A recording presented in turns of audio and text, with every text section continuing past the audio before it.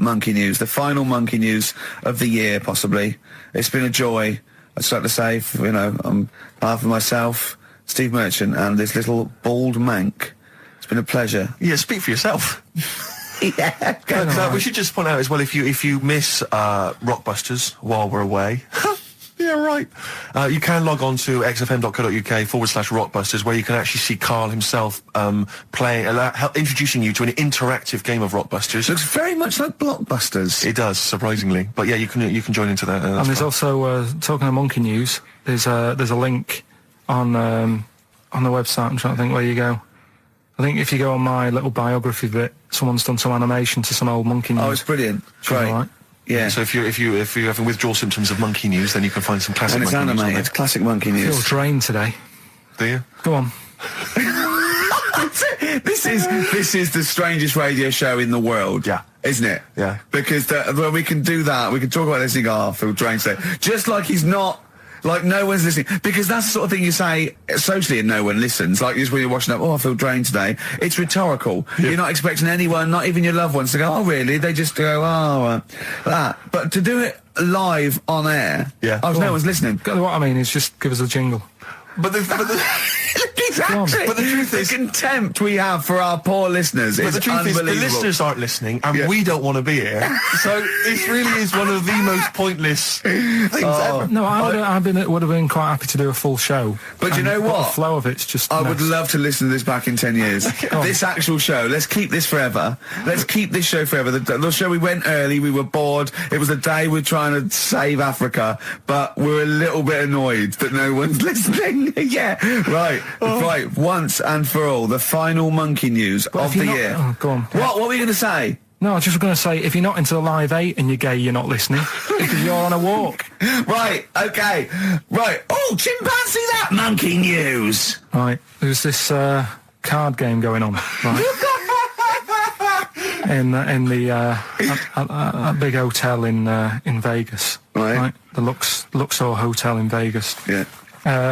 It's a major card game. All the big players and that were involved. Right, they're all invited.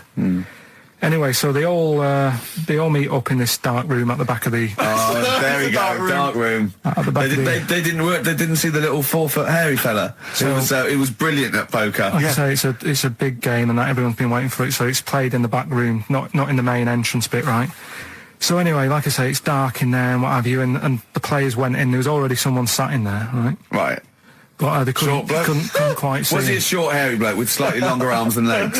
Couldn't see him. Where his arms slightly longer than his legs, strangely enough? Was he holding his hand of cards with his feet? Anyway. So the cards were dealt, right? Cards were dealt, game's going on. His cards with his feet! Game went on for hours, right? No one's listening. The terrible thing is that not even we're listening to Karl now. I know. Literally no one is listening to Karl. Insulting. There was a lot of smoking going on. It's going on. A lot of eating and nuts going on. That was a bit weird because they don't normally get through as many, but for this night. So, come on, let's just play Bruce. Goodbye, everybody. See you maybe at Christmas time. Goodbye. Yeah.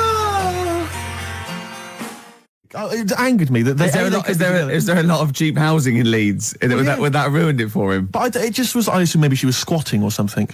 But I said in the past to you, Rick, that my grandparents. So I love them dearly, but it's like for the last 30 years they've been waiting to die. I know. It's like they just sort of. It's like the novelty wore off of life. Life in the 50s. Yeah, they got kind of bored of it. Life, in the 40s it was brilliant. All sat around the old Joanna's, the bombs fell, singing. They loved that. The 50s, that was great as well because that was the post-war years. It was, it was a bit tight in the pocket, but it was all right. Everyone pulled together. And then the 60s came along, all the crazy music, the funny hair. Let's stay in bed. Exactly. They basically stayed in bed. And it was one Christmas when my grandmother said to my dad, "What do you like for Christmas? What do you fancy for Christmas?" And this must have been, I don't know, 20 years ago. She said, what do you fancy for Christmas, Ron? And he went, well, I could do with a nice big kind of warm winter overcoat. She said, don't worry about that. Don't worry about that because your father will be dead soon. It's right, you can have his. Meaning my granddad. Well, to be honest with you, my father's still waiting. which is good news. Good news for my grandfather. Less good news for my dad. Freezing. He's freezing. He finds out, how is he today? He's fine. Oh, okay. Oh, I'm freezing. It is such a weird mindset, that. I think that, to me, is what sums up people from that older generation, the 40s and 50s. And it seems to me that you've got that kind of mindset. It's like you were born in the 30s. And whenever you talk of your childhood, it's like you had like a baked potato to take to school. And a hoop and a stick is a Christmas gift. The other thing is, I think that that sort of generation, it seems that the man is dependent on the woman. There's a total dependence. Oh, absolutely, If she dies, he's done. Yes. He's done for. It just pine away. If he dies, she's got 30 years of pottering. Absolutely, yeah. Do you know what I mean? And going to, like, you know, the youth club and the church. I know what you mean, yeah. It's sort of like that. It's sad. Of course, it's sad for them, but it's sort of not the end of their life. No, sure. And it sort of is the other way around. I don't know why that is. Yeah. It's terrible. That's a little melancholy thought for I know, Christmas I've really time. you brought it down, you've brought it down, I've brought it. This isn't a nice show at all, this is terrible. Well, we're going to have really people make just killing themselves. What? Because my auntie Nora, she same thing, pumped her with loads of drugs. She used to have a cabinet next to the bed is like boots. She's got loads of stuff, right, for all sorts of stuff. And I mean, she's not that old, but she's on loads of stuff, right? She's a bit coked up, is she? She called up my mum once. And, you told us this, go on, tell it again. And she said, "Oh, how are you doing?" And that, it's all right. Bit worried though. My mum said, "Why, what's up?" She said, "I've been breaking wind." So she goes, "Well, you know." She says, "No, but this one is going on and on and on." And she was like, she was like, what do you say? What's like passing wind, farting for 5 minutes. One thing, not like, you know, trumping and then nothing. Yeah. Continuous drone of a fart. Yeah. I don't think she had. How big was she? She must be the size of a barn. No, she's not that big. She's good for her age. No, Quite but I mean, quite slim. No, It's but just- fighting for 5 minutes. Where's all the gas? Was she circular breathing? Was she sucking it in with her mouth? It was just, I don't know that much about it. But she called up my mum. About 2.5 minutes in. Could you hear it in the background? 2.5 minutes in! 2.5 minutes in, she called my mum up, and it went on for a further 2.5 minutes. Oh. And she just stayed on the phone, did she? Where was... Can you hear that? Well... Did she hold the phone next to her arse? Listen to that. She was off the ground. I'm trying to work a tune down. she was actually hovering. She was 4 foot off the ground when they found her, the ambulance men. The cat's dead. Don't light a match! Don't light that cigarette! Yeah, it's like that advert. The kids come home from school, switch on the light. Yeah. Then they see Granny hovering, turn the light on. Be careful if you have an elderly woman at home. Yeah. Drugs make you fart. So that's what I'm saying, you know, just let these people... What are you saying? No, wait, what are you saying? I'm saying let people enjoy the life they've got left. No, you're not. You're saying don't put them in hospital, leave them at home to die. No, I'm not. Give them a Rubik's Cube and let them die. That's what you're saying. Yeah, I'll tell you something now, right? Steve, I'll tell you something. I didn't want to do it because it brings the show down, but she did die. Who, the blue-handed lady? Yeah. How do you know? Because I said to my dad, how's the woman next door? She said, oh, she went last night. They've got an old fella in there now. God. So, there you go. So, wouldn't it have been better to leave her at home where her friends and family can call and speak to her, even nip-dap round if they want, you know, with a cat, I imagine. No, it's definitely a cat now. What was that cat's called that you imagine? Probably, I'm seeing like a big ginger one, so I don't know, something like, I don't know, maybe ginger or whatever. Maybe I had a budgie. But that's what I'm saying, just let him enjoy his life, because dying in hospital, I wouldn't like to do it. If I went to the doctors and they said, you haven't got long life left, I'd say, well, I'll stay at home. Yeah. And that's the point I'm getting at. There's that one, there's that one that a bloke, right, was going to get a phone call at 4 o'clock to find out if his business was, you know, okay, right? And if he didn't get the phone call, he knew he was broke, destitute. So dead on 4 o'clock, the phone didn't ring, so he went up to the roof of his office and he jumped off to commit suicide. And as he was passing his window, the phone was ringing. Oh, no. Carl, it didn't happen. Carl's getting very excited, as we all are, about his new... Should we let him do a little taster for us? Well, I'm very excited about it. I mean, so the gist of it, what is it? What is it exactly? Right. Is it a game show or is it a competition? It's just, I just thought it's something that, you know, you can play and also people at home can take part in it. Now, would they phone in about this, or they can just play at home while they're listening? They can just play at home. Okay. You mean we haven't got any prizes? No, there isn't. No, I think we could get him to phone in, maybe. Well, I don't know. Let's hear the game idea first. Yeah. Right, it's music related. Okay, good. And what I do is I sort of tell a little story. Okay. And that story makes up a song title. All right. Well, it sounds ambitious. So, is it a cryptic clue? Could be. Say like this, right? Oh, dearie me. Oh, dearie me. Say like this. Right. This woman, right, she's pregnant. You know the answer to this one, so don't be saying anything. This is just aimed at Steve. Okay. Right. This woman has a baby. Yeah. She's pregnant, has a baby. And the doctor's there in the hospital going, oh, yeah, you've got a lovely little baby here. You told me that this is... Oh, this guy. Got a lovely little baby. It's just coming out now. You'll be able to see it in a minute. And it's like covered in gunk and stuff. Yeah. And he's going, yeah, it's nearly here. It's coming out. I see its little head and that. And he gets hold of it and it's full of all this gunk, right? The baby's full of gunk? Yeah, like the... Covered in gunk or full of gunk? Covered in it. Right. And he goes, here you go. Get hold of your baby. And he drops it. Right. What song's that? There's so much irrelevance there, Steve. I can't tell you. It's not a cryptic clue. It's not a cryptic clue. Because only... I mean, the gist of it is relevant. That isn't the best one. That's just... Right. I mean, there is just... There's things there that you were dwelling on and thinking of pun. Don't. Just go for gut instinct. What was it? What was that? Right, I just need to try and get the basics of this. There's a woman, she's pregnant, she has a baby. Yeah. The baby's covered in gunk. Yeah. Right. And because of the gunk, the doctor drops the baby. Yeah. And that's all I need to know. Yeah, that is all you need to know, yeah. The pregnancy is largely irrelevant. Okay, what are the key elements? It's the birth and the doctor dropping it that are the irrelevant, the relevant birth thing. And the dropping of the baby. Yeah.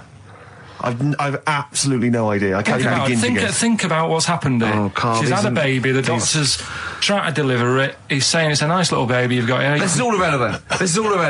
Right, let me tell you this.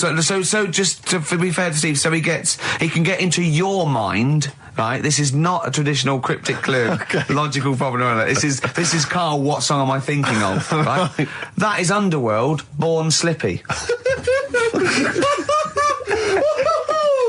I have to say, actually, that makes textbook sense. Yeah. No, that does actually. No, I'm sorry. Do you like all the story about it's all right, you can see it in a minute, or is it covered in gunk? Yeah. No, I agree there is some extraneous detail, but I have to say... Yeah. That Born was good, because it was... That's the look of it. Was Born was good, yeah. And Born Slippy... no, I was quite impressed by that, Carl. I have to say, no, to be fair to you, I'm not just patronising you. Oh, well, wow. I actually think that was really good, and I disrespect Ricky Gervais for slagging that off, because I actually think that was quite good. Well, let's go ahead with it then. I feel we could maybe open this up to email correspondence or or the let's phone go lines. for it then. Okay, this is Karl Pilkington's new game show idea.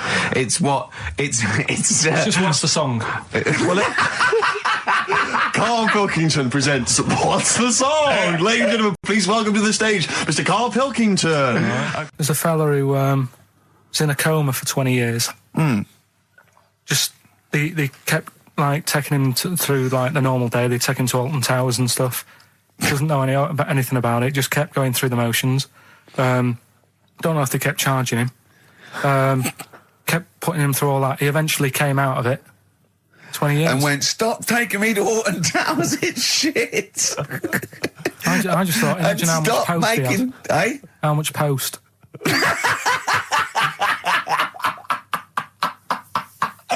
Oh, Did you read about that guy in the paper, Carl? He, sorry, on the internet. He in about, I think it was about 1984, 85, he had a terrible car accident. But this must be it. He went into a coma. This must be what he's talking about. Well, they didn't take him to Alton Towers. Of course they didn't. But you've got to try and decipher the truth from the conjecture, from the thing that I mean, don't forget, Carl realises that he's had a dream. He talks to Susanna, goes, that was good, wasn't it, last night we were in the plane? She goes, no, that's a dream. He goes, oh yeah, where's my cornflakes? You've got to, you know what I mean? I can now decipher what he's actually seen, what he's read. But go on, what did you... Well, I'm assuming it's the same guy. It is the same guy. It was a guy in some small American town, and he'd had a car crash, and he'd gone into a coma, and his wife had left him. She'd gone on with her life, because he'd been in a coma since then. And he had just woken up recently. Marriage wasn't working? Marriage wasn't working. He just wasn't paying enough attention. She was pregnant at the time, and so now his daughter is basically the same age as he was when he went into the coma. And he's just started coming around. He's just started making jokes. They said, how do you feel? He said horny, which I thought was quite witty for a man who'd been in a coma for however many years. But anyway, so he's slowly trying to rebuild what life he can. That's what do you make of that, though? Because the thing is that he's missed. Imagine what he's missed, Carl. Imagine the music that he's missed. The Live TV Aid. programs. Missed Live Aid. Live Aid. He missed Phil Collins playing in 2 continents in one day. Frankly, I'd be devastated if I discovered that. Missed Bros. Yeah. Yeah, so he doesn't. So he put on ripped jeans and they go passe. They just have to send him a series of those I Love 1986 programs with Kate Thornton filling him in on what he's exactly. missed. Peter Kay reminding him of space operas. Yeah, he remembers those. Talking rubbish. Yeah. So extraordinary though, isn't it, Carl? To think. No, obviously. So had he aged much? Because he hadn't had any problems or anything. No worries. Well, he probably wouldn't have. Physiologically, he probably wouldn't have the wear and tear of a 43-year-old man because he wouldn't have had sun, he wouldn't have had sort of nicotine, beer. Unless they were just feeding that to him. Yeah, anyway, still, yeah.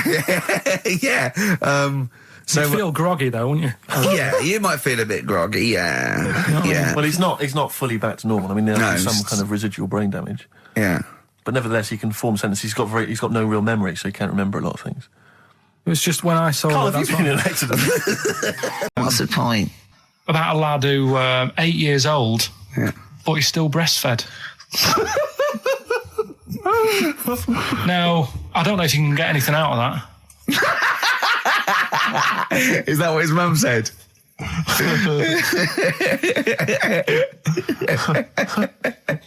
So, what do you mean? I don't know if I can get anything out of that. You don't need to. No, it's just that. You know, where did you read that? That was on the internet. Oh, well, yeah. You're always unspecific when you mention it. It's just it was on the internet. Well, I'm trying to think what I put in. I think I put in Y to see if I'd confuse a computer. And then, go! You are... No, honestly. I did a search, put in why, and he came up with funny things that, like, why is this person doing that? Why is that? And it had a picture of this 8-year-old lad, sort of, on his mum's nipple. And it was saying, is this healthy? You sure that wasn't asking you that question? What? I put in why? Just to confuse the computer. Like, we go, what do you mean? Yeah. Stop it. Yeah. Oh, look, Last week, I was walking home with him, and I went, he was saying something stupid, and I went, I've got a competition for next week. Let's do a phone-in, and it's called Karl Pilkington, Genius or Fool. Yeah. Right? And he went, No. I went, why not? He went, well, it'd be confusing because they say there's no difference between genius and being a fool. They do that, don't they? No, but it's rubbish. And people say there's a fine line between madness and genius. And, it's a ridiculous soundbite. They don't say there's a fine line between a genius and an idiot. Well, the people who do are idiots. Yeah. So what would you do there, though, just to sort of wrap that little thing up? What would you do? That lad loves his mum's milk. What are you asking me to come up with? No, I'm just... A title for the story? No. It's just what would you do? Right? What do you mean, what would I do? Well, it's causing a bit of a problem in the area, right? What area? In America, I think it was. Oh, America, a problem, are they? George Bush is worried about this kid who's breastfeeding at 8. Imagine it like this, right? Right. No, so, Carl, what are you asking me? About this spurious story you saw on the internet? I saw it on the internet. There's an 8-year-old lad, he likes his mum's milk, and it's saying, is this right? Should it No, it's not. On? But what do you want Ricky to do about it? It's not his responsibility. Yeah. No, but the little town that he lives in, they're all causing an uproar, right? Going, this isn't right. I can't let my kid play out in case he's in the garden with his mum getting a bit hungry, right? So, oh, God. What should they do? Because his mum's saying, well, he likes it. Yeah. And he, what do you do? I don't know the laws. No, but I'm not asking you to sort out the laws. I'm just saying, if you lived in that neighbourhood, what would you say? If you went up to him and said, look, everyone's getting a bit fed up with this, look. I'd say, what would I do? What do you mean, what would I do? What are you asking me? Right, it doesn't matter. No. What are you asking me? What are you asking me and Steve and the public? I'm just saying, say if you live next door to this woman. Yeah. Right? The kid's hungry, 8 years old. He's out playing on his bike and he goes, Mum, I'm getting a bit peckish. And he goes, all right, son. She whops one out. And he starts having his milk, right? You live next door, you're putting your washing out and you see this going on. You're getting a bit sick of it because it's gone on for months. 8 years, I assume. Why is it your business? Why are you such a nosy neighbour that you're concerned? What would you do, Carl? Let's turn it back on him. Yeah. What would you do? What's your solution? What would you do? Well, I thought I'd say, right, why are you doing this? And she'd say, because he likes it. And I go, all right then, put it in a bowl first. And you think that would sort that out? No, because I was thinking about the whole thing, right? And you do that when you're a baby and everything's all right, innit? Yeah. No one bats an eyelid at a little baby having a bit of milk from its mum's breast, right? Yeah. You'd almost say it was natural. But you grow out of it. It's like you don't see. It got me thinking about things you don't see. And you don't see. Did you put this into a computer? Show me things you don't see. What else don't you see? Well, you don't see like an old man having a Twix. You never. So what? You know the terrible thing about all this, Steve, is he's right. You don't see an old man I eating a know, Twix. that's a terrible thing. So what they have got, right, they've made old man toffees, haven't they? They've come up with Werthers. Is that a song? Oh God! You don't see it. So they've got their Werthers, right? Yeah. So, look at him. You think he's giving a lecture at Oxford? It's not going anywhere. No, go on. Sorry. Go on. I'm just saying. Right. You grow out of things. Yeah. And the old man, I'm sure when he was a kid, he'd have a Twix. Yeah. Now it doesn't look right, so he's having. It doesn't look right. So. Right. I don't think Werther's originals were specially designed for old people. I think they were sweets that just happened to have been made for years. That's why old people eat them. Yeah. They didn't go, hang on, there's a market here. I've noticed old people aren't eating Twixes. Quick, let's make some old man sweets. But the little advert, he gives it to his grandson as well, doesn't he? He goes, I have a Werther's original. Oh, I think it cuts, though, before he throws it back in his face and goes, get me a Twix. I used to sell mackerel. Did you? Yeah, I had a pet magpie Did you? called Maggie. Oh, pet magpie. You mean you captured it and didn't let it go away? Yeah. Can't have a pet magpie. But then it got really vicious. I mean... Well, it was right, let me go. What do you keep it in, a rabbit hutch? No, it flew around, but it used to just like come to me all the time. But then it started pecking me head and stuff. That's not a pet magpie. That's a bird in the garden. No, but I could actually, I could hold it and stuff. It wasn't scared of me, and it knew it was me. It used to come down from like the top. It hated you. That's why it wanted to peck you. Is that? And the other thing, I always remember being younger and like walking through the woods to school with my mum, and like, I was chasing a butterfly, and she said, "Oh, don't do that, Carl." And I said, "Why?" She said, "Because they only live a day." And I said, "Oh, all right, I'll get a dead one in the morning." That's genius. That's great. That's quick thinking, isn't it? Oh, that's sweet. Let's play a song. Oh. I've got that feature Educating Ricky, which is a bit of a play on words as well. Right? Do you know the film, Steve? Educating Rita. Yeah. I see what you've done. Go on. I'm doing that, and I teach Ricky stuff. What do you teach me, Carl? Well, I've got a few different topics. Go on. Do you know like how you taught me about Hitler and Che Guevara and Winston Churchill? Mm-hmm. I'm going to come in with topics every week, and this week I've got ghosts. No, hanging bacon is one of the topics. Say that again. Hanging bacon. Hanging bacon. All the titles. Francis Bacon. No, all the titles are sort of named to sort of tease you and get you more interested in it. Hanging bacon. Well, you certainly intrigued. Go on. What's another title one? Hairy Chinese kid. I'm going for that one. If there was a university degree with that title. Yeah, no, I'm going to go for hairy Chinese kid, And I think. the final one, Alien gives man a beard.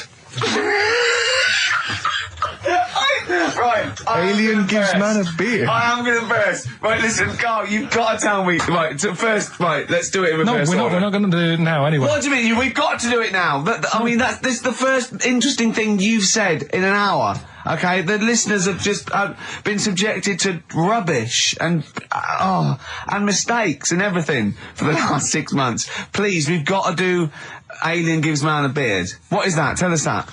Right.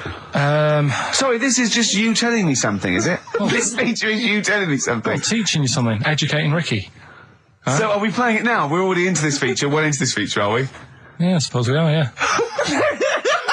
Should there not be a jingle or something? Yeah, can we have a jingle? There's no point, because look, I come up with ideas and you dismiss them straight away, so I'm not wasting my time making stuff. Right. If you don't like well, okay, it. let's play Educating Ricky. Right. Brilliant. Go. Right. So- Ding-a-ling-a-ling-a-ling-a-ling. Educating Ricky. Right, what are we going for then? Hanging the bacon, airy Chinese kid, alien gives man a beard. I think alien gives man a beard. I'd like all to the do time. that. Right, there's this fellow, I think it happened in America, and he saw a bright light in the sky. And, God, if you're bored. and he stood there. This is a true story, is it? Yeah. He stood there, Yes, of course it isn't, Steve. and he saw this bright light, and it came closer and closer, and it was a UFO, right? Yep. And he looked at it, and it disappeared, right? And he gets back in his car, He looks in the mirror. and he looks in the mirror. Yep. He's only got a beard. He has. You sure it wasn't someone else who got in the car? And he was still standing out there? Right? What? And it turned out, Yeah. he got home and said to his wife or his girlfriend, it's a bit weird. So I just got out of the car to look at a bright light, and I got back in the car, I grew a beard, and she said, never mind your beard, where have you been for 3 days? And what had happened is... He passed out because he was pissed. No. The UFO had taken him for 3 days. Yeah. But he'd only thought that he'd only looked at it and it went away. Yeah. But what had happened is, it took him, and Yeah. he grew a beard because he hasn't had a shave. Right, okay. I mean, was Will Smith or Tommy Lee Jones anything to do with this at all? Did you see this on a video maybe and thought it was an educational film? No, it's from a book that some kind person sent in to me. Here. Can I just ask again, just again, I'm just throwing this right back at you. Do you think there's any other possible answer here? Right? A man is absent for 3 days from home. He's the grown a length beard. of time that it could take to grow a beard, lest we forget. What if he hadn't actually seen a bright light in the sky? What if he was he'd lying? been What if drunk? he was lying? He got knocked unconscious. He'd had a car crash. Just any lying. number of other No, things. just lying. Or he was just lying. Yeah, he'd been on a bender, getting pissed for 3 days and that with was his an mates. excuse to his wife. And they went, Dennis, what are you going to tell your wife? Well, wait a minute. Wait a minute. You're not going to believe I was out with you, lads. Just say you're only away for a minute. No, she didn't know I wasn't away from it because of the beard. Oh yeah, look, it looks like you've been out for 3 days. Well, we have. That's Exactly. right. Okay, we've got to cover that then. Alien abduction. Great one. Okay, let's try that. Do you see? That's a little scenario there that could have been played out. So when you say educating Ricky, what have I learnt from this? Never listen to you again. That's all I've learnt so far. Never listen to you. Yeah, we've talked about it before. Do you know the little mouse that had an ear on its back? Yeah, sure. Right. Well, you thought he had a bad time, right? Listen to this one. Mouse walking about with us sort of wearing a monkey's testicle.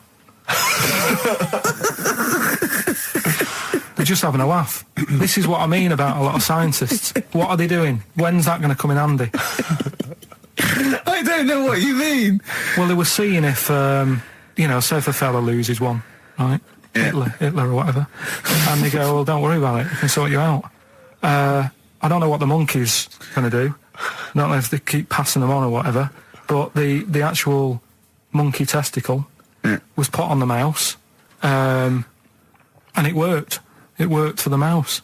But isn't it? I mean, isn't a monkey's testicle quite large in relation to a mouse? Would it not look like the mouse was on a space hopper or something? Oh yeah, it didn't look good. Well, they didn't put it where its testicles would be. No, they did. They put it. Well, how could it walk then? The ear was on his back, so he could just get about.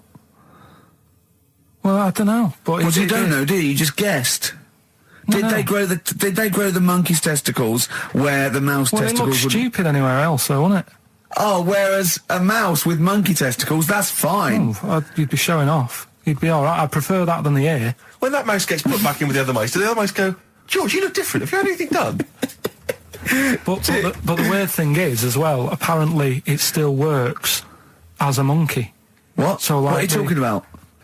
Like the sperm and that was it was still sort of monkey. Of course sperm. it was. What are you talking about? But that's weird.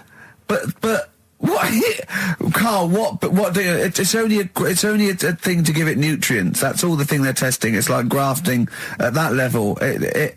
What's your question? Because I'm right. What do you think? It would change eventually. It would have changed into a mouse testicle because it had been hanging around a mouse for so long. No, I thought the actual sperm of it though would be a mouse's. Why? Because it's hanging off a mouse. No, but your sperm is actually created in the testicles. So that's why it has to be outside your body. Otherwise, we put them in a nice little cage. But I'm guessing then that they've done this operation so that they can do it to humans. Yeah. Why would I want a monkey testicle if my kids are going to be monkeys? What use is it? No, think. That's no. That's going to happen anyway, Carl. Yeah, but think. Think of what you're saying. They've grown a monkey testicle on a mouse to see if it would still function as a monkey's testicle, okay? So they can do that to humans. So think, Carl. What they'd do is they'd grow a human testicle on a mouse and it could still be used as a human testicle. So what? To give you a testicle that you've lost. From a mouse? No, from another person who it was kept alive on a mouse. Because it's kept the nutrients alive, as opposed to keeping it in a deep freeze. Maybe bollocks go off after a week. I don't know. Maybe they get accidents. He had a little a card. Do you donate your testicles? Yeah, I'll tell you what. No one needs testicles yet. Let's keep them on a mouse.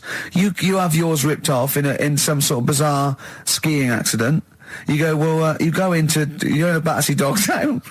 You pick the ones you want. They can grow them on anything. They can grow them on a Dachshund. Bulldogs are growing them usually that's where you see a bulldog. Usually that's waiting for an operate. What don't you understand, Carl? Hang on a minute. I thought this was knob news, not testicle time. I don't understand what this testicle time's not for another 10 minutes. Yeah. No, it's all sort of linked and that though, isn't it? Well, sometimes it's linked to a mouse.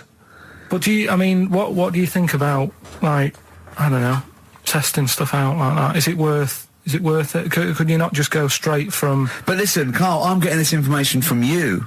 No, if this was on Question Time and someone said there were, Dimbleby and Paxman or whatever said it, I'd think about it as a moral dilemma. You've just said you saw a mouse with a monkey testicle. What do you think of that? I don't think anything of it. I don't think anything of it is the answer, Carl, because I can't trust the info. I cannot trust anything that comes out of your mouth. Well, it's true, but it's just all this. It's the same thing, innit? It's the leeches in a blender. It's the fella looking at an electron. Yeah. It's the mouse with an ear on its back. Yeah. I don't know what the point is. But you don't read on. Because I've seen you read something and you're going, look at that. Man survives on eating knee. And I go, what else? You go, I didn't read on. I didn't read on. You look at the mouse with the ear on the back and you just think, that must be murder at a concert. You don't think. You don't think. No, I just think, is it worth sort of wasting You think he swallowed someone's ear? He gnawed it away and swallowed it and it's just in his system? Yeah. No, I just get a bit sad about the mice and that. I agree. I mean, that is sad, yeah. Of course, anything like that. What sort? No. The Pope? Yeah. What semi-precious... Sorry, Mrs. Robinson, we're going to have to let you go. Yeah. Go on. You are the weakest link, Carl. Goodbye. Yeah, go on. The Pope? Yeah, the Pope. Yeah, we've got the Pope. Yeah, that's not strictly a question. He wears a... He wears a Desmond's hat. He wears Gorblimey trousers. Yeah. Does he live in a council flat? Yeah, he lives in a council flat. He wears a semi-precious stone. What's the stone? The Pope wears a semi-precious stone. What is the stone? You mean, what is it called? Yeah. What is it called? What, is it got like a kind of papal name? I think it's like, is it a 18-carat one? So we got to try and get the carrot yeah, of the Pope's big diamond. He calls it Dennis. He calls it Dennis the Stone. Do they want the type of gem it is, like or is diamond, there some kind of jade, papal name ruby, for it? or do they want it like the Rosetta Stone, or I don't know. I can't actually play a record. Play 2 record. Let's not. Where's your head at? Basement Jacks. Right. Okay. Let's get this. Have we knocked this on the head? Then it's not happening. Oh, here he is. Look. Here he is. Come in. How have you... Oh, God. I don't believe that. Oh, that's pathetic. I do not believe that. That's absolutely pathetic. Now, they won't believe this, will they? No. Right, No. if I say that Jonathan Ross just got his massive member out, and he is a big lad, Come and sit down. I've got your tickets, Mr. Gervais. Thank you. What's going on here then? I mean, why are you dropping off tickets? Well, because, you know, in the spirit of the Comedy Awards, we like to have the rising young stars of the British Comedy Awards. That's right, and that's me. Well, we couldn't find any this year, so we've asked Ricky whether he would sit in the rising young star seat, and I wanted to deliver the tickets personally, so there's no excuses if he doesn't turn up later. Yeah. I always suspected that you were sort of pretty well endowed. Yeah. And now we've seen. You know, it's on webcam. That was just one of my cocks. That's the one you're wearing today. Didn't we? Don't say that. No, we were. This is meant to be the happening young station. What's going on? No, you can't say stuff like that. You can't. Just careful what you say. Look after Judy and Clary. What, can I- and he comes back in the person line. 10 years in the What happened wilderness. to you? That's Jesus you're thinking of, isn't it? Just because you're on everything at the moment. I walked in here and I came in here and I thought this is the young happening place, and what do I see in here? 3 old men sitting. What are you talking about? I'm only 28, 27. You're wrecked. You all look wrecked. Well, that's because we're always partying. I was looking for some youngsters. Where's the youngsters? I wanted to see some tight leather pants. I wanted to see some foxy chicks hanging on you every word. What is it? It's a bunch of old blokes on a block up there washing up in a sink. But look at him. He even dresses for radio. Look This at is him. ludicrous. It's amazing. Looks like you're I love the fact you were on the phone to Gervais last night, weren't you? Asking his advice. Yeah. On clothes. Look at him. He's going for the man down the DSS. I like that look. That's a nice look. Have you got a single pair of trousers that aren't elasticated at the waist? They're maternity jeans, aren't they? They've got a whole panel that pulls The forward. thing is, what I do at the end of the week, I can pop these in the pan and I can make a nice soup with all the food that's encrusted in At them. his years as a homeless coming to the fore there. Look at you, But one why- step away from Lawrence Llewellyn Bowen. I'd like to be that bit closer. But why are you dropping off tickets? Are you a little bit... Because I thought you were married and stuff. Why do you suddenly got this obsession with Gervais? Because I'm a bit rough, ain't I? yeah, it's like when you see Dale Winton out with those rough boys. I'd like to get one of my own. When a top celebrity in a lovely looking suit walks down the corridor with his penis out, Yes. Yeah.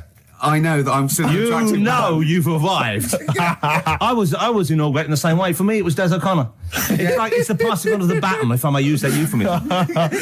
and you've been battened. But it's fantastic. Well, it is a pleasure. I don't think I'm complacent just because I'm mixed with you. I still wake up and think, I don't believe it. I'm mates with Jono. Can I just point out one thing? Jono. I was listening to the show last week and I heard you, as always, revealing a little too much about yourself, if you don't mind me saying so. Yeah. Steve tried. Not as much as tried you. No, but that was just for the benefit of the room.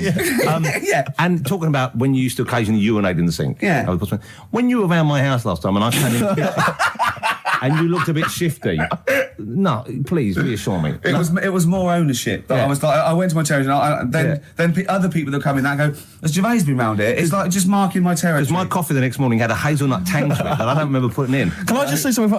Because I mean, I used to, mention to you, Gervais, when we first started getting involved in the business. Yeah. I used to say, if there was one celebrity I'd like to be friends with, it's Jonathan Ross. Yeah. Lo and behold, Ricky's befriended Jonathan Ross. I'm nowhere to be seen. But Not Ricky invited told me- round. Ricky told me that I could be his friend, providing I never extended the arm of friendship. Right. with you. Yeah, if you ever... I thought as much. He tries to keep everyone else down he works with, from the office, all the other shows. He tries to keep them down. He's I didn't even want I'm you to number come in. one. I wanted Yeah. to meet you on the steps. Yeah. I didn't even want to tell him you were around. But you called. He went, who's that? And he saw your name come up and he went, well, can I meet him? Well, you're all coming tonight, aren't you? This isn't Radio 2, by the way. These links are way too long. This is snappy radio. We have to play... Yeah. You might The be kids have John lost Ross, interest. But the kids want to hear Coldplay, Catatonia, You know what I like? Faithless. How about some more of that instantly forgettable hip hop you play each week?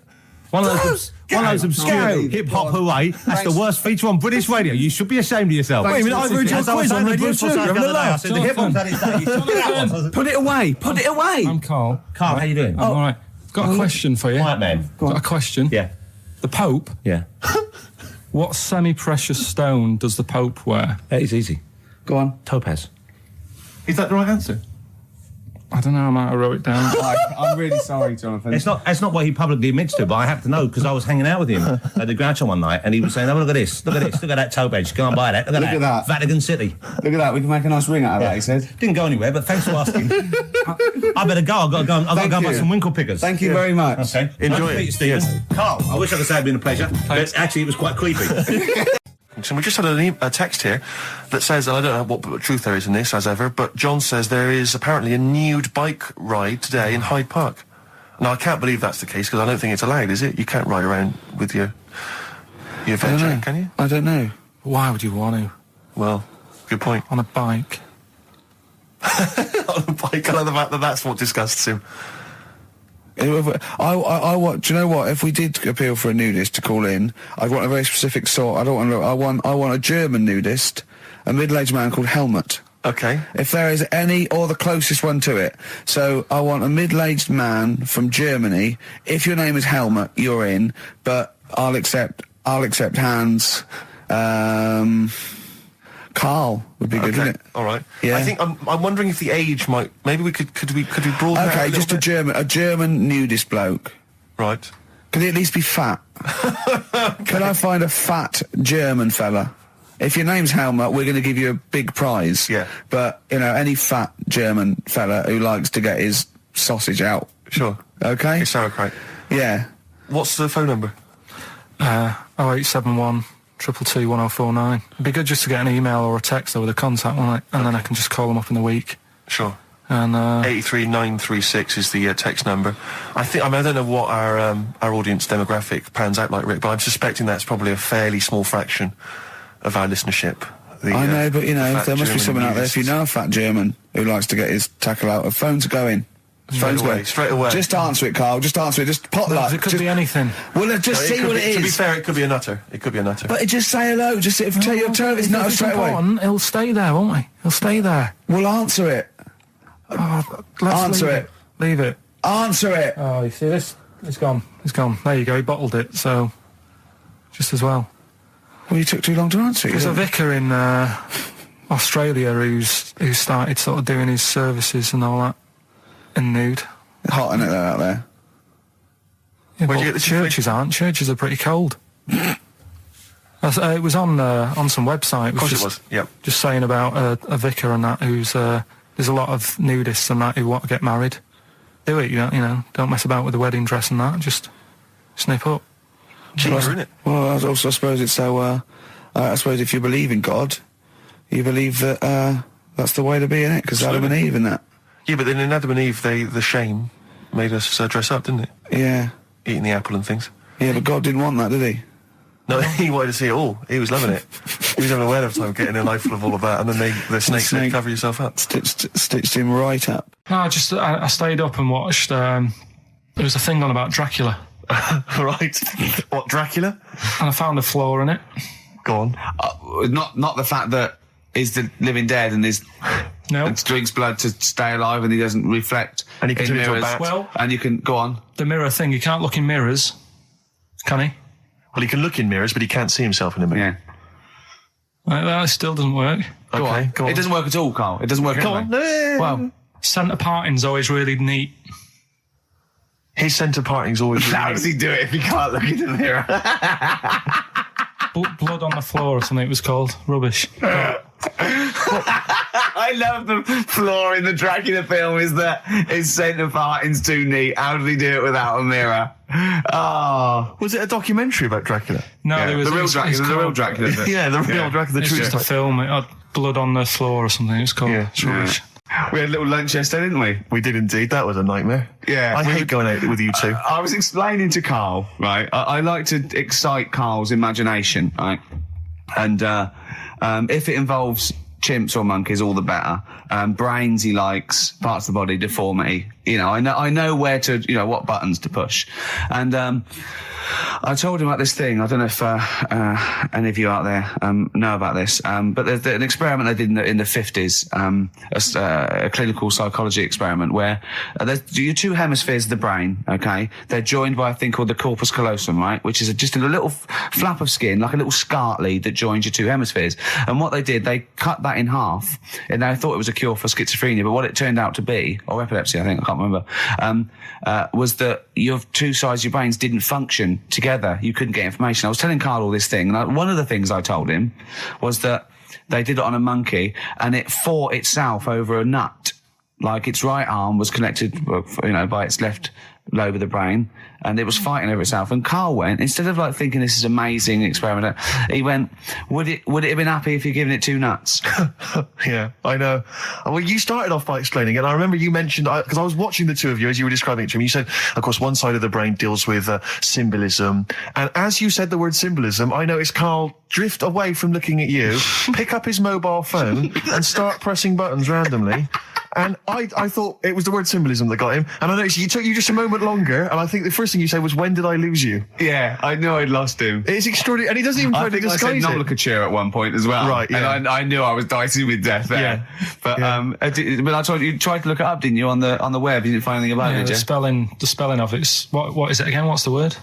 Corpus callosum. Yeah, so I couldn't do it. No, don't bother. Give up. Don't bother. Give up. So if anyone knows any interesting facts about that, But yours hasn't been cut in half, has it, Carl? That would, again, might explain something. I'll tell you what we will be talking about later.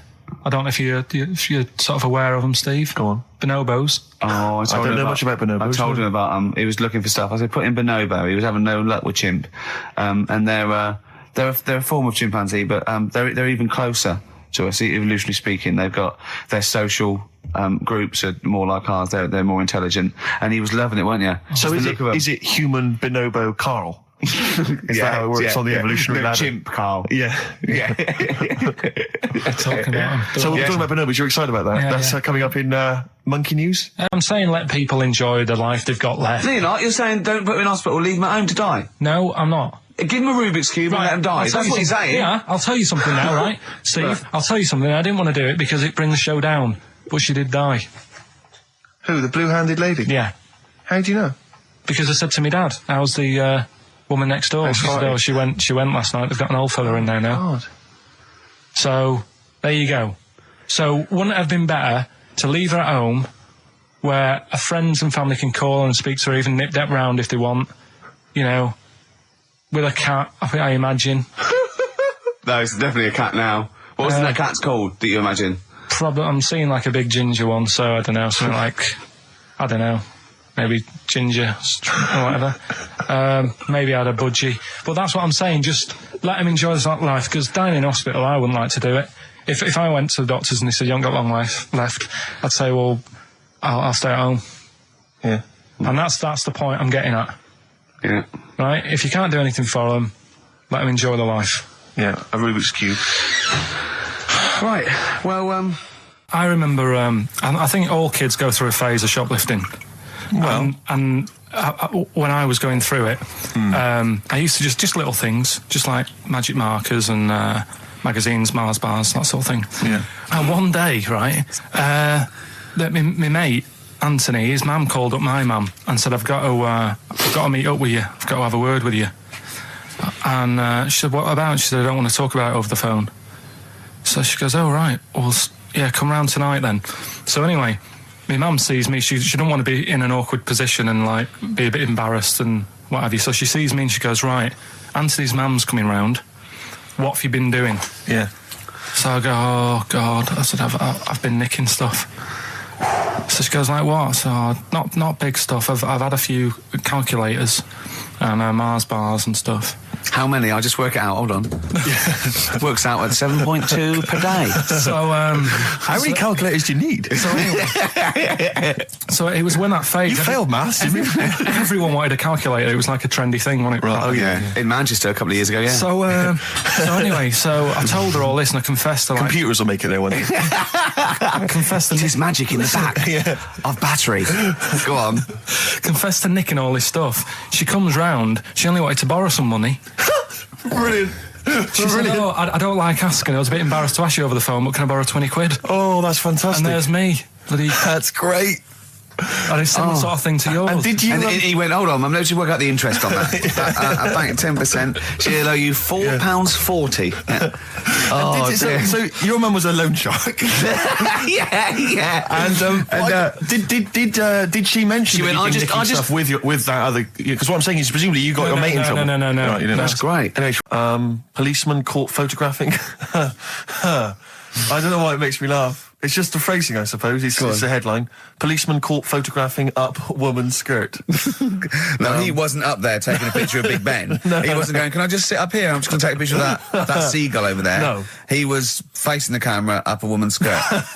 He was indeed. Right. A policeman in Japan is facing disciplinary measures after he was caught photographing up a woman's skirt with a hidden camera while on duty. The 42-year-old sergeant, who's not been named, used a digital camera to secretly snap the shots when the woman was reporting a stolen bicycle. So he was actually doing his proper job. He'd obviously thought to himself, I'll bring him a digital camera today. On the off chance a beautiful woman comes in to report a crime or robbery, I'll have it ready, I'll have it positioned, in such a way. But this is interesting. This is how he got caught. Okay? The woman became suspicious after she saw a flash go off.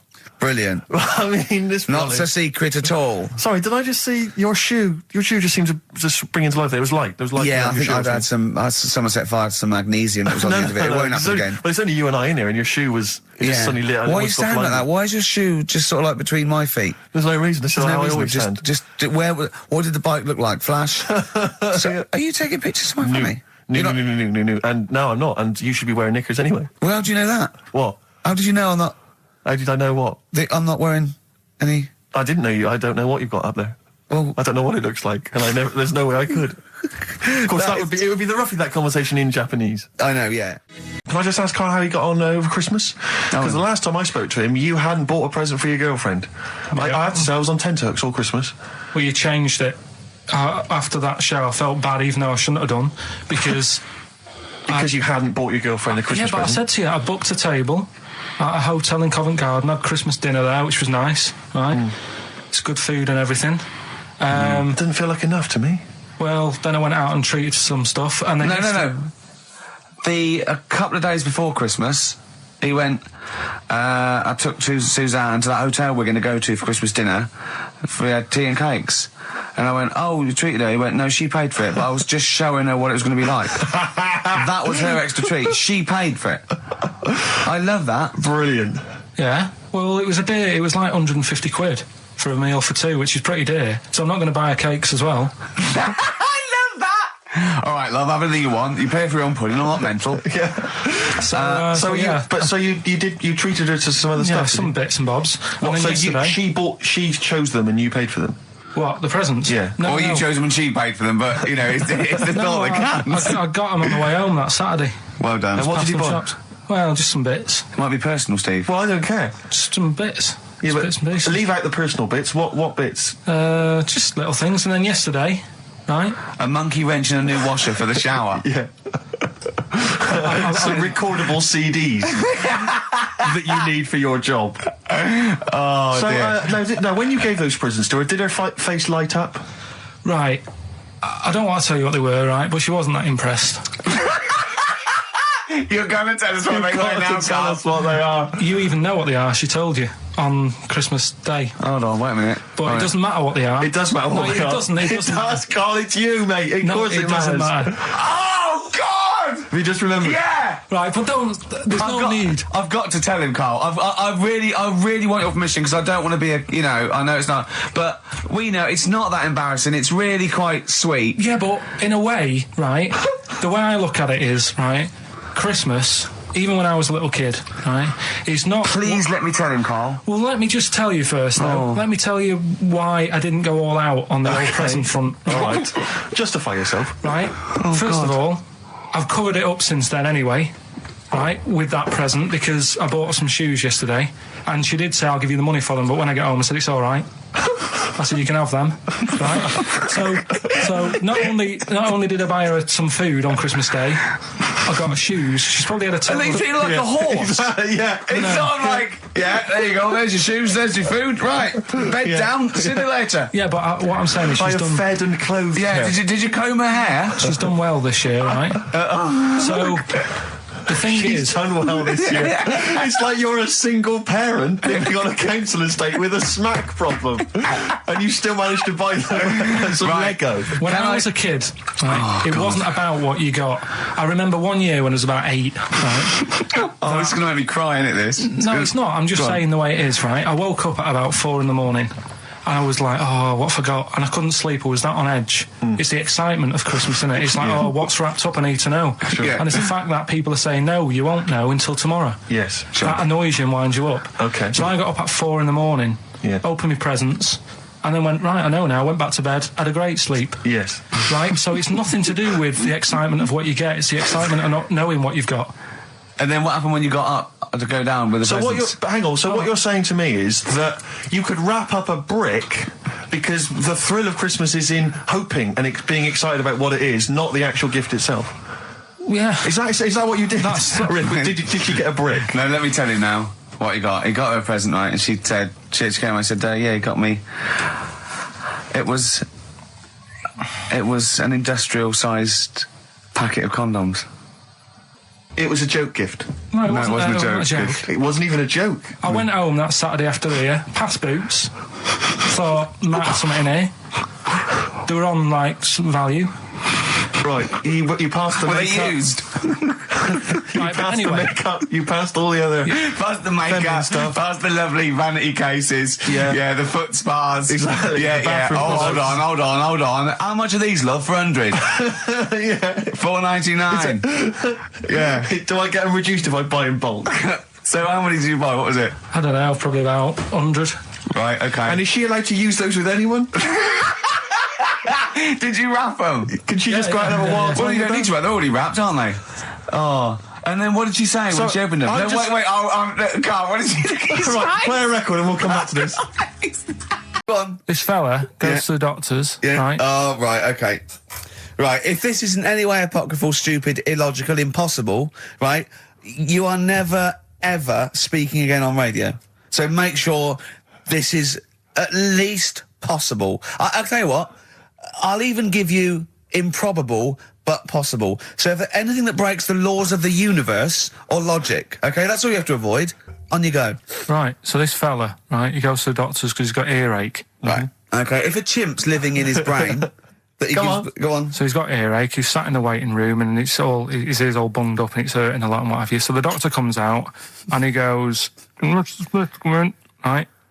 And because his ear's all bunged up, he doesn't hear it that well, right? So he thinks it must have been me, right? So he wanders in. Keep going. Anyway, I'm going to hate this. I can just feel it in my bones. Steve, I'm going to let you take over. Okay, Let's go on. hear it. Come so on. the doctor says, sit yourself down there, right? So he sits himself down. He goes, right, take your pants off, right? So he's thinking that's a bit odd. Anyway, he He heard that, though. he apparently he took his tackle off. The doctor did some operation. What, there in the waiting room? No, in his office. In his office, yeah. What? Wait, so he removed what? His genitals? Yeah, In his office? Why, Carl? Why, Carl? because he hadn't called him in. Oh, he'd calling the bloke who wanted his testicles taken off, and he didn't hear it. What? So the doctor went out and said, Mr. Jones, who's here to whip off your cock and balls, just here and now, right?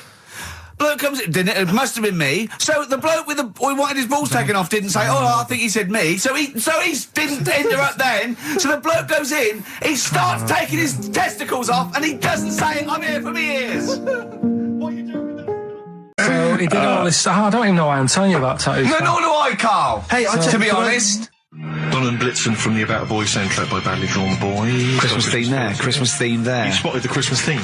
Yeah. Carl's not really in a festive mood, but I can't imagine Christmas is your time of year, is it, Carl? Well, I'm not sure any time of the year is, really. I liked it when I was about. I think when I was about 7, I enjoyed it.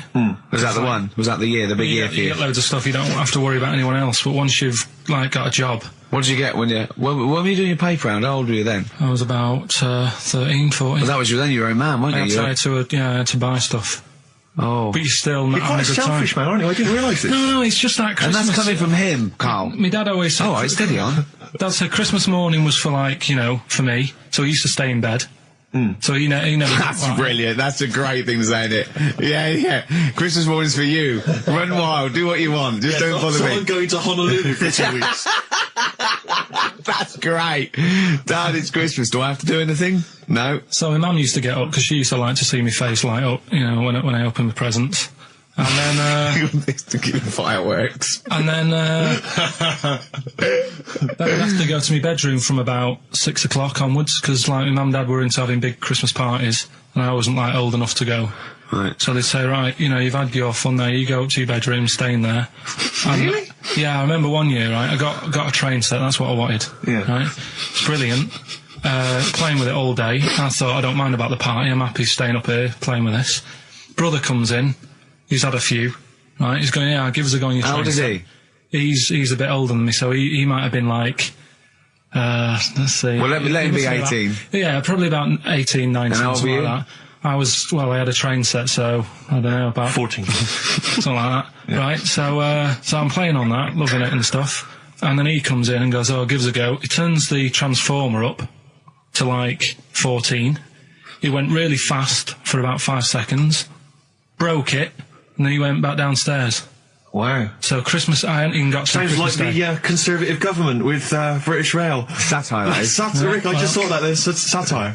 If there's any satirical shows listening or it doesn't work in any way, because there's the analogy falls down apart from there being a train. Think it through, though. British Rail was trains. Yeah. And the government broke the trains in many ways. They didn't break them, like, not officially breaking them, but they kind of... it does work, it's perfect.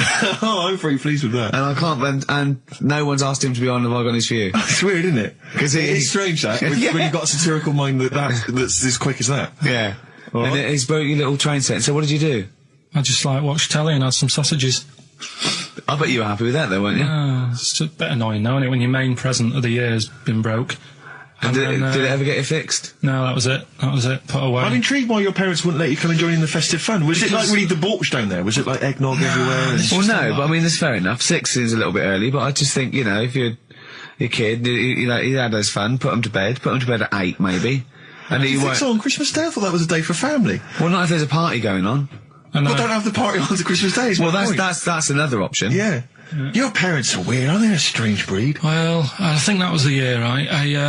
You're talking about buying presents and stuff. I think I did treat my mum to... I didn't buy my dad anything. I think that was like when I got a bit older, I used to get my dad something because he wasn't that bothered anyway. No. So, got me mum, there was a cheap shop, right? Of course. Thank God for that. Called Snips. Right? So I went in there and I thought, let's see what I can get her. And remember Victoria Plum? I don't think so. Well, it's like a fairy character. Right. Right?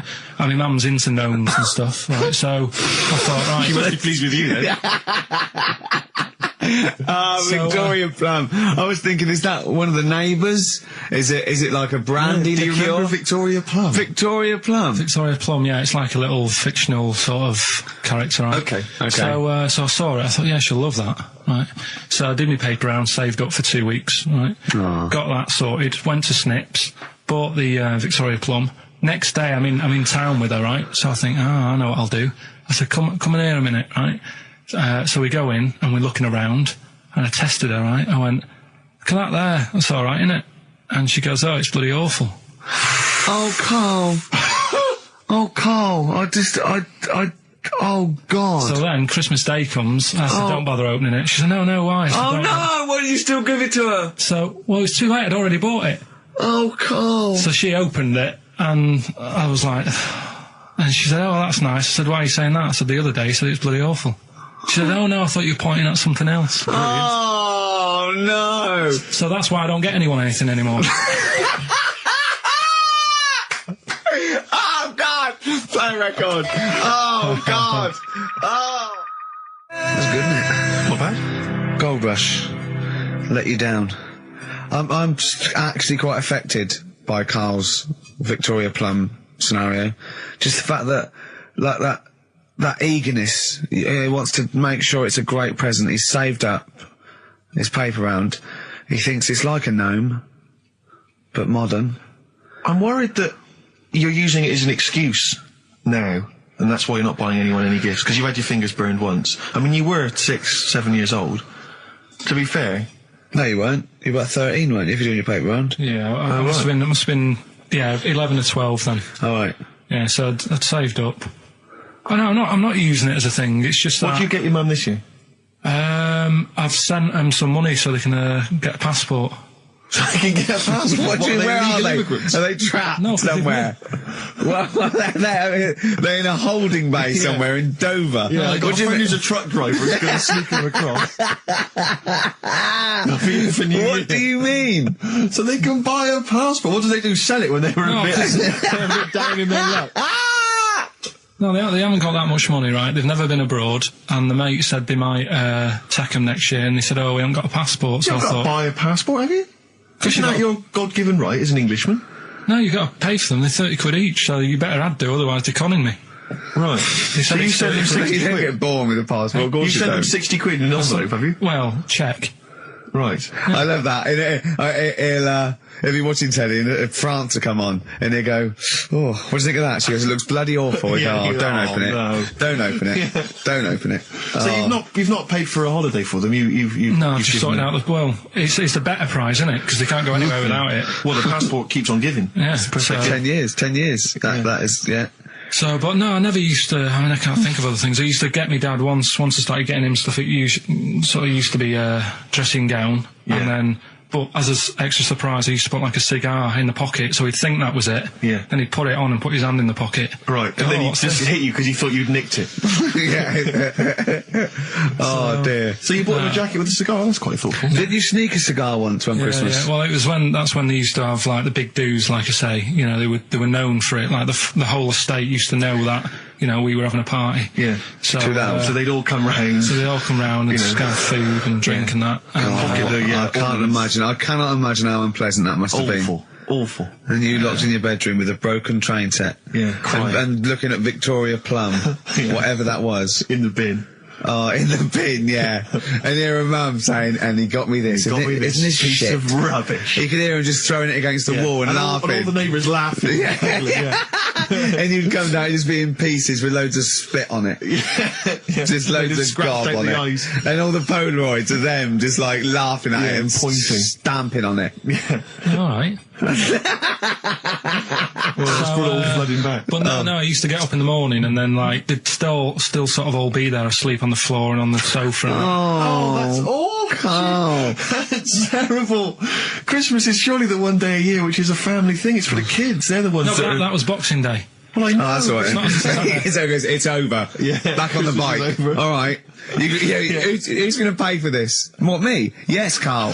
You're doing 2 rounds today. Yeah, was your paper round supporting the entire family? Yeah. No, so I used to get up and like go downstairs and they'd be asleep, so I'd be mooching about trying to find like another present that's still working. It's the gift that keeps on giving. Yes, it is. Yeah. And throughout your adult life. it gives and it takes. Exactly. So it's fair. Yeah. I don't hand them to children, I hand them to the parents. Right. They chose to do them They could with them. distribute them as they wanted. Sure. So what are you going to yeah. do this year, Ricky? But how are you what's going to the top plan? that? Yeah. 300 quid worth of scratch cards. That's I've got the a bit of most- money now, a bit more. It's the most thoughtless, And the office on pikey DVD. gift I've ever heard I of. think they might be getting the office on DVD. Signed. So that's already sent it up in value. Oh dear. I know, that's pretty bad. So have you seriously considered it this year? No, I'm going to go shopping. I'm going to go shopping properly. Yeah. If you want any help, I am the Didn't queen you take of a small shopping. roulette wheel down there, wouldn't you? Genuinely, didn't you buy like a roulette wheel? No, I had it. That's down there from when I got it when I was about 10. Oh, right. And sometimes I'm the banker. I always win. Yeah, of course. But I've got to learn a lesson. The banker always wins. I bet it's a valuable lesson when they lose money to me. You should just go down this year and just say, basically, I went to a casino. I put £10 chip on for everyone. Exactly, yeah. Here's the winnings. You lost. You won. Yours came in. Yours was a donkey, love. Yeah. But Steve, what about you then? Because I mean, you don't like shopping, Well, do it's you? not that I don't like shopping, it's that I've got no ideas. You know, I'm running on empty with my parents. They don't appear, as far as I can make out, they don't appear to have any hobbies. No. And I said to you before, my You grandparents... don't like wasting money. I'm not being funny, but you don't like wasting money either, do you? Well, I don't like wasting money, no. But I like to buy something practical for people. I like something which is going to last, something that's value for money. I don't like novelty gifts. Yeah. No, I I think novelty gifts are wrong. I've mentioned to you that my grandparents spend all their time in bed. So there's only so many kind of, sort of bed socks you can buy, and ointment for, bed blisters and so on before, you run out of ideas. What about some of those novelty teeth? Because that would be, a nice jokey present, and they could probably come in useful for chewing the broccoli. Yeah, exactly. Oh, do you know what would be nice? One of those... No, I'll tell you when... No, Go on. those sort of travel pillows. So, when you're travelling and your they head don't sort of travel falls down anywhere. like... No, but they travel from vertical to almost horizontal. They're sitting up in their bed. Get on one of them beds that come up. You're not made of money. What am I talking about? Like Thora Heard's bed. Thora Heard's bed. Does her feet ever touch the ground now? Do you know what I mean, though? No, it's literally... She goes shopping in one of those little trolleys. She goes straight into her room. She's up the stair lift. She gets lowered into the bath. Yeah. It's terrible. Ludicrous. I'm just lazy. I mean, I tell you that, but I mean... Well, there's a whole idea. But yeah, if you're earning the kind of money that that Heard is on, wow. with her songs with of her praise cream and cracker whatever under the else. sofa, exactly. money for She old was at the rope. Comedy Awards last year, wasn't she? Well, I'll give her an award. She's up the stairs like a greyhound. She can move then. Yeah. But so I've got no ideas. Absolutely no ideas. Okay. But any suggestions are welcome, Claire. What are you going to get your family? You've already thought this through? No, I've obviously can't tell you because they will be listening. Right. But they're all outside at the moment because my family are coming to meet me after the show, and we're going to swap presents then because. Okay. Outside. Are there any Office in Leicester DVDs? Square? No, I haven't. Books? No. Because I should point out that the Office DVD is currently available. Good, I actually did go and buy. I actually went and bought it myself. You also buy it and I am online. enjoying the scripts, by the way. Excellent. That's in. I love Do you the know fact what that I we're love? authors in the top 10. Yeah, we're in the top 10 bestseller list. No. But to be fair, we're at number 7 in the paperback non-fiction. Now I don't understand how that can be non-fiction. Yeah. Because it's the transcript from a made-up television it's not a real show. documentary. Exactly, yeah. But we're beating these poor people. But we're officially best-selling authors, I think that's fantastic. which is excellent. Which is very good. My favourite bits are the emails at the start. I like Well, I mean, them. a lot of people don't know what you're talking about, Claire, but of course, if they pop down to Waterstones or Brooks and Kettle, they can sort themselves out. Oh, dear. Nice. I like your style. Can we have some more music now? Let's have, what we're playing? So Streets, maybe? I mean, this is Streets. obviously one of the brilliant. albums of the year, and this Best is one album of the cracking. year. This is We Becoming Heroes, I think the last single, and Dynamite it is too. Eric Sermon, and what's the tune called there? It's called React. Yeah, it's React, from his debut. No, not his fourth solo album. Not bad, actually. not bad, Yeah, not it's good. bad. I'm enjoying the tunes, Steve. No, absolutely. I'm enjoying We've the been chat. keeping- I'm enjoying the tunes. We've been keeping it real. I'm enjoying the penultimate show before Christmas. Last message from Anders, I suspect, Anders. for the day. He says, I've just roasted my chestnuts over an open fire. It's a lot more enjoyable than listening to your show. He's Pretty snappy, is Anders. Yeah, You know, he keeps them coming, you know. It's a shame that, you know, that we sort of couldn't sort of maybe meet up with him and try and persuade him that, you know, he should come over to our side rather than, you know... Come over to the side. Exactly. To be on Yeah, our come side, over to this side. I think we've got him though, because Do you think so? Yeah, apparently they did this survey in America.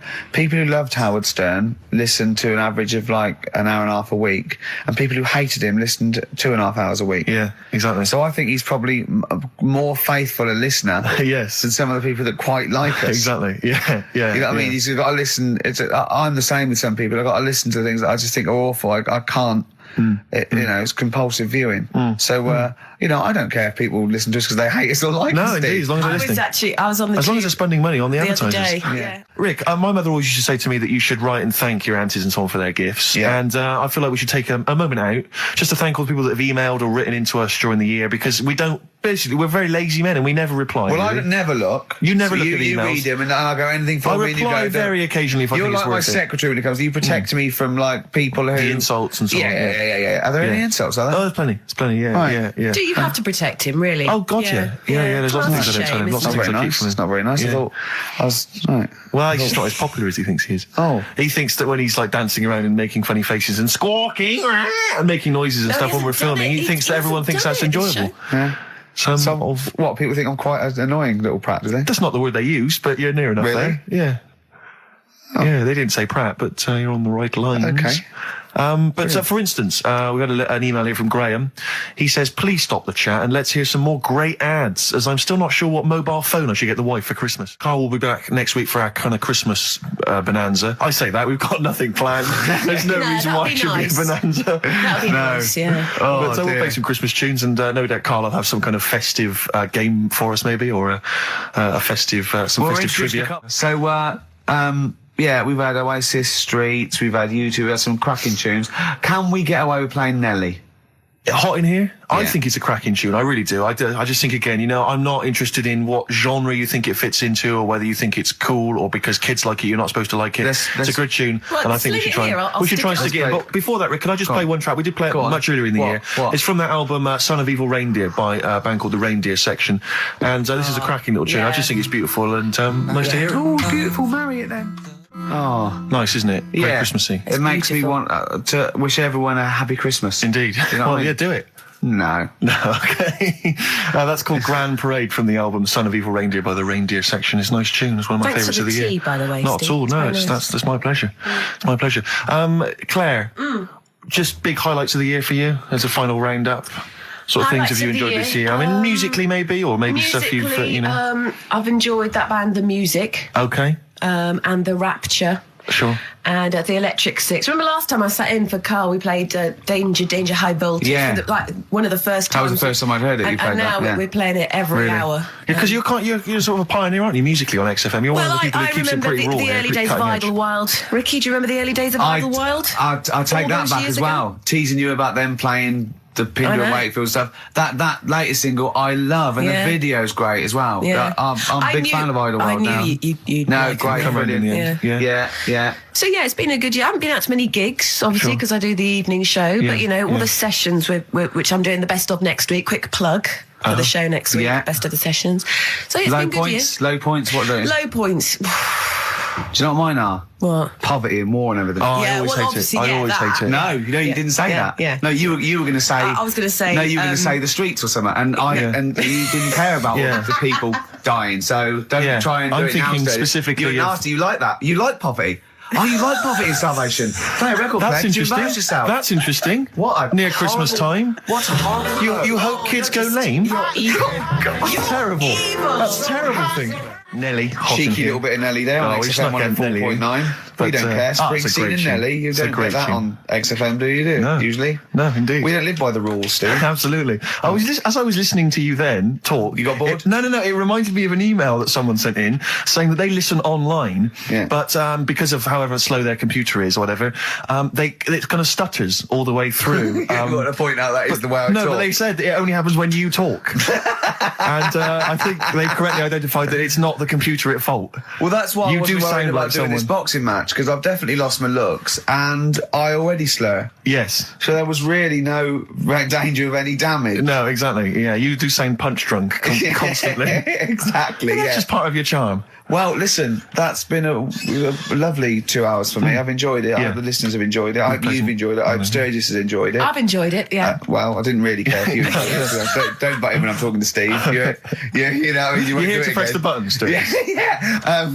But we're going to play now a Christmas song for the lovely Christmas ladies. I don't say it's so much Christmassy, but it's one of the tunes I heard this Well, year that really try and tie it stuck into a out for me. festive thing, so- Well, you're a fool. You've embarrassed yourself. You just showed up that there's no planning. This is was given away on a free CD on the cover of a magazine. I just think it's brilliant. It's a Lamb Chop, who are an excellent band always, doing a cover of an obscure Rolling Stones tune And I'll called say what, a Backstreet bloody Girls. good meal as well. True enough. So we'll leave them with this. It's Backstreet Girl, Lamb Chop. Leads us nicely into Knob news. Oh, it's the welcome return of Knob News. Right, okay, it's very much like the news at 10, this, isn't it? I do a bong, or in this case a schlong, and he gives me the headlines, the knob news of the day. The big, where have you collected all this knob news? Was there a lot of knob news this week? it was mental this week. The amount of stuff. The way it works, you give us the bong. Yeah. I'll give you the headline. Okay. Steve decides which stories we're going to talk about. And now on XFM, knob news. Schlong. Man grows knob on his arm. Schlong. Man gets doctors to make him a second knob. Schlong. Turkish prisoners made hole in cell wall to produce third inmate. Schlong. Doctors accidentally remove man's testicles.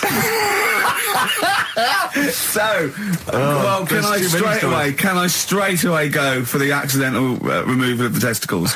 Well, it's happened before, right? We've talked about that before. Well, how does it, what did he go in for a tonsillitis? What are they called? Tonsillectomy. And he went in the wrong way. What are you talking about? How can they accidentally remove his testicles? It says, he didn't look at his folder, and the doctor said to the fella, "Oh, we've removed your testicles and we wanted to take out your prostate gland." So that's what happened. There's the story. This is what I mean. That's why I don't like going to the doctors. It happens, doesn't it? Because all these sort of it's when they say things like, "Oh, it's just we do loads of these operations." That's when they're not concentrating. Brilliant. Do you know what I mean? When they say it's procedure, that's like having a boring job that you do every day when you're not going to be concentrating. I prefer them to go, "This is a tricky one, this." I know what you mean. I sort of do know what you mean. People, you watch TV programmes about, like, you know, removing someone's second head or whatever, and there's like the best surgeons from all over the world. It's televised. They can't It's make a mistake. televised, isn't it? They can't go, "We took his legs off by mistake." Whereas the fella who's having a prostate's like, "Oh, do you want to do it? I'm sick of doing that." And they're probably doing a crossword whilst writing it. Of course they are. I've seen that actually in operating theatres. They're doing a crossword. That's what I mean. Yeah. I was just examining some of the other knob news, Rick, a little bit more closely. Man gets doctors to make him a second penis. I'm sure we're all interested to know what happened there. Yeah. A German who persuaded doctors to give him a second penis has lost his wife after he showed her the result. Biker Michael Gruber lost his original penis in a motorbike accident, and doctors built him a second one using a mixture of skin, bone and other tissues. Bone? Apparently, the penis worked so well that he was even able to father a child with his wife Bianca. But Gruber was still not happy and asked doctors to repeat the operation and build him a better organ, to which they agreed. From his hospital bed, he said, "I've got 2 penises, but no wife. I'm hoping when I get rid of one of the penises, I'll get her back." What do you mean? Sorry, he had 2 put on. What side does he wear? So he's had both. So he's had 3 then. Yeah. This is probably the thing that happened with Hitler when he had 1 ball, but he had 3 at one point, didn't he? So he just get one in the other ball. Appalling. And the only thing that would redeem the show is if he kissed the nipple. Because the nipple phone in, if you want to speak to Carl. If you know the number, call in and try and persuade Carl while this record is on. Well, answer the phone. XFM 104.9, Matthew Sweet, and a song called In My Time, Ricky Gervais, Steve Merchant, Karl Pilkington. That was great, that. Yeah, just asking Carl some of these Q&A questions. This might be my idea of perfect happiness, being in a room with Karl Pilkington. Yeah. I just watch him look around. When you're talking, he looks at you, and it's like, you know when the owners say, it's like the cat can understand what I'm saying. Yeah. It's like he's on the edge of that. He's on the edge of that. You think he can. And I know he understands the words, but I don't think he understands the full impact. Whenever you say something to him, it might be some, a revelation or something. He always picks up on the wrong side. You go, well, that's not the important bit. Do you know what I mean? He always goes... It's a bit like having a 14-year-old French exchange student. Their English is not amazing. They roughly understand you, but they're trying to piece together what you're saying. Exactly. But it's great. You see, the thing about Karl is, and don't take this the wrong way, I like him because he's stupid, in a way. No, I'm not being funny, but do you know what I mean? But even though I think he is considered stupid, some of the things he says, I think borders on I don't know what the PC term is, the retarded. Do you know what I mean, Karl? Anything in particular you're thinking of, though, Rick, when you think of... Well, he was talking to me the other day because I'm trying to write a show called Science, and he's sort of going to help me out with some of the research, and I want him to do something on the DVD for it, right? And he was talking about it, and he was talking about he says that in the future they reckon we'll be able to soon. He said they'll be able to take us into space, and it's going to cost us £150,000. He said, what's the point? There's nothing up there. He said when they went up there, right? He said when Louis Armstrong went. In 1966, right? He said it was nothing there. So there was him, a fella called Buzz. There was one and third bloke that didn't even get out of the spaceship. He said he went all that way. He didn't get out to stretch his legs. How good can it be? Forget it. That's him summing up space exploration. Don't you agree with that? What's the point in going up there? Because are we talking about the finger in the arse again here, or space? What is the point in going? Because you're expanding, human endeavour, aren't you? And the human understanding of the world and the universe. It's like, what else are we going to do as a civilization, as a people, if we're not constantly searching and and reaching out into the far distance? But there's nothing there. Then. I know some people you grew up with that haven't left their street, but that's not everyone. But what is it? What do you mean? There's nothing there? What has got to be there for it to be a worthwhile? Like, just something. I mean, to be honest, what would you be happy with finding up on the moon? The video? Just something. I don't think they looked hard enough anyway when they got there, because they seemed to get out, have a bit of a dance about, and then they came straight back. And I sort of think, did they look properly? It's not a day trip, is it? But what I mean they is... took that car out there, didn't they, and drove around a bit? Yeah, but only a little bit. What I mean is, say if an alien landed in Africa, there's not much there, so they'd go... What do you mean there's not much there? Well, it's a bit barren, isn't it? Well, Africa, just in general. Well, so anywhere like that, desert or whatever. What I'm saying is, have a good look round. Probably where all life came from, and probably 500,000 species of animals live there. Buildings and that and stuff. Oh, buildings. Well, just stuff. Yeah. I mean, did they look properly? Or did they just land, get out, go, bit dusty, whatever. Right, let's go back. I just think it's a bit pointless. Especially when we haven't done everything there is to do here. Go on. Well, I don't know, but I'm sure there is stuff that needs sorting out. Well, I know the place that there's no medical man has been in this room. Yeah. There's definitely an unexplored cavern, sitting right in front. All right, Steve, would you go to the moon if someone said there's a space? He doesn't march at a concert because he's scared his glasses to fall off. Of course he wouldn't go to the moon. They'd spin him round in training, his glasses would come off, and that'll be it. He'd feel sick. My worry is I'm not sure would I be able to wear him under the helmet? Imagine him! Like I went paintballing once, and I had to wear the glasses underneath the mask, and of course it was a bit hot weather, it was awful, it was steamed up in there. I couldn't see anything. I got shot straight away. I was out of the game. It was pointless. It cost me like £8. Yeah. You don't have to be that fit anyway, do you? You're only sort of sat there. Well, not... yeah, but what are you talking about? Think of G-force alone and weightlessness. Of course you've got to be... What? Yeah. I think when you said think of G-force, he thought of G4. Follow up with... But there's always something... I mean, when we were out the other night, Steve, right, there's a programme on about... a spider that's a foot long and eats chicken. No one's talking about it. What do you mean? What do you mean? No, well, I'm sorry. I had to stand up because I thought I was going to explode. What do you mean there's a spider that's a foot long and eats chicken? There was a programme on about it, how there's this spider in the jungle or something. But I missed it because it was out, but no one's talking about that in the papers. To me, that's a worry. Why? In case it nicks your Sunday roast. What do you mean? But if it likes chicken there, Rick, in like 2 years' time, who knows what it might I know, like. it move up the evolutionary ladder, it start liking Carl, then humans. I'm not bothered about the chicken bit, because I eat chicken, that isn't that shocking, but the fact it's a foot long, and no one's, it's just on a Thursday night, no one's talking about it. What do you expect, though? What do you expect from this? It's got its own PR. What do you want? What do you want this spider bee to be famous? Where is it? Where is it? In the jungle. It's not worrying anyone then, is it? It's not going to move. Well, why, it's not going to... though. What do you mean? What do you mean it's not going to move? Well, how's it going to get here? Is it going to get on a bus? There's waves and that, they come in bananas and all that. So, don't worry about it. So, I'm not, if you're going to be like that. Anyway, listen, we better line up Babushka. We better play that, surely, because I know you need to analyse those lyrics. That's very important to you, I know. We've still got that cork hitting. Cork on their head's going to be great. We're going to put his little head down and really give it a firing. Sponsored by Lindauer Sparkling Water, refreshing solution. First of the game to die, Morrissey, XFM 104.9. And Ricky Gervais with me, Steve Merchant and Karl Pilkington. Well, Karl, you failed miserably. The scientists stuck away. Right, one more chance. What's happened in the last couple of weeks? Just one more chance to... What have you seen in the last couple of weeks?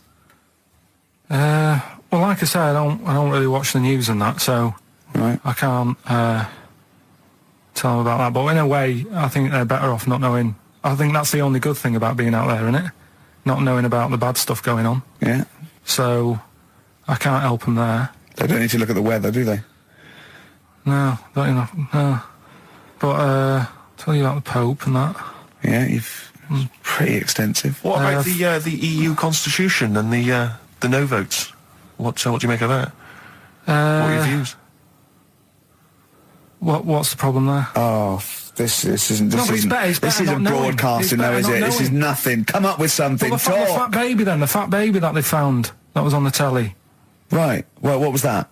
It's just a little fat baby. That. I don't know. It's just a little fat kid and that. What? Tell what? What is telly? It was on the telly. And but what was on the telly? You just said fat baby, fat baby, fat baby, fat baby on telly, fat baby on telly. You're meant to be telling them what's happened in the world. Tell me about the fat baby on telly. It's just they've found some. There's this illness called Momo, right? And they've just got this woman had a kid. It's really sad. It was on Channel 4 and that, right? And kid's born. You sure it wasn't Jimmy Carr? Kid's born and that, right? Momo? It's called Momo. Isn't that Black Music Award? No, right, little fat baby and that. And there's only 3 of them in the world. These little fat babies. Right. And so one of them... They're in danger. How fat? Are you not telling... What do you mean? How fat are they? 6 stone it was only 2. And there's 3 of them in the world, and there was this one, and there was one in Brazil. Are they like endangered? Is that the problem? Because there's only 3 of them in the world. I'll be worried. Is it like a conservation campaign? They're hunted for their flesh. No, it's sad. If you, I know it's easy to joke that, but if you've seen it, you'd go, it's a bit sad and that. Well, haven't seen it, and I know nothing about it. Well, I've told you, there's 3 of them in the world. Okay, what else was on telly? Something I watched the other night, that was just good.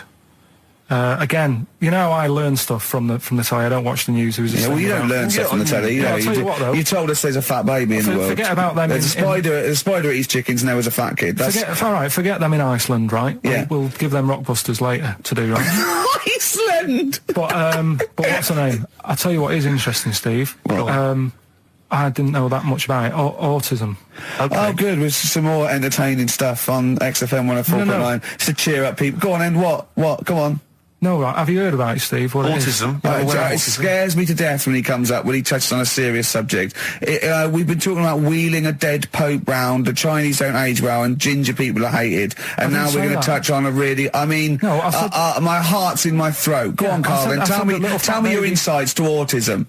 Right, well, there was this, again, Channel 4 coming up with some good stuff at the moment, right? It might have been Channel 5. 4.9, I'm Ricky Gervais, with me Steve Merchant and Karl Pilkington. We've had quite a lot of emails, as ever, Rick. I should just say, because we're very lazy. It's a much listened to show. We're very lazy people, and we rarely reply or read out the emails, but I never read the emails. Absolutely so never I rely, if I haven't replied to them, or my mail, Steve opens my mail and reads my emails. So if I haven't replied, it's just because he hasn't passed it on to me. Yeah. Okay. But I haven't passed it on to you because I know you'll never reply. Sure. So, I'm just cutting out that. But just want to say thanks for the emails. We do read some of them, and we do appreciate the fact people send in jokes. I appreciate it. I love it. We've I don't have to do anything towards it. Sure, we had an email from Jack. He just said he missed the last 2 weeks' shows. Has he missed anything? Not really. No, it's the same stuff. Same I think last week Karl was having a go at Chinese people not aging well. He had a go at the gays, and he came up with a ludicrous story about a monkey that was impossible. Yeah, exactly. So I don't think Jack's missed much. No. Go on. No. We've just had an email from the Pringles people. Oh, right. Good, because it's finally started to happen. I hear these stories about people getting given cars and Armani suits and trips abroad, and we haven't had no, but finally people are starting to, realise what we're doing, our impact on society, and we've got a whole box of Pringles sent to us. Not on those little tubes, the proper tubes, the foot-long tubes. Yeah. So...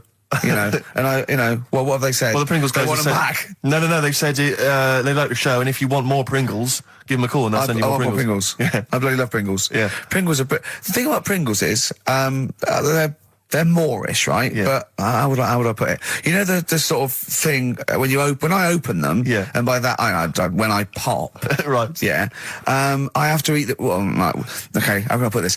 When I pop, I can't stop. What do you mean? I don't. Well, when I pop them open, I can't stop eating them. Right, when you pop, you can't stop. Yeah. I think that's because of the chemicals. I think that might be the reason. But they're good chemicals. They're good chemicals. They're the best chemicals. Pringle chemicals. They're not bad chemicals. Lovely. Like using chemical so warfare. Yes, I want some more Pringles. Yes, what else more do they do? Pringles. It's interesting actually you were saying that like other people, like Kylie, I imagine, would get given sort of maybe sexy underwear. You got Robbie Williams where he gets the Armani suits. You get sent the crisps. Yeah. Which seems appropriate. Yeah. Oh, it's nice to be sent. Go on. Talking of Pringles, on the Finchley Road tube station, early on my way in, there's a lot of Pringles there, isn't there? Well, I'll tell you a job I don't like. What? I wouldn't want to be doing. The woman, there's a little woman who sits in the little snack stall on Finchley Road station. Yeah. And I don't know how to describe it, really. She is surrounded by snacks. She can't move for snacks. Does it look like American Beauty, but with different... Not dissimilar to that. Yeah. It's a little hut on the station. And it's like, if you go to the seaside, you can put your head through one of those cardboard cutouts and it looks like you're a big fat person or whatever, and you can have your photo taken. It's like an equivalent of that, but it's just snacks everywhere. She's got bananas up to her chin. She's got chocolate coming down to her eyes, crisps either side of her. She can't move. She can't do 360 degrees. She's like packed in there. I don't know how she gets in there. I think they put her in there first, and pour in the bananas. Yeah. And then they go pour in the nuts. She has 2 hours of makeup before they exactly, dressing her in there. Because I'll ask for something from the fridge, and she cannot turn her head to see. She has to go by feel alone, just to feel the fridge and get stuff out and pass it. And often I'll say, that's not what I wanted, but she can't. You've got to let her off. It's extraordinary. Dear. But there's no music playing. Does she have to sell her way out of it? Exactly. If it's a slow day, she's stuck there till the next day. Yeah, it's like a world-breaking attempt. Yeah. Oh dear. First Finchley Road. So if you're on Finchley Road or just want to pop down there, have a look at the snack woman, because it is. It's how always does she get refills though? I don't know how it works. I don't know how she goes to the toilet or eats. I don't know what she does. Yeah. But God bless her. That's go and unpack your bags and that. Go and sort yourself out in the room. And tomorrow morning we'll meet up at 10 o'clock. And I'll go through, the best sort of place to go for camel rides and, the best deals I can get you.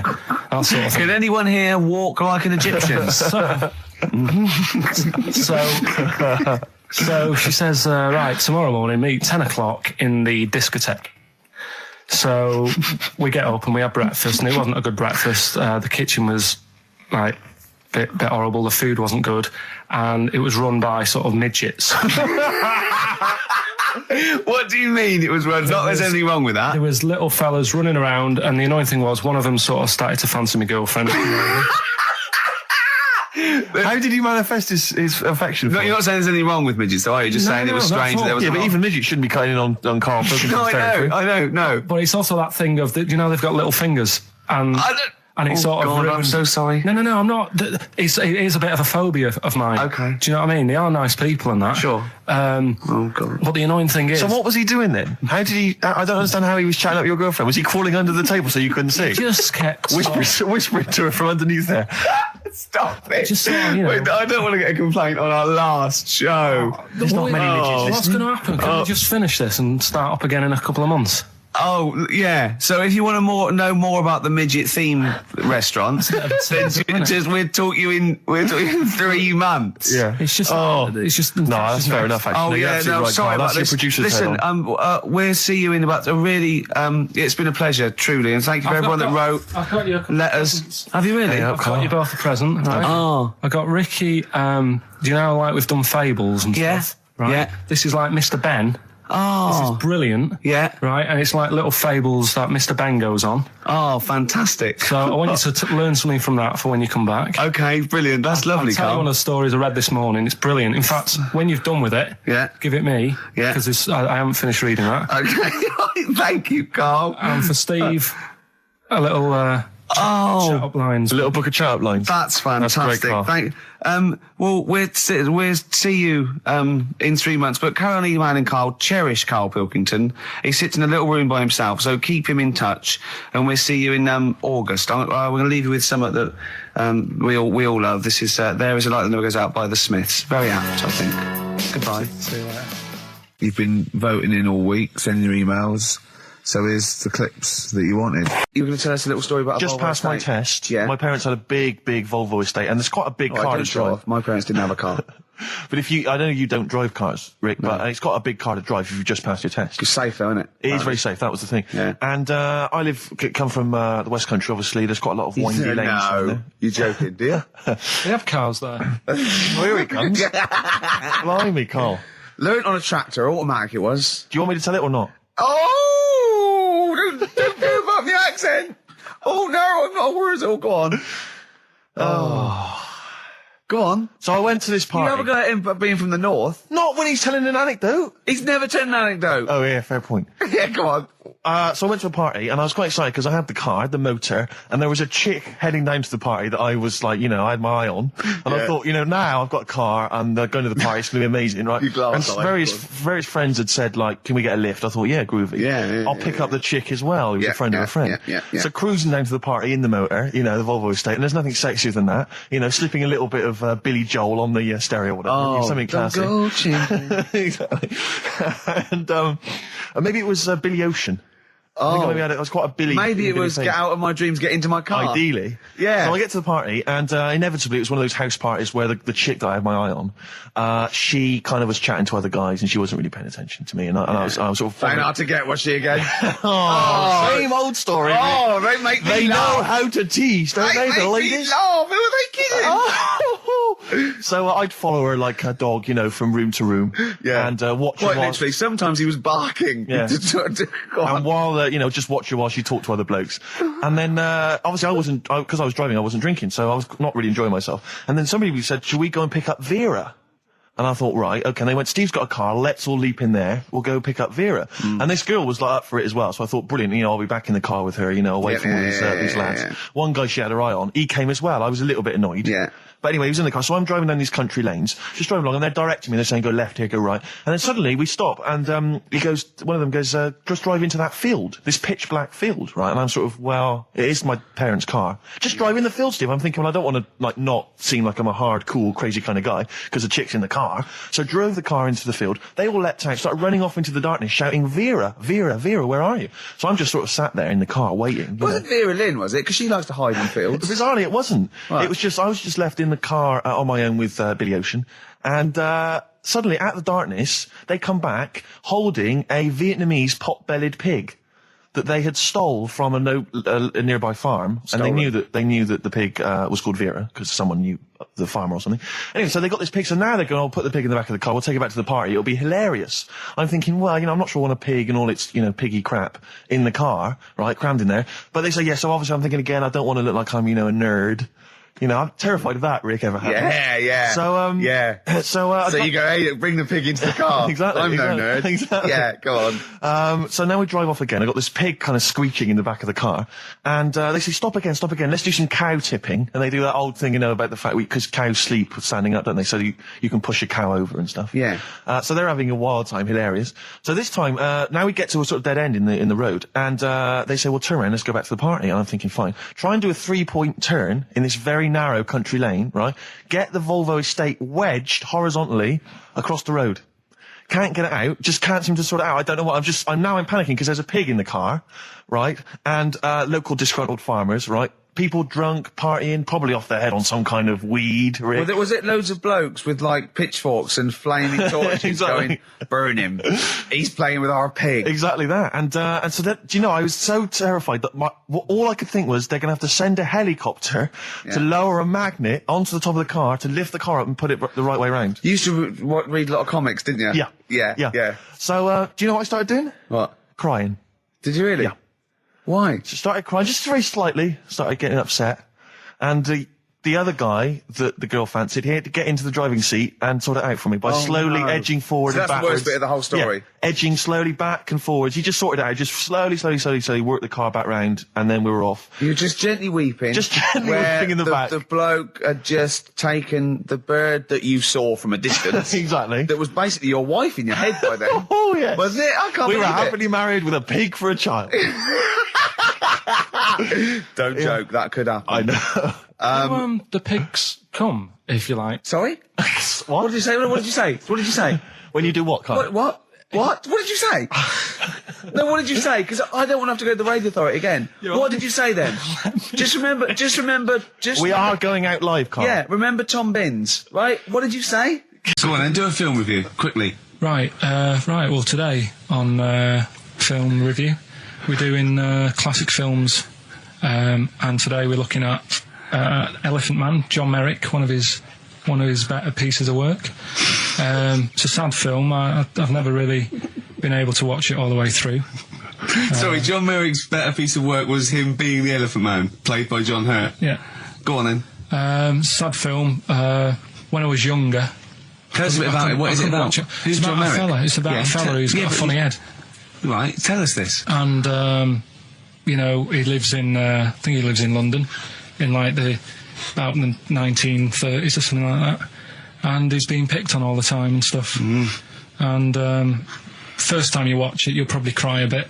And then the second time you watch it, you're just sort of thinking, God, that would be bad. Sort of having a head like that being picked on all the time. Then the third time you watch it, you might think, how does he get his jumper on? Then, I don't know, I'm probably bored of it the fourth time.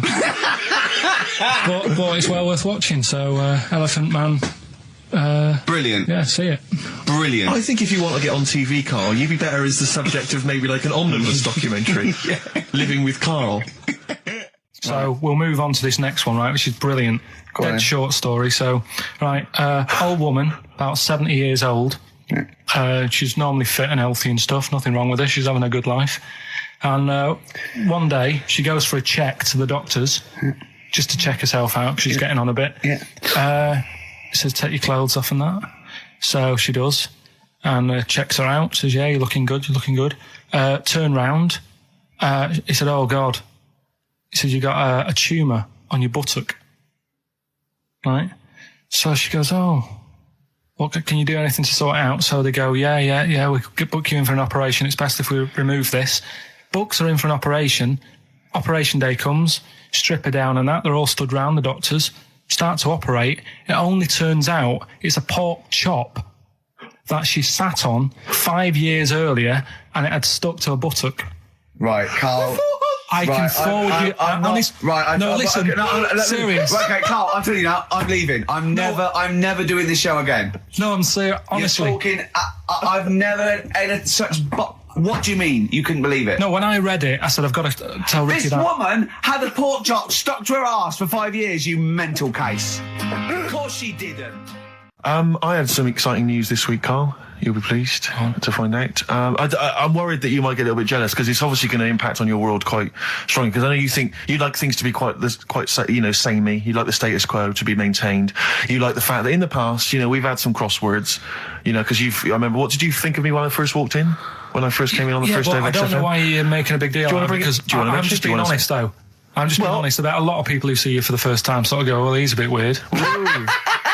I know that, Steve, that you brought it up, and then you're again. But I'm sure that wasn't what he said before. No, did he say before? Yeah, well, he's a bit weird. Yeah, well, he looked at you, and I knew, I could see by the look on his face. You know when you know your kid, and your kid's sort of scared of something, and they go, "Why's your kid?" He goes, "Oh, he doesn't like pigeons or spiders." Right. It was like that when I saw Karl, and I brought you in, and I went, "What do you think of that, Karl?" I could see the look on his face that he was disturbed. Sure. And then, as he said, you get used to it, don't you? Yeah, you get used to it. And you have changed a little bit. Your hair's a bit smarter now, and you got some nicer glasses and that, I think. Or I might have just got used to it. Whoa, don't bring it up, Steve. Don't look at me like that. So you say that you think some other people in the office thought the same? Do you know that for sure? Karl. Did you discuss it? Karl. Yeah, I think they do, yeah. Okay, leave it there then. But not just in the office, as you walk through the building. It's worse than you ever thought. Well, no, it's not worse than I ever thought, because as you well know, Ricky Gervais, what did I do on Thursday morning? Oh, is this the thing... For those that perhaps are not of the female persuasion listening, there's a magazine. Apparently it sells quite well. It's one of the sort of female, kind of issues magazines. I think it's called Company Magazine. It's like your sort of, I guess it's a bit like your Moore or your Vanity Fair or whatever. Anyway, they run every year the 50 most eligible bachelors in Great Britain section. Ding dong, hello. Who's in there this year? In the 50, in the top 50 of the entire country. And then they vote, and they put them in order and see who's the most eligible bachelor. But that's 50 people, right? It always annoys me slightly because bachelor, it kind of seems like a more sophisticated word for loser. Yeah, doesn't it? Which always sort of unnerves me. And also slightly. they try and do a different 50 every year, so they're getting pretty desperate to get different ones. No, because also a lot of people who are sort of like successful, are married, so there's very little to... No. There's a huge... I don't know if this is international. It could even be international. I'm not sure, actually. So I could be up there with the likes of Justin Timberlake, etc. So Fred Durst... Yeah, that sort of person, So anyway, this is what's exciting, right? Although I'm slightly frustrated because they were telling me that last year... All right, because what happens is the readers of the magazine, they vote for who they think is number one most eligible bachelor, right? Last year, the prize was a 2-week trip in the Bahamas. Okay, this year I'm rather annoyed because all I'm going to win is a moped. That's the prize this year. That's the prize this year, a moped. Whoa, backtrack. What? Sorry. Last year was a 2-week trip to Bahamas, and this year just a moped. All I'm going to get is a moped. All you're going to win is a moped. Yeah, you got no chance. You've got no chance. Who else is in it? Well, I mean, I don't know lots of people you never heard of. I know Duncan from Blue. Ding. So you're second to him at least already. I imagine you're going to come behind the other 49. No. Because there'll be people voting for me. They get to vote for me. Yeah, Steve. They'll see my photo and then they can vote for me. Yeah, according to Heat, I was 22nd most sexy man in the world. I better take that helmet back. I would. It's that thing, though, you see. This happened years ago to me, right? When, you get pally with someone and then you wind each other up and then there comes a time when you just go over the line. Yeah. Right? What happened? Well, it was this lad called Anthony, right? Who was my mate. Yeah. And we used to sort of always have a little fight in the toilet and that. Sure. Right? Punch each other. No, I want to wipe it. And the punches, used to get harder and stuff. And then, so he hit me harder. Turned out into a proper fight. Yeah. I chipped his tooth on the sink.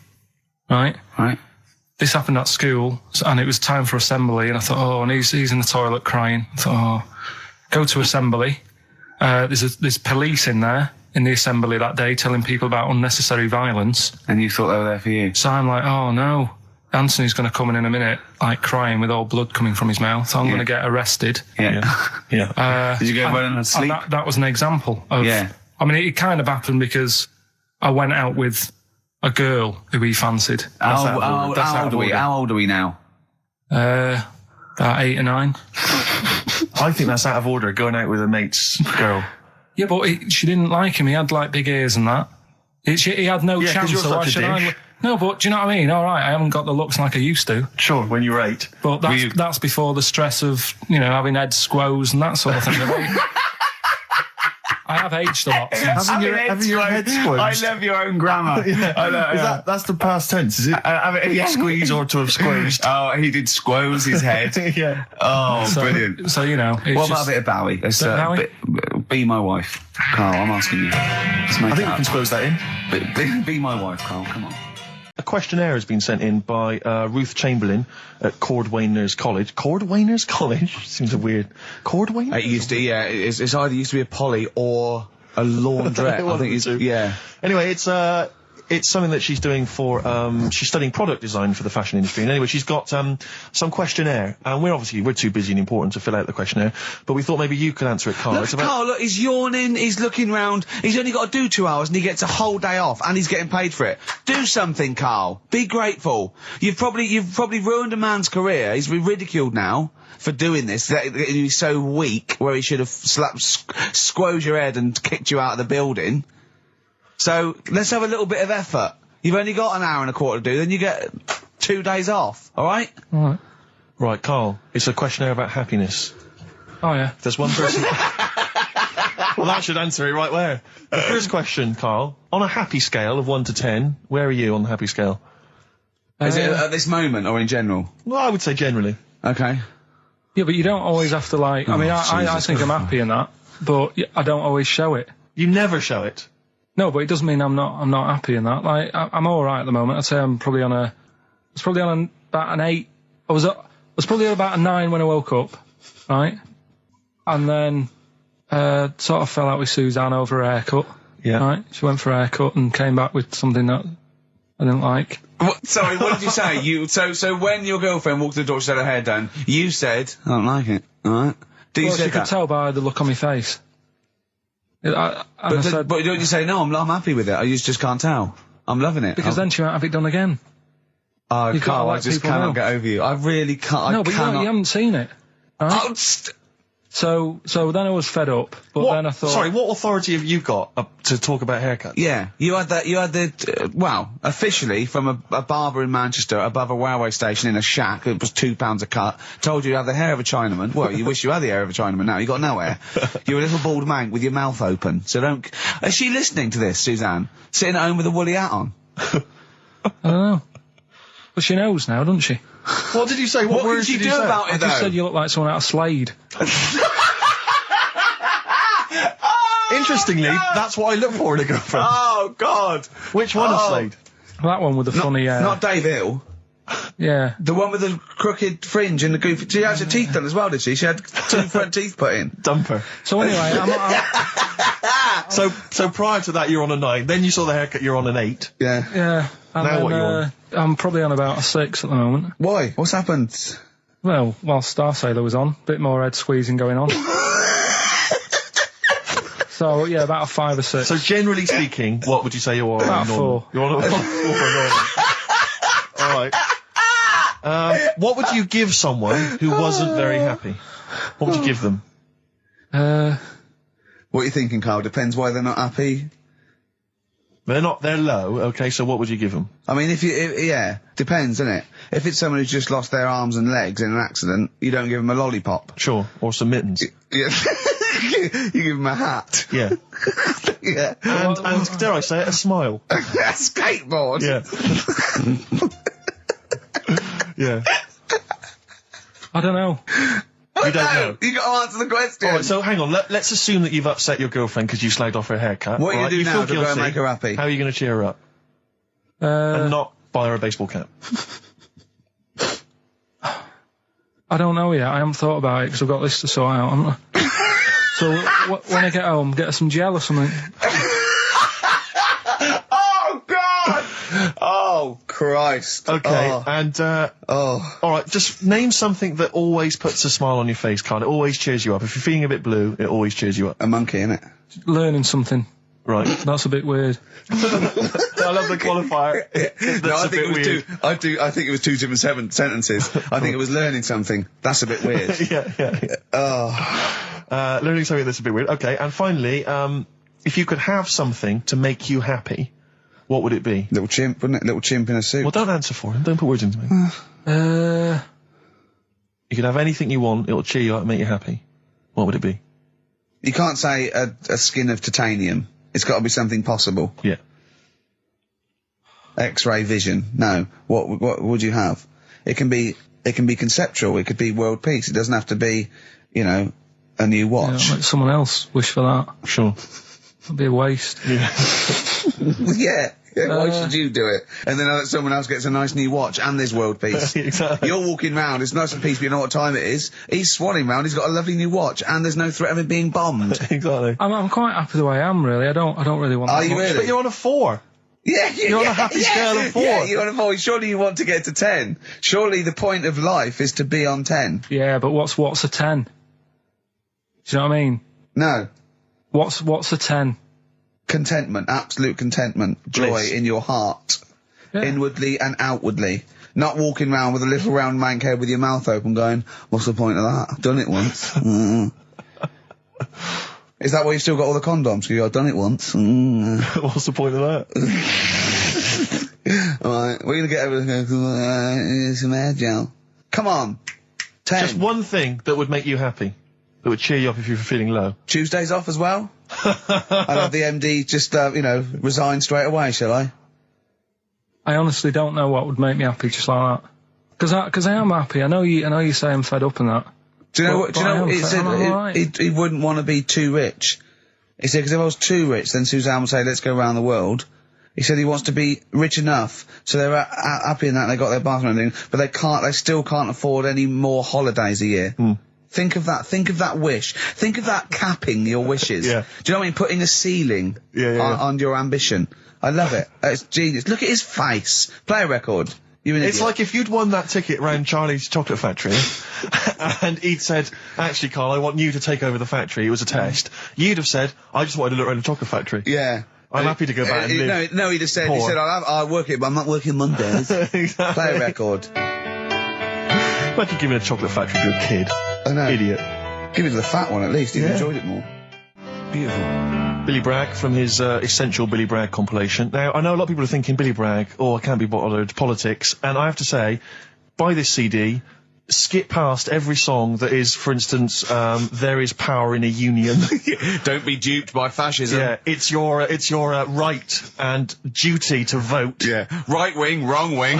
Exactly. Ignore all that. But Just his listen to the love songs. His love songs are beautiful. Yeah. It's fantastic. Tonight I celebrate my love for you with a pint of beer and a new tattoo. It's great. Brilliant. Yeah, look, lose the ones about, Exactly. Exactly. Striking. Yeah, exactly, because we know what we think of that. So, I heartily recommend that. Carl, we're on happiness. Carl, Yeah. I'm trying to explain to Carl's Carl that happiness. the aim to, is really to get on a 10. Yeah. For I like happiness. the He's fact on that a he 4. started on a 9. But I love the fact he's happy with 4. Yeah. I love that. No, but what I mean is, right, I'm not looking for, like, happiness. Right. I'm You're not alright. looking for happiness. What? What's that for? What I mean is, right, I'm happy when I'm not fed up. So what I mean is, I'm happy. Is this your new book, Psychology of the Mind? What is that? I'm happy when I'm not fed up. That's like an 8-year-old trying to explain happiness. Johnny, what is it when I'm happy when I'm not fed up, miss? Well done, good boy. That's it. You're happy when you're not fed up. Talk like an adult. Yeah, but that's what I'm saying to you, though. What? I'm happy most of the time. It's just that when things niggle me, I find that I realise when I'm annoyed more than when I'm happy. But Carl, every time we talk to you, you are whinging about something. You've got something that annoys you. But he's one of those people that if he whinges loud enough, he gets away with it. Like he's in here, I think he goes, I'm really busy. I come in and he's doing nothing. He's chatting, because he's having big, long chats with everyone about how someone's wound him up. Yeah. And they all come in and go, Carl's fed up. Because he's got this show. You know what I mean? He's wormed his way. Hang on a minute. You came in moaning about the Post and that today. Yeah. Well, everyone's annoyed and frustrated by that. There's small businesses going out of business. I'm not. You haven't heard me. No, you're not, because who's sending you letters? No one. You've got no friends. You've said that yourself. Yeah. You've openly declared you don't want friends. This is a bit easier, but I still think it's a good one. So this is, we should explain what this is if you've just tuned in. It's one of those stupid lateral thinking problems. That Carl himself has created. Yeah, that was his homework. Right, this one. It's a fella. He has a normal day doing stuff. Nothing wrong with him. Right. And it's the twist in the tale. It's just like Tales of the Unexpected. Yeah. Just a normal day, nothing wrong with him. Hold on, though, he's got the legs of a fish. Go on. So that's why he's been hiding his legs. So Go on. He does his the legs of a fish. Sorry, can't carry on. He has his working day and that, and then he gets a bit tired. Goes to bed. He puts the light on, leaves it on, goes to bed. Oh, that's crazy. That's mental. I can't think what's happened. Anyway, here's Radiohead. Right, okay. What? The question is, why does he put the light on when he's going to bed? He's had a normal day. He's come home from work. Is that right? He's come home from work, or he's not been working? Yeah, he's just been out? No, he's been working and stuff, I think. You think?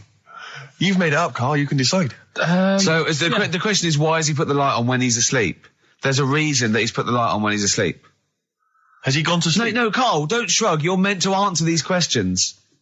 He put the light on before he went to bed. Yeah, and the question you're asking me is why? What's the scenario? And the light's on and that, but he's gone to sleep. Yeah. He started reading and then he fell asleep.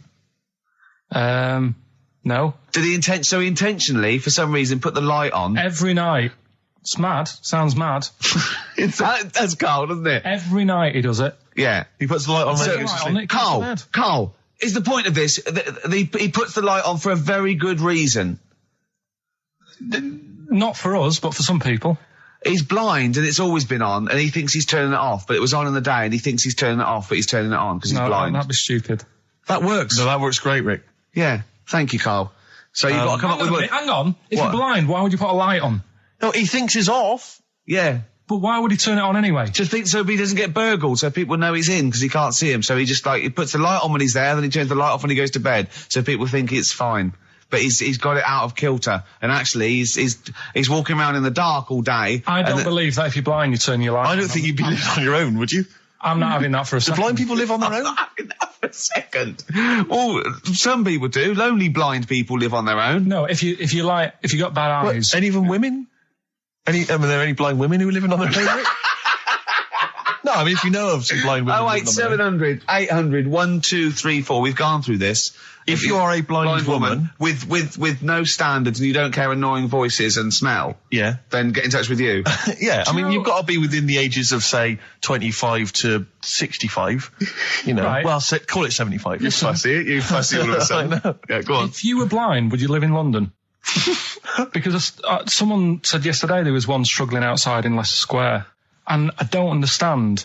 If you would, I mean, you know, might have been a tourist.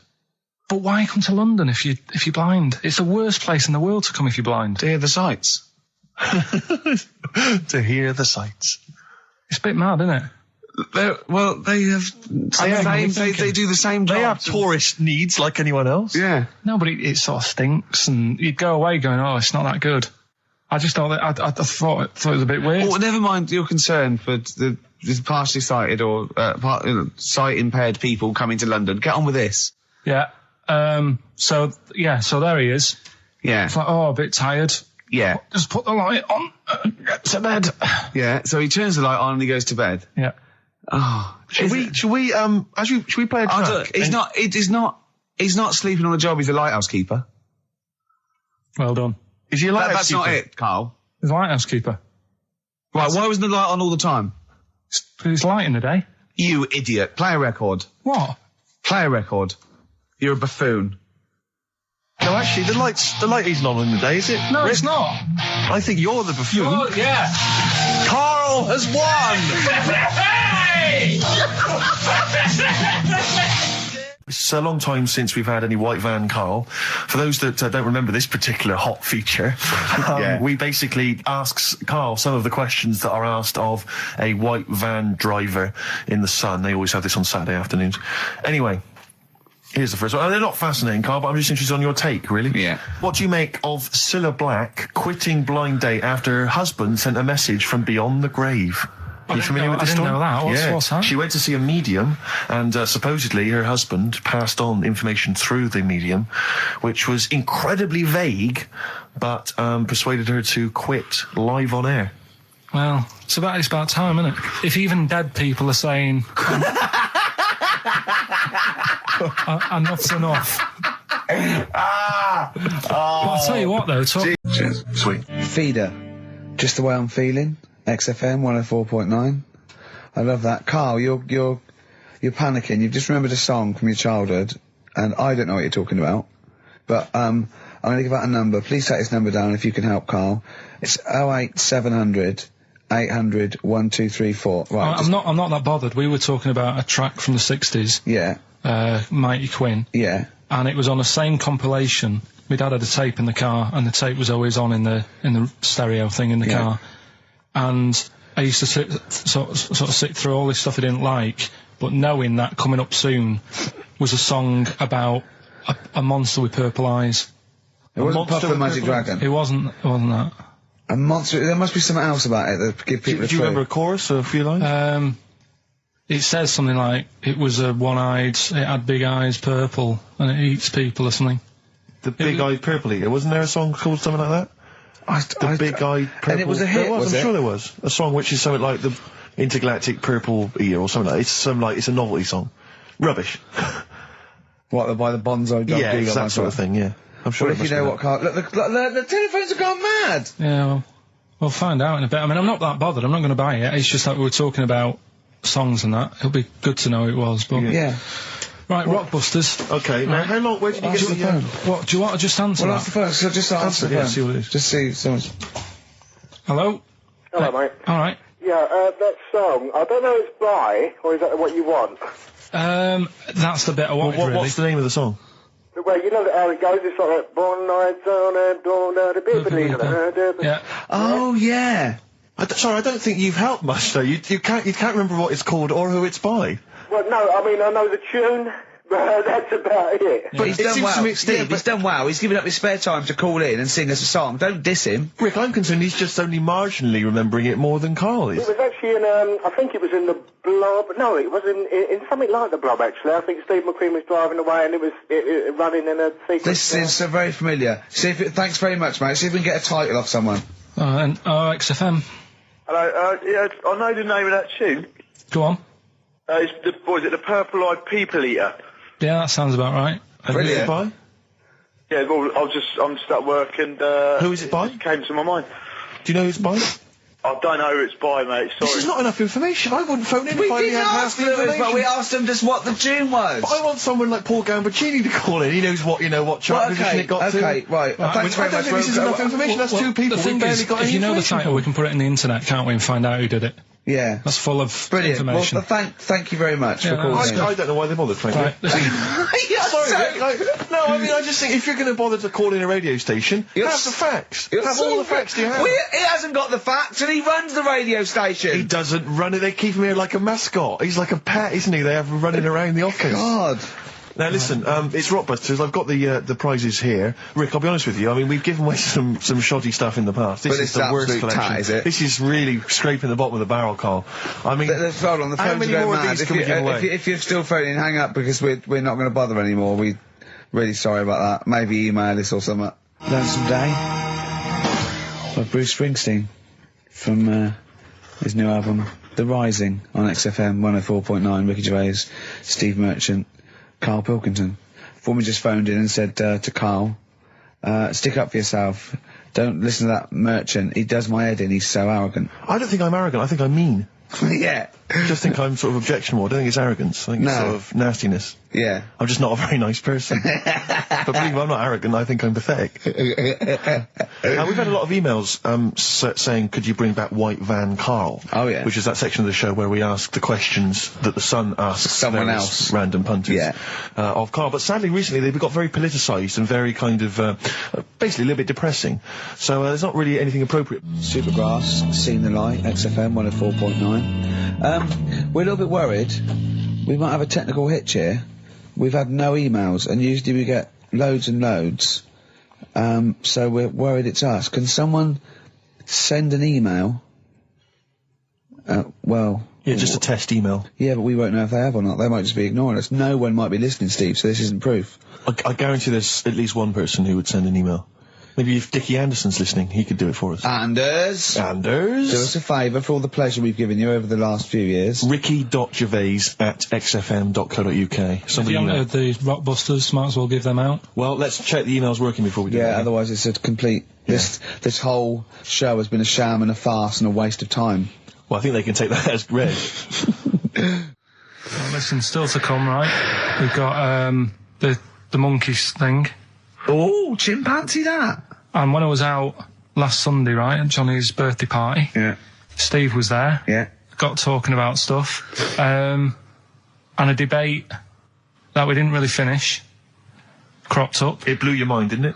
Amazing. Oh, I know about this. Steve told me. This is the infinite amount of monkeys. Or a monkey with a typewriter at an infinite amount of time would eventually come up with the works of Shakespeare. Yeah. There was no debate. It's a philosophical, mathematical problem. There's no debate. It's true. It won't happen. No, listen, Karl, listen.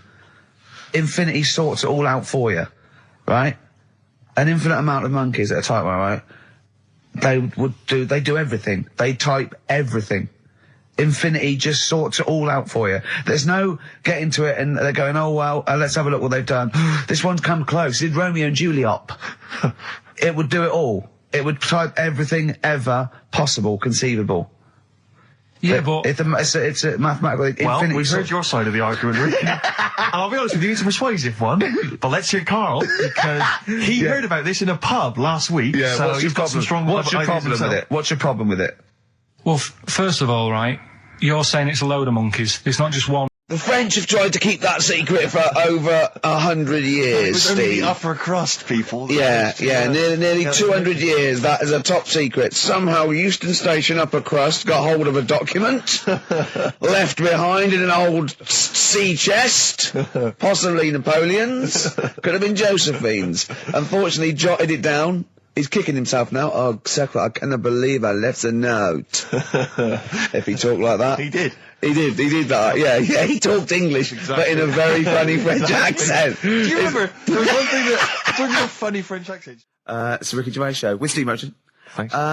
You were going to tell us a little story about Just a Volvo past my estate. test, Yeah. my parents had a big Volvo estate, and there's quite a big I car don't to drive. drive. My parents didn't have a car. But I know you don't drive cars, Rick, but it's got a big car to drive if you've just passed your test. It's safe though, isn't it? It is very safe, that was the thing. Yeah. And I come from the West Country, obviously, there's quite a lot of windy lanes around there. You're joking, do you? They have cars there. Well, here he comes. Blimey, Karl. Learned on a tractor, automatic it was. Do you want me to tell it or not? Oh! Don't move up the accent! Oh no, I'm not a Wurzel, go on.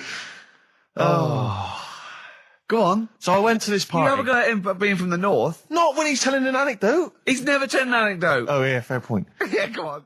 I remember once, right, an American came to our school. We were all about 13 and 14, and he was like, you had to be his friend. And there was like people vying for his attention because he was sort of like this cool American bloke, right? And, he was like good at sports, straight, he's always, it's just great. And, I remember someone saying like tube, a toothpaste, and he laughed, said tube. I go, well, what is it? They said tube. It's tube, right? And people go, no, it's tube. Right? And they go, it's tube, right? And I went, I say tube. He went, and they sort of looked at me, and they just thought, you liar. I went, no, I say, let me think. No, I say tube. Oh. When you're a kid, like, any American you ever meet is the coolest thing. It doesn't matter if it's a huge, fat bloke wearing Bermuda shorts and a camera on his neck. It's cool, because they speak with an American accent. Well, that is cool. And they say... Being a huge fat bloke in Bermuda shorts is cool. Sure. Yeah. That's what you keep telling yourself. Yeah. I'm growing into that look, says Rick. Again, most of my knowledge of the sort of Tsarist Russia comes from Rasputin by Boney M. Well, listen. Yeah, he was the lover of the Russian queen. They put some poison into his wine. Yeah. They shot him till he was dead. Yeah. Which is, go on. Right, well, this. Oh, those Russians. Loch Ness, the monster, Yep. Sure. probably doesn't exist. Okay. What it is, Interesting. Hold on, interesting.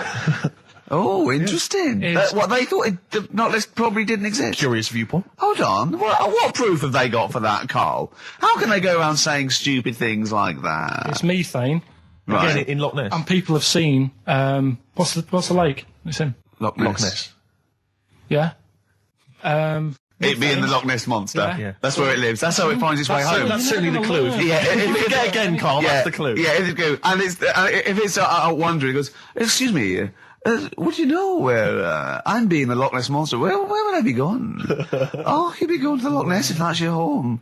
It's way over there, you So big anyway, monster, you. So the bubbles from the Sure. methane bubble up out of the water. Yeah. People think, oh God, it's a monster's head. But it's not, it's just water sort of shooting up because of the bubbles. Well, that's two of the great mysteries of the universe solved by Karl P on a Saturday afternoon. That is fantastic. So that makes me think a lot of things. So when mediums are sort of like going, oh, I've got something coming through. Do you think they are exhaling a lot of methane gas, and thus making them not think straight? Do you think everything's down to methane gas? Do you think that all the mysteries of the universe are down to methane gas, Carl? What did it say in the documentary you saw? About what? What was the Budgie happy? We know that Budgie was sad. Was it in a room? Because they used to take canaries down the mines, didn't they? They used to take canaries down the mines, they'd smell the methane, and then the Budgie would be happy. I'm not going to teach you anymore. Play a record. Oh, should we introduce this, shouldn't we? Go on, mate. Oh, it's Beatles, Long and Winding Road. Smooth. Are we getting paid for this? Our Freaks Electric, Richard X and the Sugar Babes on XFM 104.9. Well, nearly through. We've had a few laughs again, a few tears. Absolutely, as always. Excuse me, and don't be alarmed. I look quite frightening, but merely a nice monster. I seem to have lost my way home. Could you direct me in the right direction? Nice to meet you. Yeah, Karl Pilkington. Hi. What's your name? Why do you need to know my name? Well, it might help me to find out where you come from. Oh, my name's the Loch Ness Monster. Okay, all right. Give me a second. What was your name again? Loch Ness Monster. See, this is what I mean. I just run this one past you just on the off chance. Yeah. Because it may be that you change your opinion slightly. Yeah. Feng Shui teaches you to use your environment wisely. Sure. If your land and the surrounding area is undulating, it's said to house auspicious dragons. When land is flat and featureless, the dragon is missing and the land is said to be less auspicious. Excuse me, they call me the Brixton Dragon. Sure. I seem to have lost my way. I know it's South London somewhere, but could you help me find my home? What's your name? Well, they call me the Brixton Dragon. Right, where are you from? I see what you mean. I see what you mean, aye. Oh, okay, man. So does that make you query it at all, the dragon? I'm not into it that much. Right, I'm sure. just saying that if you have your head at one end of the bed rather than the other, it might make a difference to your night's sleep. Listen, we were talking earlier about the fact that Bruce Lee, and it's a well-known fact, Yeah. he faked his own death so he could continue his undercover police work, as opposed to being because the no one would. superstar. Yeah. I was talking to someone as well recently who utterly convinced, and you get this quite a lot, don't you, especially Americans, that Elvis Presley's still alive. Yeah. And I think, wasn't there some statistic, like more people believed Elvis was alive than believed evolution? Was that right? Yes. Something like that? No. No, it's something worse than that. It could be something. It was something like that. It's something like, I don't know, it's something like 42% of Americans Yeah. believe that Elvis Presley has faked his own death and is still Yeah. alive, right? Yeah. And there's this whole book that's been written about it, because, Carl, you might be interested in this. I know you're always fascinated by things that have been written down and therefore a gospel. Yeah. And that you don't have to apparently- revise yourself. You just learn off Ian Exactly. Wright. Yeah. But apparently, the reason that Elvis is still alive is that there's a number of sort of pieces of evidence. One is that none of his family could agree which colour pyjamas he was wearing when he died. That's Yeah. evidence, apparently. Apparently, he was an honorary member of the FBI. Well, apparently his signature appears on FBI documents well into the 80s, long after he should have died. Apparently no one can agree. There was sums of money that only... a lot of fat people in dungarees have seen him. Yeah. there's a number of sums of money which apparently only he could have given authority to have transferred to other bank accounts. They've moved. Yeah. So this is all evidence that Elvis is still alive. And a lot of people, I was talking to this guy and he was saying, yeah, well, of course, the thing is, the pressures of fame were too much for him. That he faked his own death so that he no longer had to be this huge icon. You know, he could live an ordinary life. And my query has always been this. If Elvis faked his own death, do you think the method he'd have chosen is to have shat himself to death whilst on the toilet? Yeah. Yeah, but because he picked that, nobody will doubt it. Right. So Elvis went to the FBI. Yeah. What do you make of it? Well, exactly. So what we're saying, Carl, is that there was lots of methods open to him. You know what I mean? It's all like, he didn't go to his secret reason to go, oh, I'm fed up, I want to fake my own death. You know what I mean? And they go, yeah, that. Yeah, and what methods have you got? I like to be found, shit myself down the toilet. You like to do what? I want to be a big, fat on the toilet, just shitting myself to death. Right, just on my ankles. Yeah, Elvis is a good idea. I'm just wondering if there's maybe something a little bit more glamorous for your favourite death. I mean, you could take a bullet for the president. Huh. What? Shit all over him? Just shit? No, we know crap at all. No, you just take a bullet for him, or you could. There has to be shit involved. Why has it got to be? There has to be shit involved. Why has it got to be crap? I want it this way. Oh, make it happen. Yeah, it's probably Carl, head in hand. Look. Yeah, he's worried about the things we say. Yeah. Jeez. We haven't offended 1.2 billion people. Yeah, a fifth of the planet. So, Carl, what do you make of it then? Are you convinced Elvis is still alive? Am I getting him mixed up with someone else? Because all Elvis, all Elvises look alike. Because that is true. A lot of Elvises do look alike. That's safe. On his gravestone, didn't they get his name wrong, or is that his brother? Who's his brother? Aaron. That's his middle name. Yeah. You're not an Elvis kind of expert, are you? Hold on, wasn't Elvis one of a twin that died? That died, and I'm sure they got his name wrong on a grave or something. Oh, I don't know. But that's consequently that's proof he's still alive. No, the thing with the still alive thing, like I say, he picked that awkward death because nobody would be saying, hang on a minute, going around upsetting the family, wanting to talk about it because they'd be embarrassed to be saying, you know, he was found sort of in a pile of mess. Weighing 25 stone. Yeah. So... Because you notice he also expanded to a huge size as well, so he was just a huge fat blob of a man. He also did that to add, you know, extra... To the glamour. I don't quite understand these people who fake the deaths, because... Well, a lot of them don't. A lot of them don't, Carl. This is what, in a roundabout way, we're saying. We're saying that a lot of people that say people fake that they didn't, like Bruce Lee and James Dean and Elvis Presley. We're saying they didn't fake their deaths. He did die, didn't he? His head come off, didn't it? God. Who's this? James Dean. His head came off. Oh no, I know where I'm trapped in a toilet with no toilet paper. That's where I am. And I'm thinking maybe I peel off some of the wallpaper, you know, things like that. But there's nothing I can do. I got to go upstairs. Well, exactly, but I'm going to have to go upstairs and find... Toilet paper, was there any? There wasn't. There wasn't? Oh. I'm going to have to go upstairs and maybe find a notepad or something like that. Oh. And so I try the door, right? The door's wedged, and I'm pulling on the door, and I can't get the door open. It's just like it won't come open. And it's already... And I knew it was going to come to this at some point. Like, this is like... The clock's ticking. I'm trying to pull the door open. Trousers around my ankles again. And I'm thinking, well, what I could do is I could open the window, I suppose, and like try and climb out, but... Not really, because I got the trousers around the ankles. And that's or if it was raining, just stick your ass out, two birds with one stone. Sadly, it was a beautiful day, Rich. I call it the World Bee Day. And so what I'm thinking is, well, I got my mobile phone in there, luckily, because it's in my pocket. I'm thinking, well, maybe I could phone... I was seriously... Kleenex. Maybe I'll phone the fire brigade. At this point, it just dried. No, it hadn't. It was... Hold on. Was that little puppy not around? Because sometimes you can call that, it's got a little bit wrapped round it. Listen. Or just use the puppy itself. There's 50 million people around the world going to hear my voice in 30 minutes. Exactly. And where's Steve? He's not locked in a toilet again, is he? Exactly. Obviously, Ricky doesn't travel on the tube anymore. He's too rich for that. I never did. I always thought it was beneath me. Sure, but I used to walk everywhere. Didn't you? But I'm still forced to. take the tube, and sat on the tube, and it pulled up, and outside the window, just happened to be on the station, was one of the posters with us. So I was kind of there, not realising it was behind me, and these big kind of fat German or maybe Bavarian guys. Well, they're in lederhosen and eating sausages. Yes, they were. They're Bavarian. Yeah, they were. And I noticed one of them kind of looked at me, and then looked at the poster, then looked at me, just happened to say it, and wittered something to his friend in German. You know, I don't want to try and do an impression. No. That's freaking goggle-eye. Oh, whoa. I think that... No, but I know what you're thinking it means. It doesn't mean that. Right, okay. It means... What's a rough translation?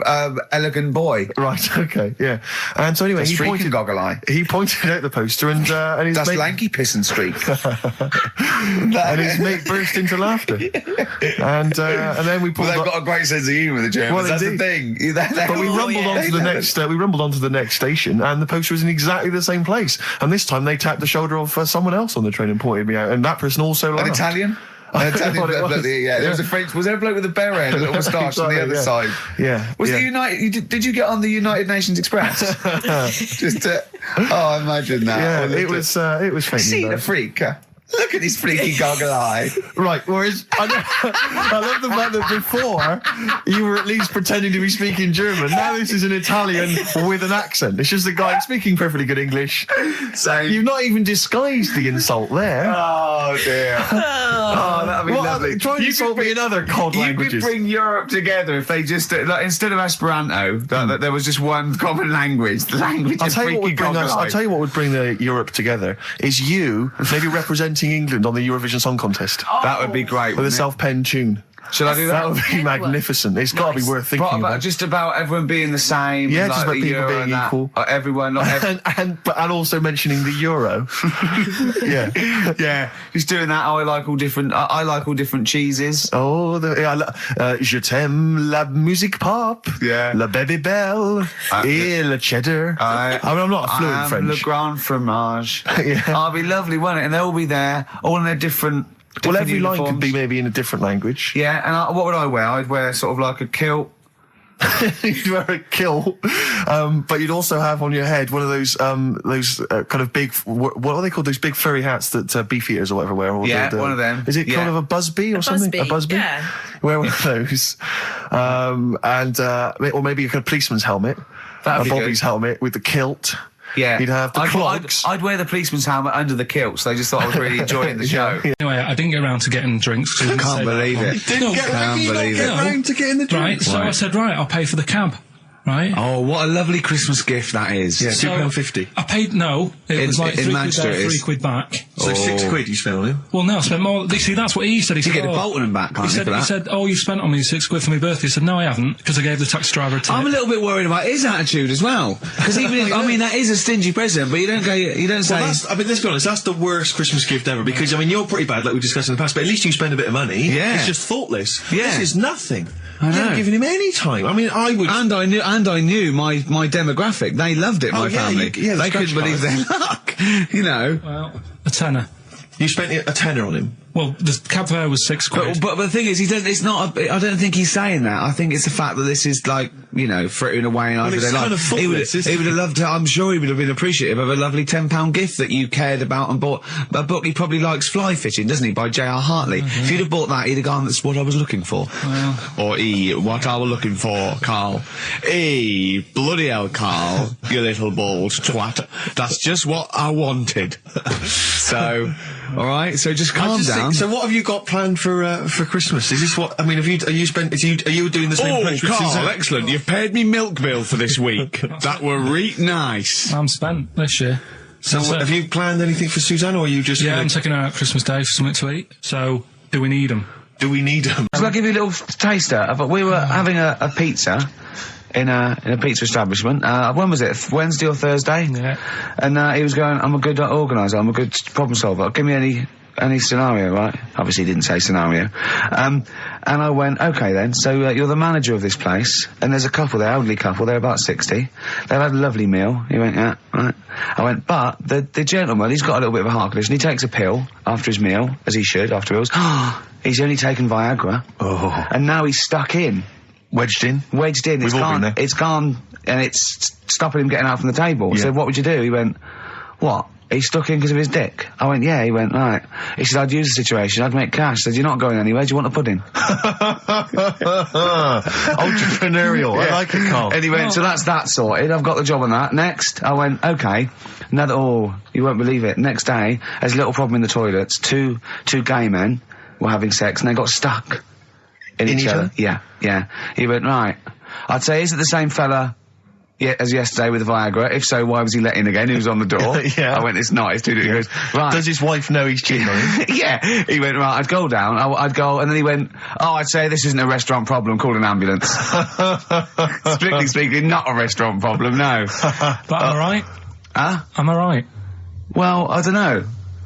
Would you give me the job if say, like, you were the boss of that restaurant and you... Do you know what I like about this? At no point did he say, Gervais, why are you being so mental? Yeah. Why would someone get stuck because they took Viagra by mistake and two people get stuck in each other? But you've heard the stories from his past. That is a perfectly legitimate situation to find yourself in. You grew up in his part of What would Manchester. you do if there was two fellas with big heads and webbed feet and they had a horse in a...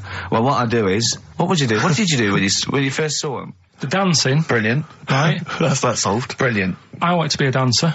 After I did the boxing, right, I joined a dancing thing just near Man United's ground, right, called Twiggy's. Went along, I wanted to learn some moves. How old were you?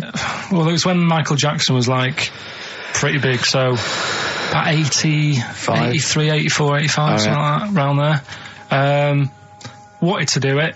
When I went, it was shut, and I'd become like a warehouse for toilet rolls. So in a way, I wonder what would have happened. Sorry, how is that an anecdote about you going through dancing? You've told me before, you did boxing for a while, you did dancing for a while. You had a true fight in the boxing, you didn't even get in the... That's not an... Imagine if that was a film! This is a boy's dream of becoming a dancer.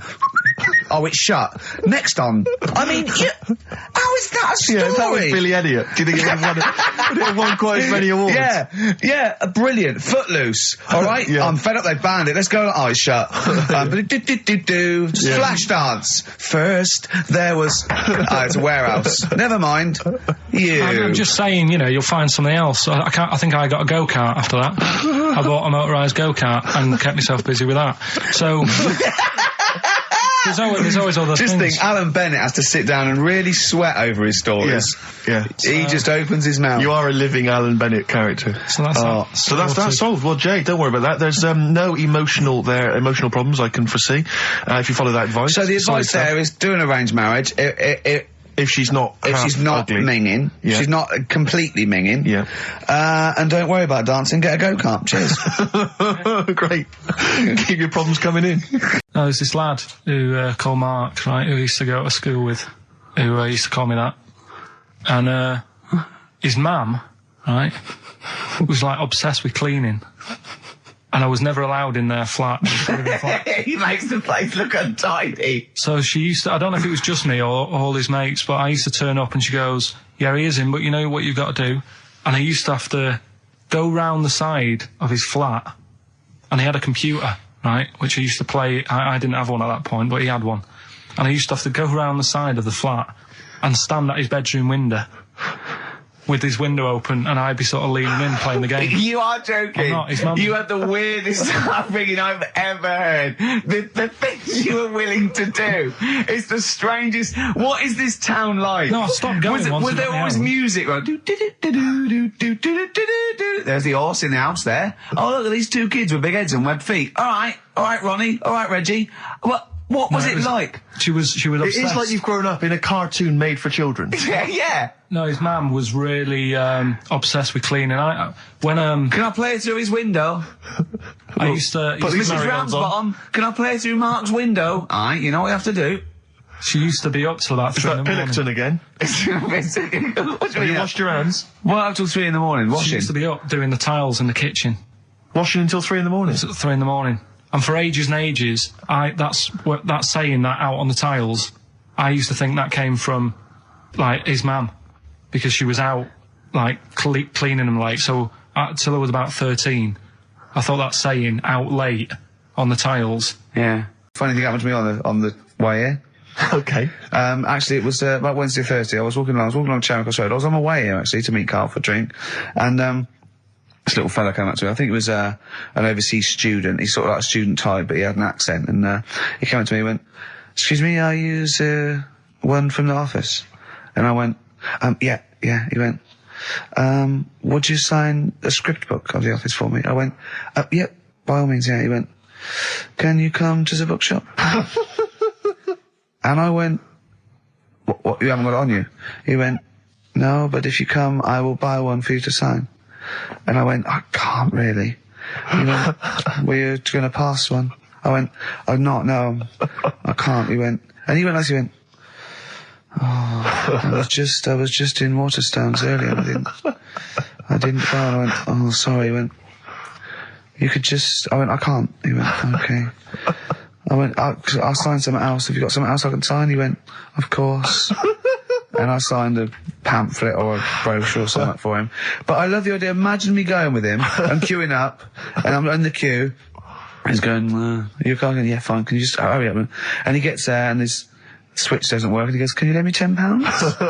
Yeah. I mean, imagine that. I'm a little bit annoyed you didn't go with him, frankly, because that would have been a sale of our book, and I get a little cut from that.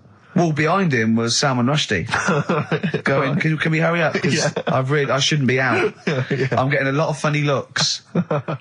Now, a lot of them obviously doing good work. There was one fella, I think you'd have appreciated it, because I know you are very politically active. Oh. And I think this guy has really studied hard, and he's realised the best way to make his voice heard on the international political stage is to ride around on a tricycle wearing a jester's hat. He was really shaking up the bloody government. I wouldn't want to be George W. Bush about now. Not indeed. Once he sees that. Once he sees that guy. Imagine his aides rushing in and going, "George W., look at this guy. Where's that?" "That's in London, England." "Okay, call off the forces." Is that a large tricycle? Yeah. Is he wearing a nappy?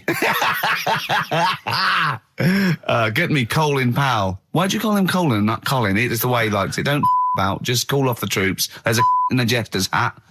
Call the troops off. Just bleep some of those bits. Mum and Dad have sort of moved from Manchester. They reside now in Wales. Oh, yeah.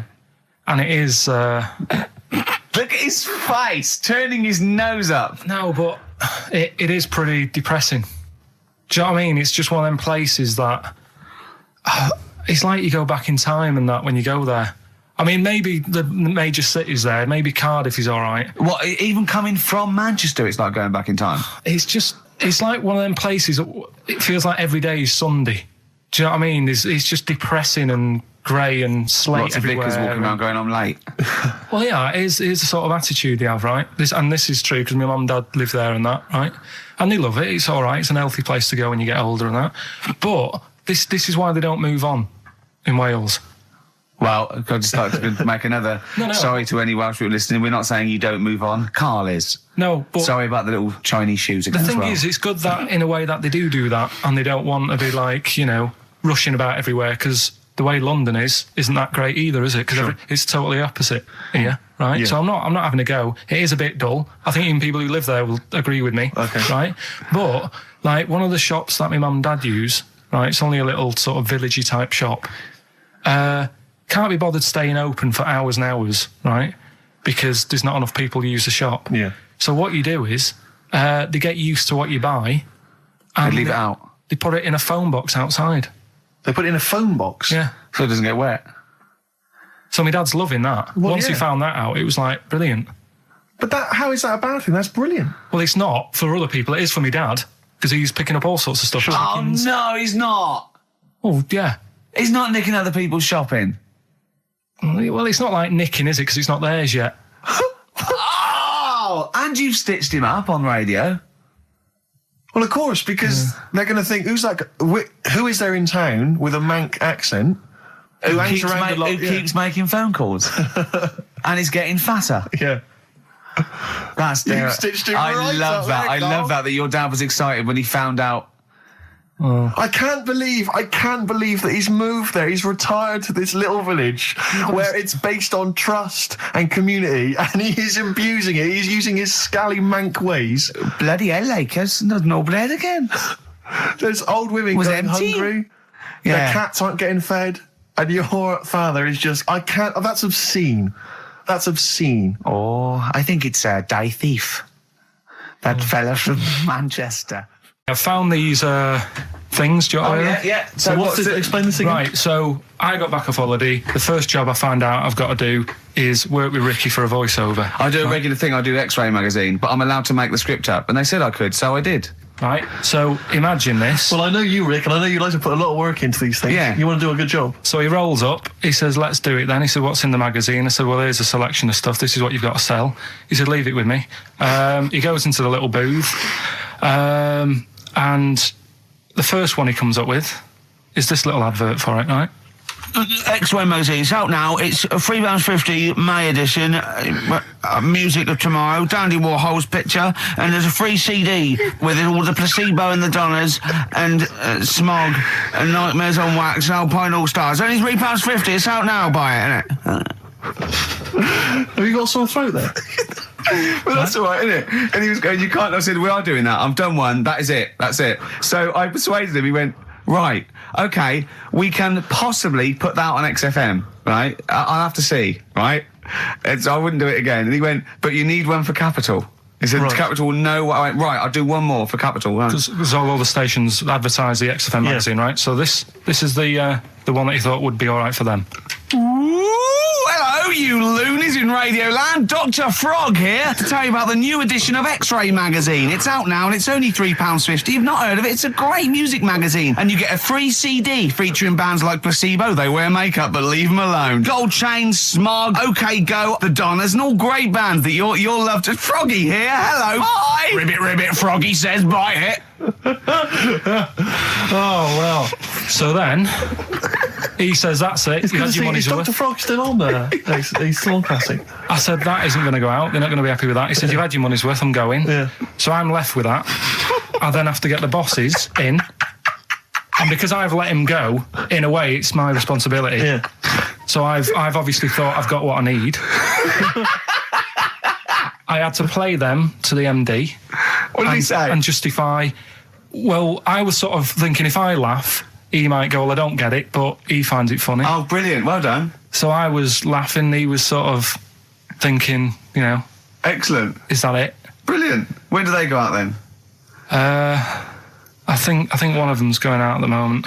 You were going to tell us a little story about just a Volvo past my estate? test. Yeah. My parents had a big Volvo estate, and there's quite a big car to drive. My parents didn't have a car.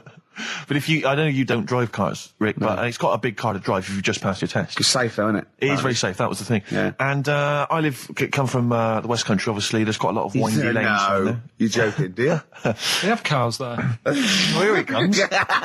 Blimey, Carl. Learned on a tractor, automatic it was. Do you want me to tell it or not? Oh! Don't move up the accent! Oh no, I'm not worried. Oh, go on. Oh. Go on. So I went to this party. You never got him being from the north. Not when he's telling an anecdote. He's never telling an anecdote. Oh yeah, fair point. Yeah, go on. So I went to a party and I was quite excited because I had the car, the motor, and there was a chick heading down to the party that I was like, I had my eye on. And I thought, now I've got a car and going to the party, it's going to be amazing, right? And various friends had said, like, can we get a lift? I thought, yeah, groovy. Yeah, I'll pick up the chick as well, who's a friend of a friend. Yeah. So cruising down to the party in the motor, the Volvo estate, and there's nothing sexier than that. Slipping a little bit of Billy Joel on the stereo or whatever. Oh, something classic. Go children. Exactly. And maybe it was Billy Ocean.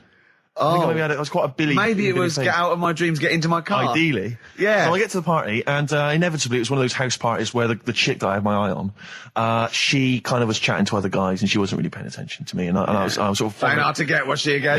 Same old story. Oh, they make me They laugh. know how to tease, don't they, the ladies? Laugh. Who are they kidding? So I'd follow her like a dog, from room to room. Yeah. And watch her Quite while... literally. Sometimes he was barking. Yeah. And while, just watch her while she talked to other blokes. And then, obviously because I was driving, I wasn't drinking, so I was not really enjoying myself. And then somebody said, should we go and pick up Vera? And I thought, right, okay. And they went, Steve's got a car, let's all leap in there, we'll go pick up Vera. And this girl was like up for it as well, so I thought, brilliant, I'll be back in the car with her, away from all these lads. Yeah. One guy she had her eye on, he came as well. I was a little bit annoyed. Yeah.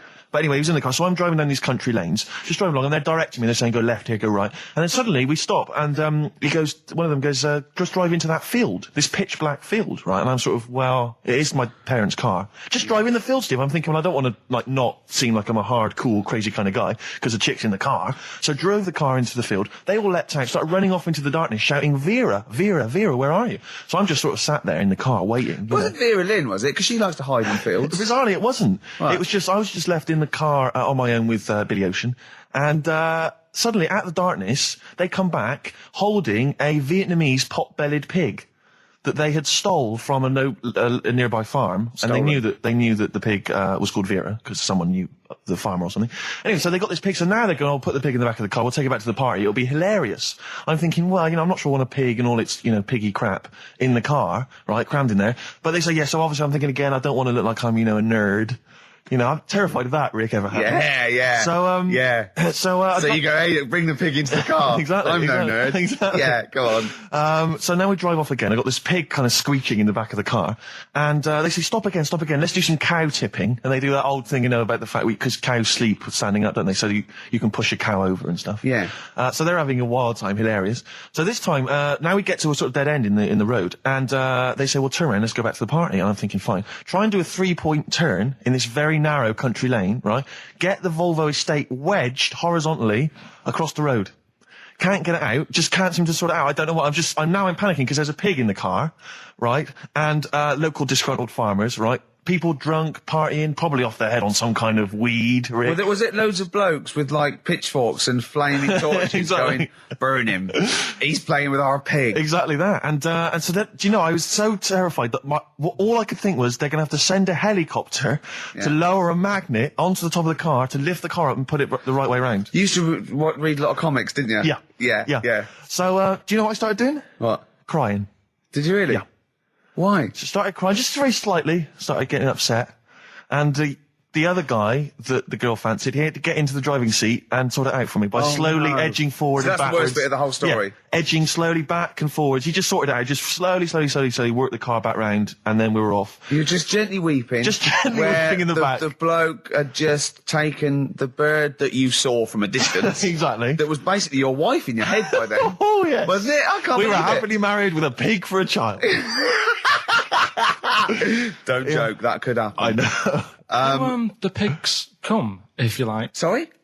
What did you say? What did you say? What did you say? When you do what, Carl? What? What did you say?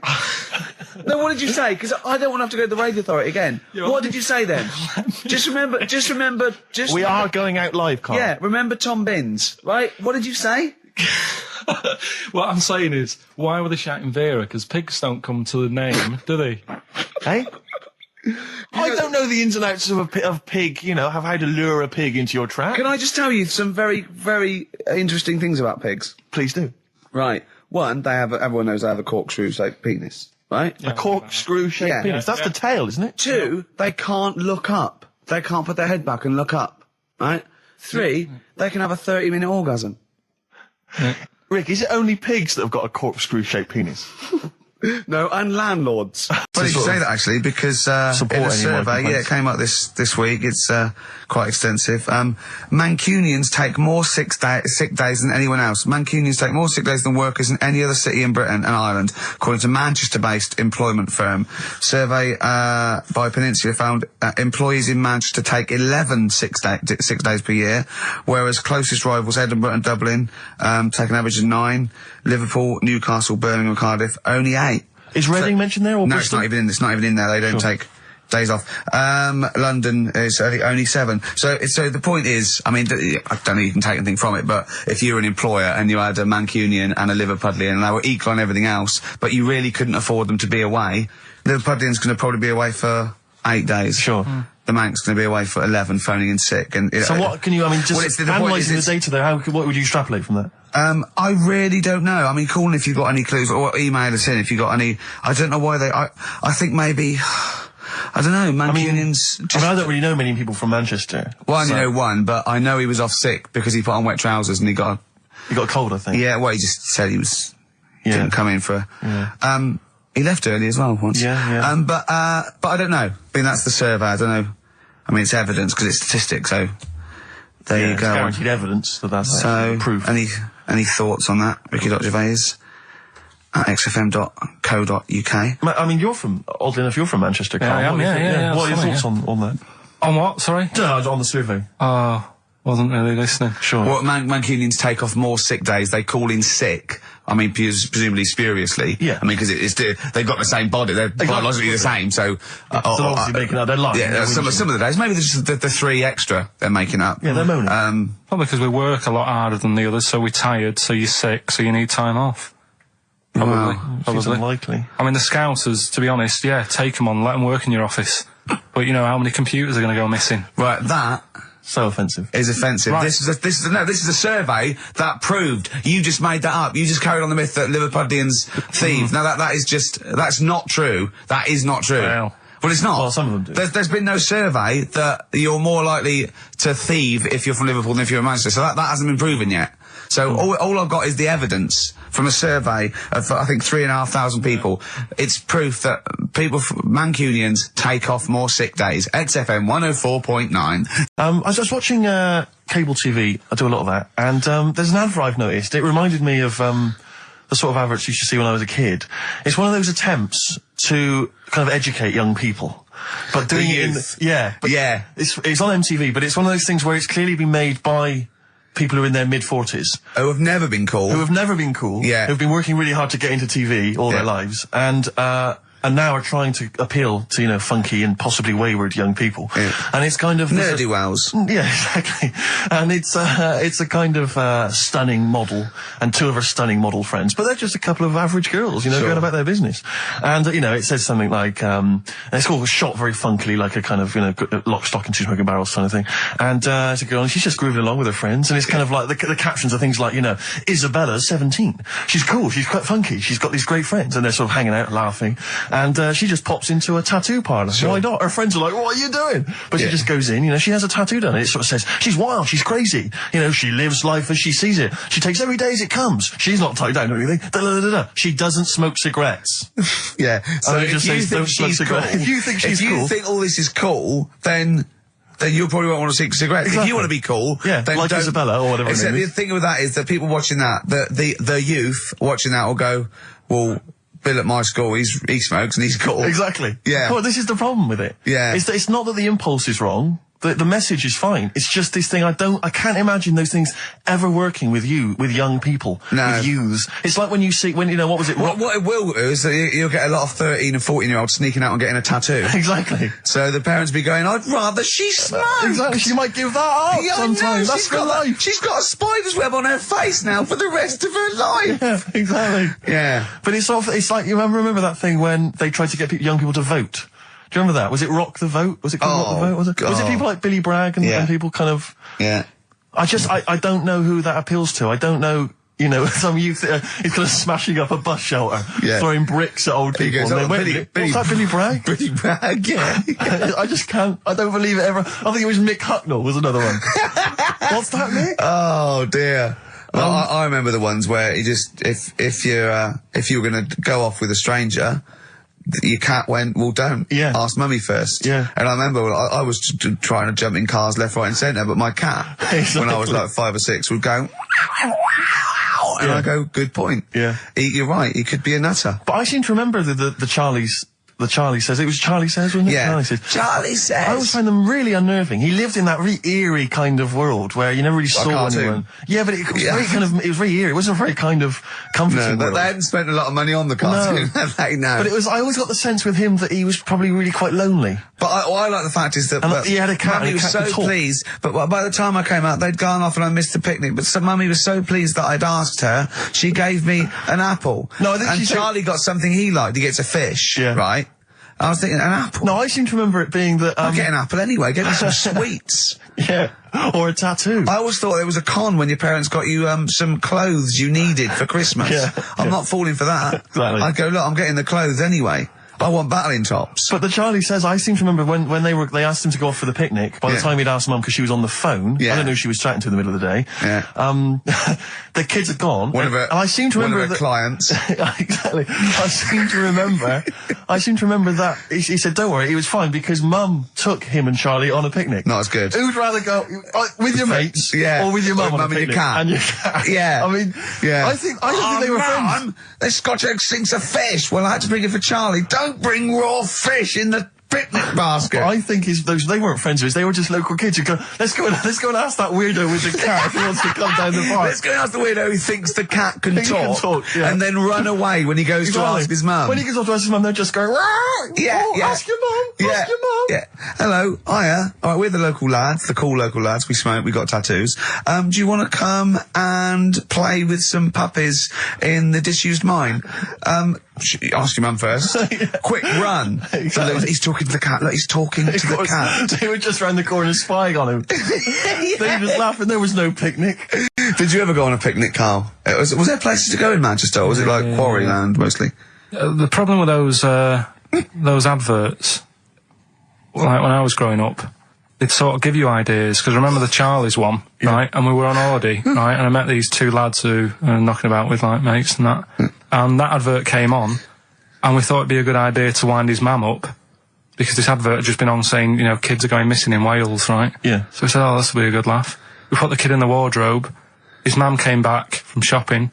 We said, he's gone missing. We haven't seen him for hours. That's terrifying. I know. That's appalling. How old were you? About 13.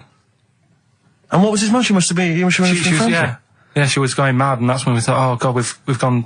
Will we say anything? Will we pretend we don't know where he is? Open the wardrobe, he'd suffocated. Yeah, that's horrible, Carl. I know, but Such it's a just what you do, isn't it? It's just what you do. Well, no, you do. What do you mean? It's just what you do. What was it? Was he in the wardrobe? Was he listening to this? Why didn't he go, Mum, it's all right, when he heard her crying?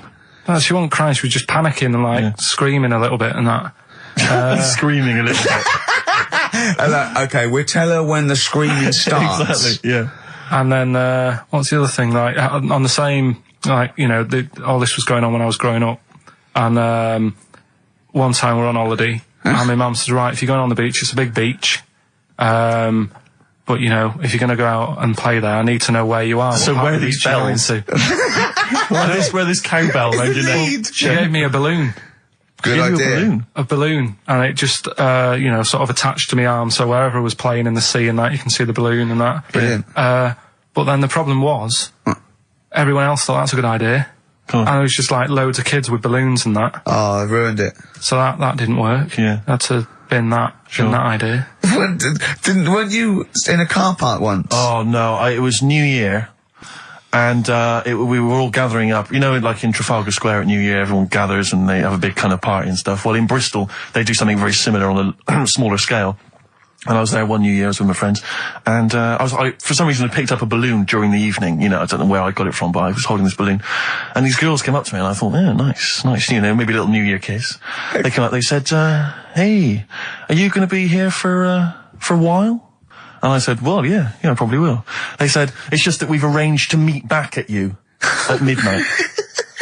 What do you mean? Because I was so tall and had a balloon, I was towering above everyone else. I said, what? They said, we're going to meet back at you at midnight. They said, don't worry, you can go about your business because we can see you wherever you are. This is where Nelson's column is. No. No, this is in Bristol. Oh, right, okay. Yeah. And so I'm sort of wandering around, and then at midnight these two girls turn up again, and some of these lads come and meet them, and they're sort of laughing and joking. I'm thinking, they're probably going to invite me back to a party. I watched them get in a cab. They went off. They had a wild night. But then I did have a balloon, so it was a great New Year for me. I did have a balloon. Oh, should we have a little bit of Tupac? Yeah, if you want. Yeah. There's a great lyric in this. It's picture me rolling, right? But at the end, he's saying about look at me now. I'm drinking Remy and I'm in a Rolls Royce. And he goes, oh yeah, I forgot the DA. Can she see me from here? Can you see me, ho? And I think this is like District Attorney turning on the radio and Tupac going around going, can that ho see me? She's going, yeah, I can see you. Yeah, it's brilliant. Tupac, I'll tell you what, we should get rolling. Rockbusters. No. All right. No. Well, he has done it. He just said that he was worried about it because we said it's the last one. What do you think, Carl? I just don't think I mean, can I just say now, Carl, seriously, I'm only responding to what we're getting on the email, which is people do not want Rockbusters. They really... There's one guy here he says, it's James Pooley, he says he's preempted Carl by giving my answers to this week's quiz. I don't know what the clue would be, but his answer is no van ear. Nirvana. Yeah, good. Nirvana, yeah. That sounds like one. Number 2. I'll tell you what we could do, Steve. You know, like Smiley Miley and that used to take the Radio 1 Roadshow out. Oh, man, that would be amazing. Come on. Should we take it out? Hello, Bournemouth. Yeah, how many miles have I done? Don't care. No, should we do this? How many miles have we done? Well, XFM's down the road. Yeah. 1. Yeah. Should we take it out the road just so they can see Karl Pilkington? To be fair, though, I mean, you're not really keen to leave W1, are you? Well, we wouldn't. Right, so where exactly would we take the roadshow? We'd do it outside. Outside the building? Yeah. Right, okay. And what would we do? It's called a roadshow because it's in the road, and I imagine, isn't it? And we'd give away T-shirts? Throw in T-shirts, and then we'd have a band. We'd have band playing. What was that band playing tonight? I forget, something Diesel, was it? Yeah. See, instantly forgettable. I mean, that was my point, really. we could have them on. Yeah, great. Yeah. We'd get a couple of celebrity pals down. Someone from Big Brother 2. That would be ideal. Well, Josh, the other little gay fella. Yeah. He'd come on, just wave. Yeah. I'm beginning to like the idea. Yeah. Brilliant, yeah. So we'll have Josh, something Diesel, we're playing the Bull and Gates tonight, whatever it is. Yeah. Right, I'll throw out some T-shirts. Yeah. And then Karl will do a live Rockbusters. Yeah? Well, I don't know. Do you want it? I just think that ruins it slightly. It would just bring the whole afternoon down, Rick, I think. We get it sponsored by someone. Yeah? No? Well, I'm just trying to inject a bit of... Read the prizes, what they would have done. There's a PlayStation game here. I guess it's maybe not been released yet. It's a little demo of that. What's this? The American Song Poem Anthology. I don't exactly know what that is again, but lots of songs on there and a couple of compilations, arbitrary compilations, the Club Anthems compilation, the best summer holiday album ever. Wow. You've certainly sold it to me, Steve. The best air guitar album again. Brilliant. And an old edition of Only Fools and Horses. So, you really haven't put the effort into the prizes, Karl. So if that's the prizes, if that's the whole point of the competition, and they're the best prizes you could conjure up, in God's name, how bad are the clues this week? That's why he doesn't want you to do it, Karl. Alright, we won't bother. Forget it. Doesn't matter. Good. Excellent. One of them, right? Mount Everest. Go on. I need more. Right, well, there's a problem. Yeah. Because people are leaving rubbish up there and that. And, like, people, whoever owns it is saying, he's saying, forget this. They're leaving a mess and all that. But do you know why it's called Mount Everest? What was that? That's one, is it? That's one. There's rubbish on Mount Everest. No, how many people go up there? Are we talking about people dumping old tellies and washing machines? Who's fed up? The Yeti? What are you talking about? No, I mean, that isn't what I'm educating you. I'm just telling, this is part of the story. I'm just telling you. It's just a bit of context for you. Like, they're leaving loads of rubbish up there. Well, they're not leaving loads of rubbish up there, are they? No, they are. They're apparently not like prams and washing machines and seagulls flying everywhere. I don't know. Anyway. But anyway, do you know why it's called that? You know why it's called Mount Everest? Why it's called Mount Everest? I know the mount bit. It's because it's a large mount, and if you climb it, by the time you get to the top, you need to have a rest. And that isn't the educating bit. I'm just telling you. It's not true. Well, we'll leave that. Well, no, Karl, in the name of everything holy, do you think that anyone named it because you have to have a rest when you've climbed it? Well, we'll see. You'll see what people say on email. But it's definitely not. But anyway, that's one thing that I kind of thought, that's interesting. I'll remember that. I'll teach Ricky that, so you've learnt that. Right, now. Karl's a little bit fed up today. Absolutely whinging. I mean, properly whinging. Fed up. Reckons he's tired. Reckons he's overworked here. But, do you know what I mean, Karl? Everyone gets tired. Everyone gets tired. Everyone does the same sort of hours to you. What do you do? Sort of 9 till 6, 7? About 9 till 7, 8. Well, no, because a couple of times this week I've sort of met you for a drink about 6. So, it's funny, isn't it? That's weird. Some of the times I've come back after it, just for another 40 minutes or something whilst no one's around, try and get stuff done without phones going, without emails coming in. Yeah, we got to do Can I tell you what I think's a disappointment? You're in a department. You got to do it. I just think it's a disappointment that Karl hasn't been able to put that aside and rise to the occasion. He's only got to do this show once a week. It's 2 hours. I mean, you and I, we're tired. We've got you've got one job. We've got about 6. And we're still doing it. Do you know what I mean? We still do it. We still. Well, come you're a here. professional, Rick. I mean, that's why you've won multiple awards. Is because you're willing to get up there, even if you're feeling a little bit under the weather, even if you hurt yourself, or you've got an injury of some kind. You're out there. You're doing it. Yeah. You're entertaining. You're providing a service. Yeah. So it's disappointment. Yeah, but I've pressed all the right buttons at the right time. Indeed. Right. That's what I get paid for. Yeah. Done that. The adverts have gone out. Sure. You know what I mean? I've made you cups of tea. It's the negativity which is a problem. It's the vibe. You're bringing us down. Bringing us down. And therefore the listeners.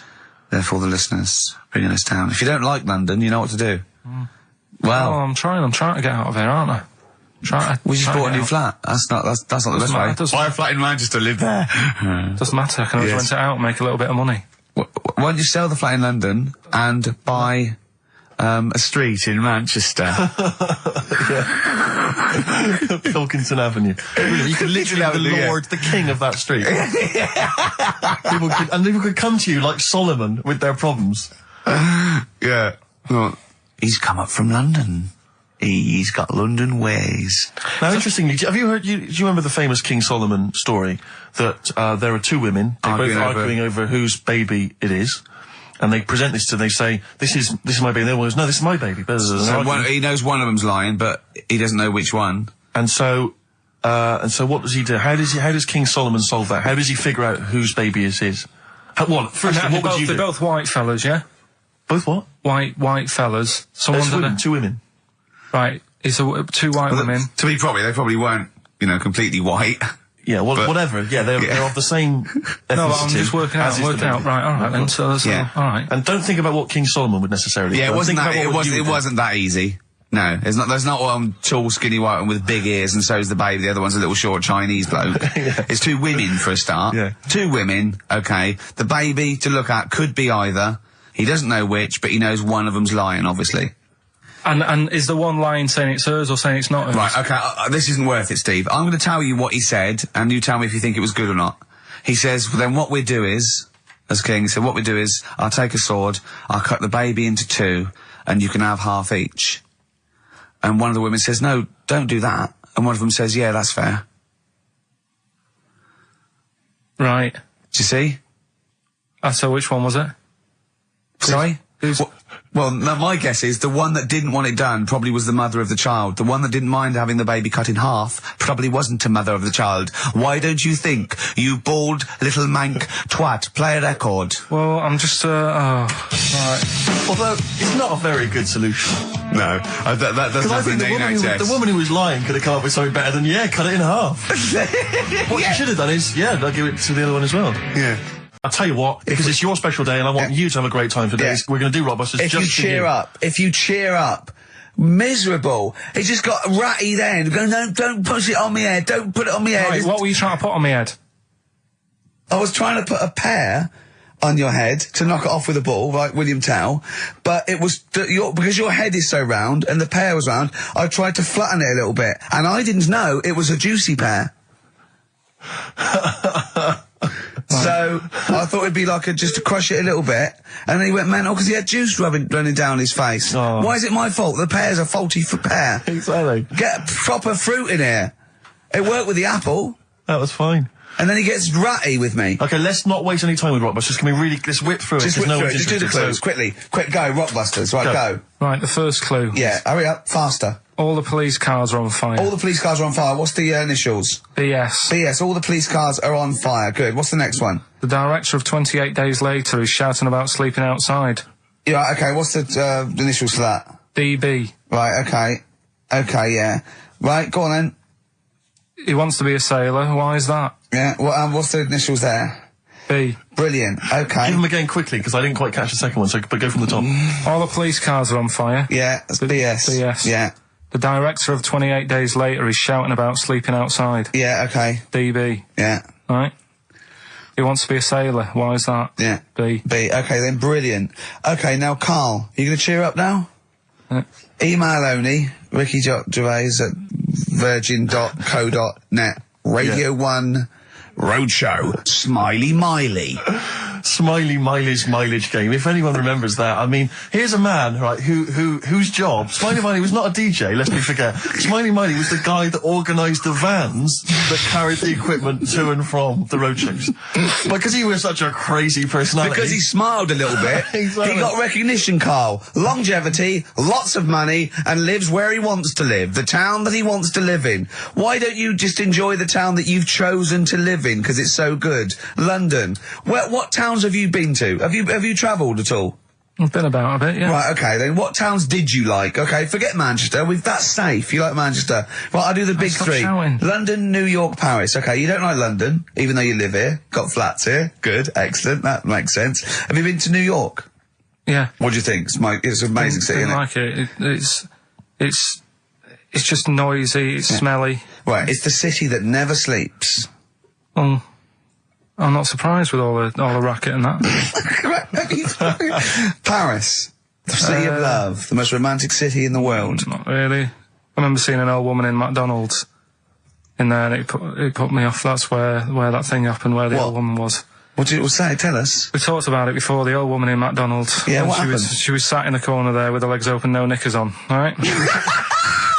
Oh God! That's Paris. Did that put you off your cheeseburger? Next city, where next? Have you been to, I don't know, the most beautiful city, Venice? Yeah, I've been there, yeah. It's good? No. Why?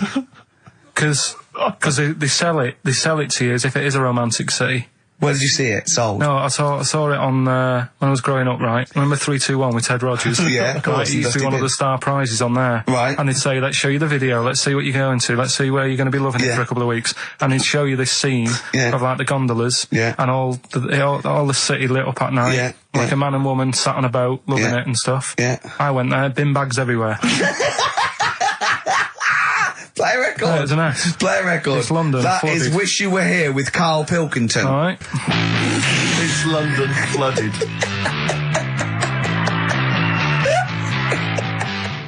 Black Rebel Motorcycle Club. Stop. On XFM. Carl's back. He's cheering up a little bit. Because I think he's vented his spleen a little bit on cities around the world that aren't as good as Manchester. So, is any of your family left in Manchester? Because they all moved away, didn't they? You came here. Your dad's moved to Wales, for Christ's sake. Well, your family are all around the... Brother joined the army. Get anywhere. Just take me anywhere. I don't know where he is. His sister's moved away, so no Ireland. one... Yeah, there you go, you see? So, that's just one family. That's one family who love Manchester. Exactly. All right? Tell you what, Steve. Go on. I did find out in the week. Yeah. World record, right? Person with the longest trump. With the longest what? Wind, fart. Right. Right? 2 minutes 42 is the world record. Okay. Right? Well, I'm immediately thinking about a relative of yours who I'm sure did longer than that. Who still lives in Manchester. Auntie Nora. Now, Auntie Nora did it for 5 minutes, wasn't it? Starfighter for 5 minutes. But, unfortunately, she was the only person in the room. Whereas I think, which one's alive, Ross or Norris McWhirter? I don't know, actually. He has to be there. Yeah, I think he actually has to He'd have to be there. Would you want to be there? Well, he'd have sort of equipment, looking at his watch, going, finish, you go, yeah, he goes, well, that was 4 minutes. Did she go from like a size 10 to a size 6? Did she show some old dresses? Like a hovercraft. Exactly. In a big dress. Yeah. Just slightly off. Yeah. So, it has to be invigilated. But again, you know, how was the Guinness Book of World Records one invigilated? I mean, who was supervising that? He said, I can fart for 2 minutes. They went, well, we've got to see this. Went round. And, he just probably let it rip. It's probably circular breathing. He's probably sort of sucking in air and swallowing it as he's going. And it's a continuous one, isn't it? It's not like... Yeah. I mean, that's how Nora's happened. Me Auntie Nora. She had a little bit of wind. It went on for like 2.5 minutes. Sure. That's when she called me ma'am. As it was still going on. And said, there's something not right here. I'm leaking. She said, oh, can you send your dad round? You know, my dad. Yeah. Sent to me ma'am. With a cork. And, with a lighter. Yeah. I think this would be the best one I ever. want to show the kids something. He said, I'll be there in a bit, get the windows open. But what it was down to, because I was talking to Is my she mum the and one dad with the about split tennis ball? Yeah. We're not talking about that. I was talking to my mum and dad about it, saying, you know, why do you think it happened and that?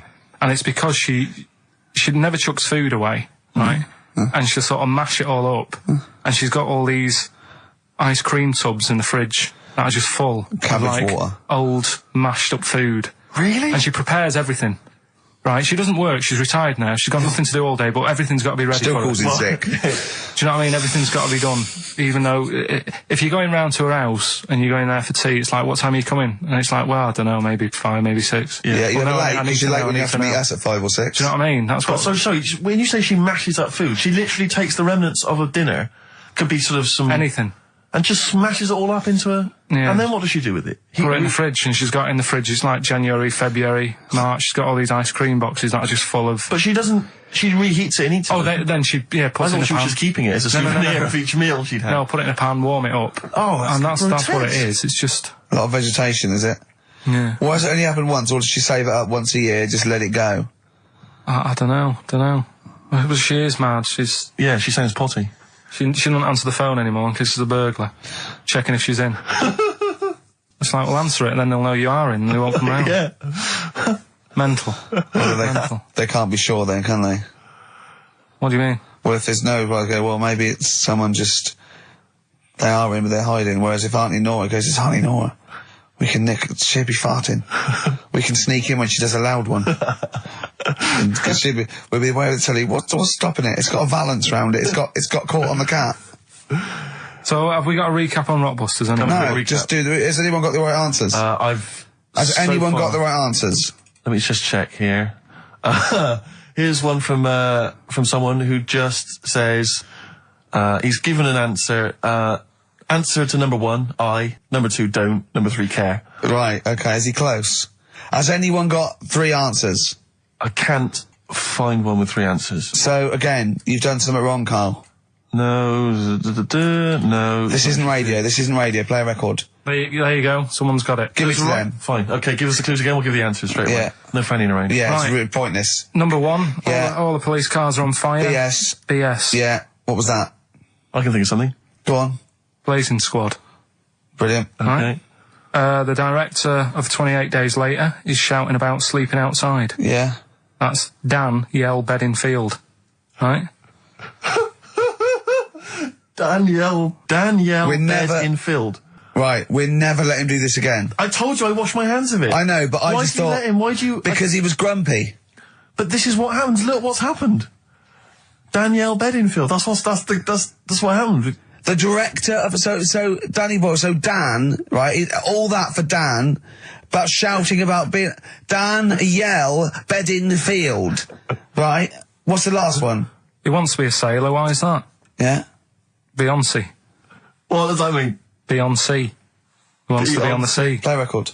You're never doing it again. You just signed your death warrant. What have we done? You're never doing Rockbusters again. And if Monkey News is about, they would ban that as well. We've and we're unleashed it. serious this time. So Joe in Catford, stuff off to you. Oh, I can't believe what we've done. He's even doing the shout out. There you won. Well done on that. What have we done, Rick? What have we done? Midshipman Knowles. Now, Carl, we're going to do another edition, I think, of Wish You Were Here, because that really cheered you up, didn't it?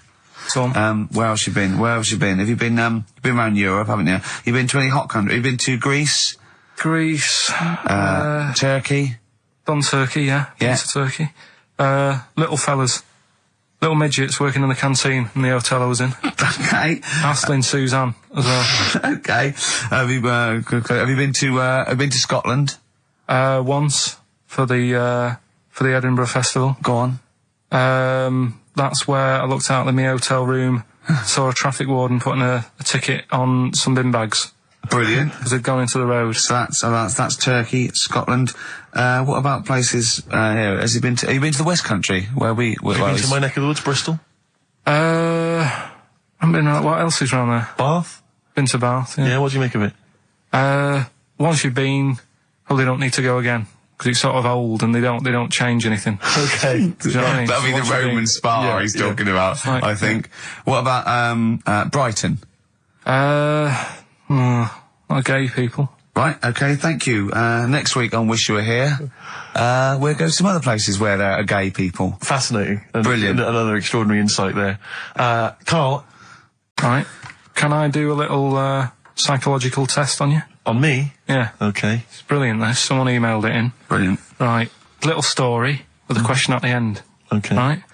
Right. This is going to be so annoying. No, it's not, honestly. Well, it is, because you're going to think it's science and it's going to be trite. Alright, well... Go on. Right. Little story first, right? There's this funeral, right? And this girl was at a funeral. Same funeral? Yeah. Right. It was a mother's funeral. Oh, yeah. Right? She met this fella who she didn't know, right? But she thought this fellow who she met was amazing. She didn't know him, right? But she thought he was brilliant, right? Like a dream fella. Right. And she fell in love with him, right? But never asked for his number, his phone number, right? And she couldn't find him. Now, a few days later, the girl killed her own sister, right? Yes. Question is, why did she do that? Okay, well, it's one of those stupid things then, isn't it? So it's not logic, it's what am I thinking? No, it's not. Seriously, it's a proper, it's proper real mental logic. test. It's a proper mental test. A mental test? It is a bit mental. So you understand the story, yeah? Kind of. Let me just get it right. So there's a funeral. A girl goes to the funeral of her mother. Yeah. She meets the guy, or she meets the guy at the funeral. She meets the bloke. He looks all right. I fancy a bit of that. Right. Has a chat with him. Yeah. But doesn't get his name, doesn't get a phone number or anything. So to cut a long story short, the things are asked, right? So the reason she kills her own sister, is this something to do with finding out something about the man she met? Well, just answer the thing. Just why did okay then. I'll answer it then. She went mental. He was a spy called Derek. What do you mean, just answer it? Anyway, I'm testing Steve. Right, well, she killed her own sister because her sister had stolen some money from her and was sleeping with her husband. Is that it? Well, I don't know. It's an answer. It's an answer. What's the answer on the paper? So, well, come on, what is... Come on! Well, the answer is... No, an answer is... that she was hoping that the guy would appear at the funeral again. He'd go to the funeral. Right, that's not a proper psychological test. It's one of those stupid little shitty things. It's like a man goes into a field and dies. Why? His parachute didn't open. That's what I'm thinking. God, I'm surprised you learn anything. Oh, I love that. Romeo and Juliet. Oh, Juliet's a fish. It said she was hoping that the guy would appear again at a funeral. If you answered this correctly, you think like a psychopath. This was a test by a famous fella, right, who used it on killers, and most of the killers got the answer right. Did you also think that? Was that the answer that you gave when you first read it? No, I didn't know. But I wondered what you would have got. Good, so that's proof I'm not a psychopath. Yeah, but that's the point, but it's a psychological test for looking at something very, very specific. What's up with that? Well, what was the best that could happen? That he'd got it right, so he is a psychopath. We've had some tears and laughter. I mean, the only real thing that we learned from today's show that's corroborated and is absolutely true is that, remember, Mancunians take off more sick days than any other area, 11 days per year, compared to sort of like 8 Liverpool. And from that we extrapolate, do not trust Mancunians. Well, I'm not saying that. I think that's a bit harsh. I'm saying, you know, make sure you get in writing that they're not going to have more than sort of like the average number of days off per year. Yeah. Or if they start taking loads off, fire them. Yeah. Do you know what I mean? Right, Carl, you've had a good day? We're going to end with a beautiful song, aren't we? Just to show we're all still friends. To Jimmy Webb and his version of Galveston. See you next week, I guess. Bye. Restless Diesel. Please welcome to the stage. Restless Diesel. I mean, we've talked about it before. Band names where you just have to imagine you're supporting U2, Wembley Stadium. It can never happen. Please welcome to the stage, and Restless Diesel. Diesel. The first song, he goes, thanks, cause great band before us, Restless Diesel. You hear a lot more of them. Exactly. Yeah, it won't happen, will it? Sure, they're a great band. I think. What's the tax on that? £5 in, is it? It's not telling us actually, but yeah, to pop down to the open anchor, maybe tell us how Restless Diesel were tonight. Yeah, just call in. Maybe call in on Christian Show Monday. Just tell us how Restless Diesel were. We can make that a regular feature. Now, what's coming up on today's show? Well, listen, we got all the usual favourites. We got and some new ones. We got Monkey News. That's sorted. Carl told me. People are guaranteed Monkey News. He called in. He said, "I've got some Monkey News." Brilliant. He's done that. I had to make sure. We got that. We've got some great tunes. I've got a great song from Tupac, some Cat Stevens, some Jimmy Webb, some Thin Lizzy. Can I surprise you with something from Aerosmith? And a little treat from Evan Danbury. We're quite rocky today, aren't we? There's a threat there won't be Rockbusters. Good. That's no threat. But we can bring back Educating Ricky. Oh. I mean, because it's sort of like seasonal, isn't it, our show? We don't want it's not like Ant and Dec's takeaways on all through the year. Yeah. They go away for a few weeks and we get something else, like Ian Wright's, Friends Like These or something. Exactly. You know what I mean? And so maybe Rockbusters, maybe not. Rockbusters on hiatus, but Educating Ricky always fun. If you've not heard that before. And I'll tell you what, Jane's Addiction, just because they rock as well, don't they? Oh, brilliant. XFM 104.9. Excellent, Ricky Gervais. Jane's Addiction, just because on XFM 104.9, broadcasting from London, where people prefer to only be off sick when they actually are ill. Sure. Yeah, I don't think I've ever taken a day off sick. Except when I had that terrible tonsillitis. Is that when you went home, stayed with your mum and dad? Yeah. Why is that a problem? No, it's bad for health. No, I'm not saying it's a problem. It's bad for health. Yeah, I've got a loving family. So sue me. What do you make of The antagonism and piss taking is just like, oh God, 3 blokes in a pub. There's people listening. I can't go. Are there? Carl, what do you make of London? Because you often say you'd much rather be up north. Well, he wouldn't, or he'd go. Well, this is what he constantly says. You've chosen to live here. You've lived here for years. You've got a flat here. No. I chose to come here because I was offered a job that was good money. Yeah. I wouldn't have come here if there was no job. So you prefer to be somewhere where there's a good job, so you've chosen to live here. I don't like being here, though. What? No, but you can leave. To what? Well, exactly! So you've chosen to stay somewhere that's better for you. It's not better for me. Well, it's making me ill. I'm not sleeping. Well, so you say you're ill, either you call in ill, but I don't think you are. But I mean... Are there any stats to prove that? Well, yeah, because, of the 11 days that he calls in sick, I reckon probably 7 of them are genuine. I'd love it if I dropped down dead tonight. Honestly, I'd love it. If you drop down dead tonight, you know it. Why aren't you sleeping? What, you're feeling ill now, are you? That's funny. You weren't feeling ill earlier, but you read that, and you're suddenly ill. I'm run down. Oh, you should take holiday. Oh, yeah, you've just had about 8 in the last 6 months. Oh, God!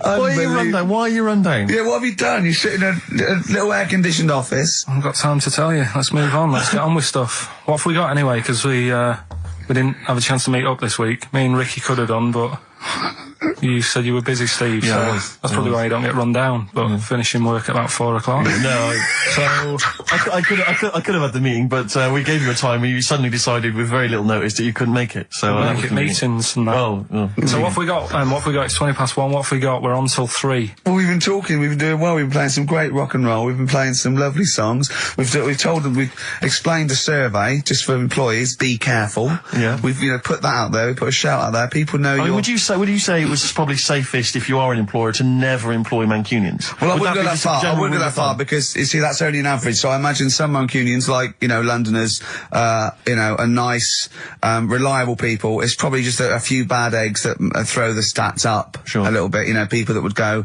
I'm not coming in today. I'll put on some wet trousers. Sure. All right, stay in bed. Yeah. Stay in bed. Yeah. You still got them on? Yeah. Well, pop them off. Yeah. Put them on the radiator and go to bed with a little duvet. That'd be the best thing to do. Yeah. Yeah. So, all right, Carl? Right. What's your attitude? Is it because you're tired? Yeah. Well, why are you tired, though? You weren't staying up watching those Channel 5 films again, were you? I'll tell you what, me and Steve were having a little meeting yesterday over lunch about, planning stuff for the show.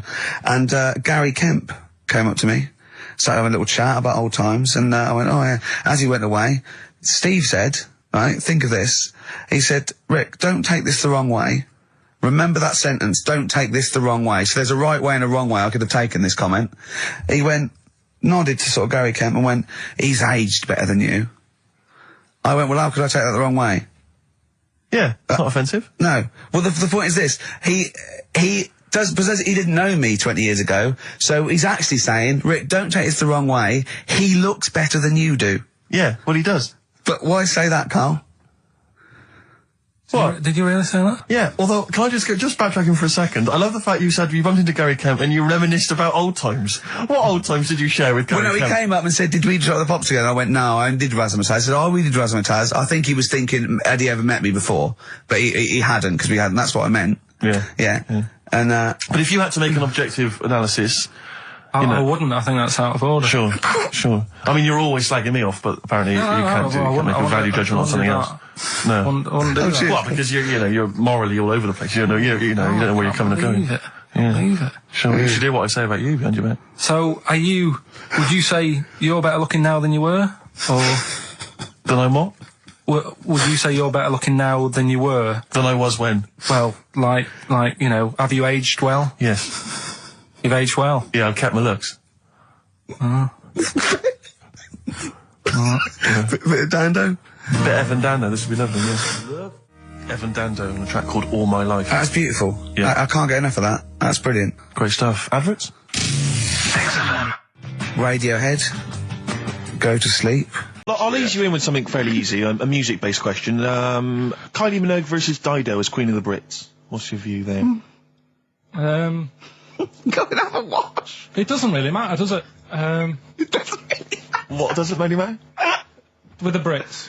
I was watching it the other night, and I think Kylie will be a good-looking old woman. Do you ever do that? Sort of I want to, Steve, I want to celebrate with you. Every time he opens his mouth, it doesn't matter. I want us to open a bottle of champagne. I know what you mean. Do you know what I mean? It's sort of like we did that. Yes. No, do you do that though? Look at people, and another person who springs to mind, Jenny Powell. I don't think she's that good looking now. Who's Jenny Powell? Is she that girl that used to be the assistant on Wheel of Fortune? Yeah, I think she's a bit over the top for a young woman. But when she gets older, I think she'll look... Be a bit of a stunner. Okay. So for you, Kylie, whereas you don't feel that about Dido, is that right? She's alright, she's normal. I prefer Kylie's sister to Kylie. She looks, I could imagine her being hard work to live with. And who, Kylie? Not being washing up and that. Right, sure. Being a bit fussy. Okay. And what do you make of taxes rising in the next budget to pay for NHS improvements? Well, my dad went to hospital to have an operation once. Yeah. So I feel like it's worth paying it, because I've got something. Because people might have to go to hospital. Yeah. Yeah. Well, it makes a change when it's someone in your family, doesn't it? Yeah. Because you sort of realise... Yeah, a change is as good as a rest. And the weird thing is, if it weren't for me dad, I wouldn't be here doing this show, because when he was in hospital... Well, no, I'll stop you there. Yeah. To be honest, that's all you need to know. You wouldn't be here, true, but no. But well, no, because this was after I was born. So I would be here. But for his more direct involvement was what? Yeah, because when my mum was seeing my dad in the hospital, I got a bit bored. Went for a wander, found the hospital radio station. Yeah. And got a gig. Really? So in a real sense, if it wasn't for Carl's dad, Carl wouldn't be here. And did your dad, like, while he was listening to you, did he, like, sort of tap the nurse and go, can you get that 12 off the air? Who's put him in that? Yeah. Oh, come on. Okay, what do you make of the real-life Mowgli who's surviving in a Transylvanian countryside? Apparently, I don't know much about this story. I don't know. You know Mowgli, he's the guy from the Jungle Book. Yeah. The little kid that grew up with bears and animals and stuff. Apparently there's a real-life one in Transylvania. What were the things in Gremlins? What were the what? Like, in Gremlins they were... Wait. Okay, this is an example. This is what your girlfriend said. Think. What were the things in Gremlins called?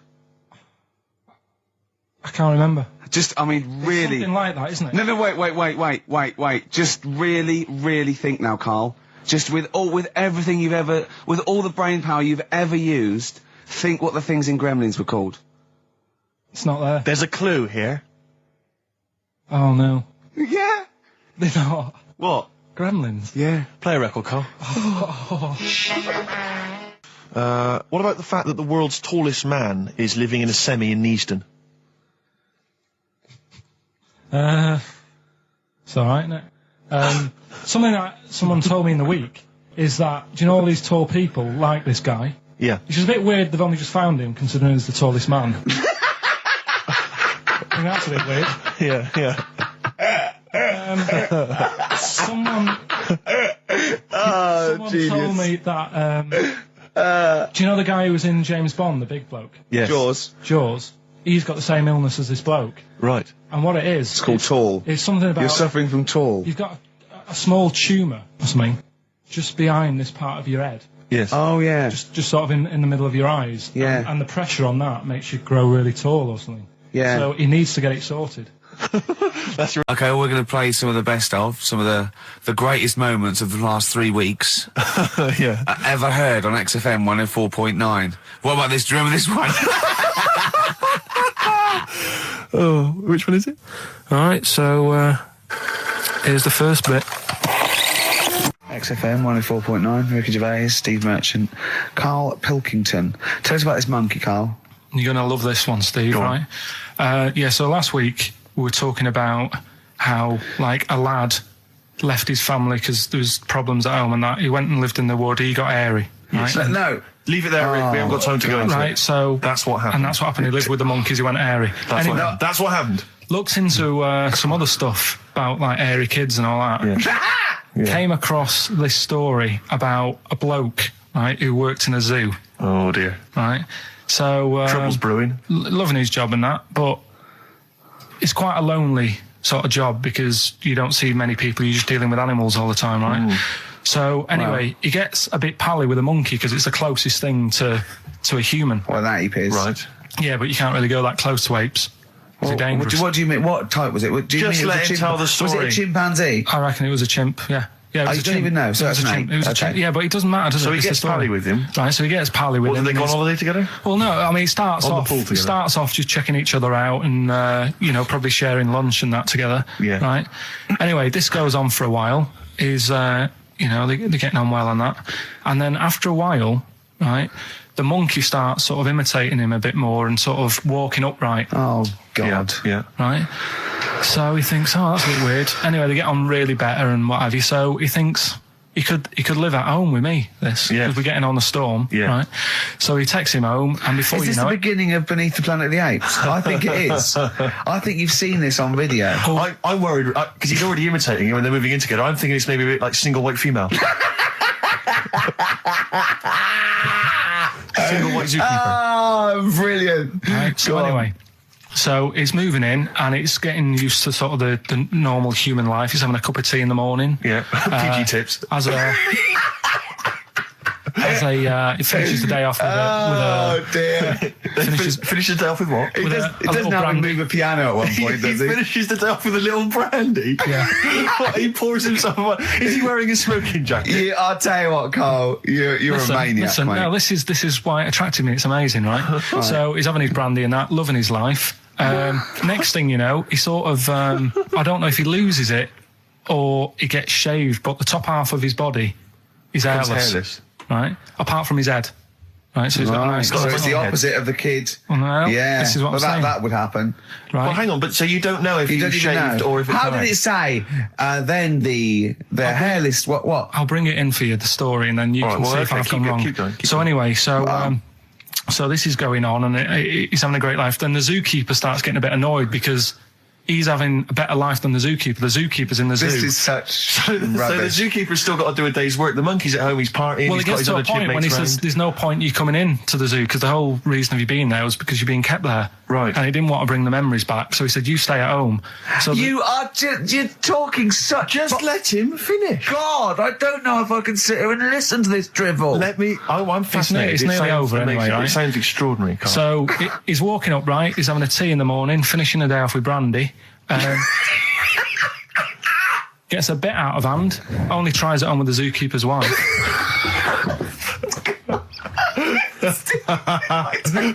Make him go away, Steve. How does he do that? Well, because he's around humans a lot, he becomes a bit of a charmer. And, But what is it that he could do to seduce her? Pick fleas out of her? he didn't say. He's but- built. He was built. Yeah, it's well done. So what about that? What do you mean, what about it, Carl? It's obviously not true. I don't understand how. I love the fact he becomes a charmer. He's got better taste in brandy. Exactly. And What was it that he was doing that seduced her? I don't know. Maybe because he was at home more than the zookeeper was. But what would he be doing, I Carl? love the fact that- He's not going to be talking with her. They're not going to be playing like, Trivia Pursuit. Maybe she liked the silent type. It didn't go into that. It just said that's when the trouble started. Carl, play a record. Right. I'm really glad. Stroke, he, she. Yeah, I'm really glad that the pop idols, Cliff Richard, Westlife, made it to number 1. Bo Selector. I went on holiday after Christmas, yeah. And so did our mutual friend, Phil Balker. Yeah, good man. He was in Lanzarote and he told me one of the funny... I don't know if I can tell this on the radio. I'll have to say the C word. I'll just go... It's in a sentence, so I just go, you, see, when it comes, and you'll know that he's saying the terrible word. Just, you know, didn't want to ruin the anecdote. Anyway, they're walking along one evening in Lanzarote, and there's lots of Brits there, apparently, and Phil overhears a sort of married couple arguing. They're having to go home a bit early. And she's saying to him, she went, for Christ's sake, every time we come out drinking, you always shit yourself. Right? Wow. Always, not once. So he's going, I've told you, he said, it's not the drink, it's the weather. She went, the weather. You'll be blaming the food next, you see. I don't think they should have got married. Wow. Or when did you think the shitting themselves started? Must have been after the marriage, because if they, you know, you're courting, and you go, went out with, Derek again, did you last night? Yeah, how was it? The evening was lovely, the meal was nice, but he shot himself. Again. That's 5 dates, 5 different heaps of shit. But I think I can change him. I think I can change him, yeah. It must have happened after the marrying. Or he just might think, oh God, or he's got to that age where I think, look, I'll just empty it when I get home. Yeah. I'm not going to keep going up and going to the toilet, you know. It's the ice that does it. Yeah, Carl is right, I think. It is the ice. What do you mean?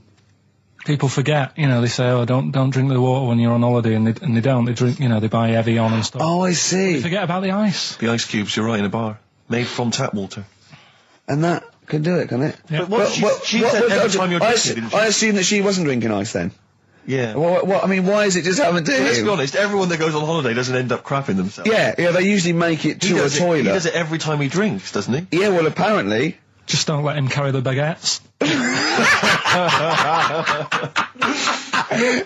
He's good, isn't he? Oh, Carl comes out with He does now and again, High doesn't five, he? Carl. That was sweet, man. Yeah, nice one. Yeah, respect you. Ladies and gentlemen, will you please welcome to the stage, The Scaffold. Oh, The Scaffold. Do you remember The Scaffold, Carl? You picture the lead singer looks a bit like him. But you know whose brother that is in The Scaffold, don't you? Mike McGear. Do you know whose brother that is? What? Do you remember The The Scaffold? They did, Yeah, we'll drink, to Lily the Pink, the And Pink, the didn't they Pink, do that the in Pink, the the Roses human advert? Yeah, thank you very much for the entry, Iron. Do you know whose brother that is? Whose brother? The lead singer? No, the Mike McGear in it. Sort of one of the main men in it. He's one of the songwriters in No, The I don't. Scaffold. Paul McCartney. Is he? Yeah, I didn't realise that. yeah, that's Paul McCartney's brother. Think of that when they go home for Christmas. So I think Lily the Pink was what, about 1970? Yeah. It was number 1, wasn't it? Christmas number 1? Yeah, big number 1, yeah. I don't know if it was Christmas number 1. Two Little Boys was 1969, last year. No, it definitely was number 1. Yeah, but I don't know if it The was Scaffold Christmas was. number 1. It was, because I remember I did it in Really? Sundays, yeah. Yeah. Wow. So they go home at Christmas and Mrs. McCartney goes, all right, boys, how are you, Paul? How are you doing? I'm just starting a new band called Wings. Yeah, oh, yeah, so this is Linda. All right, sit down.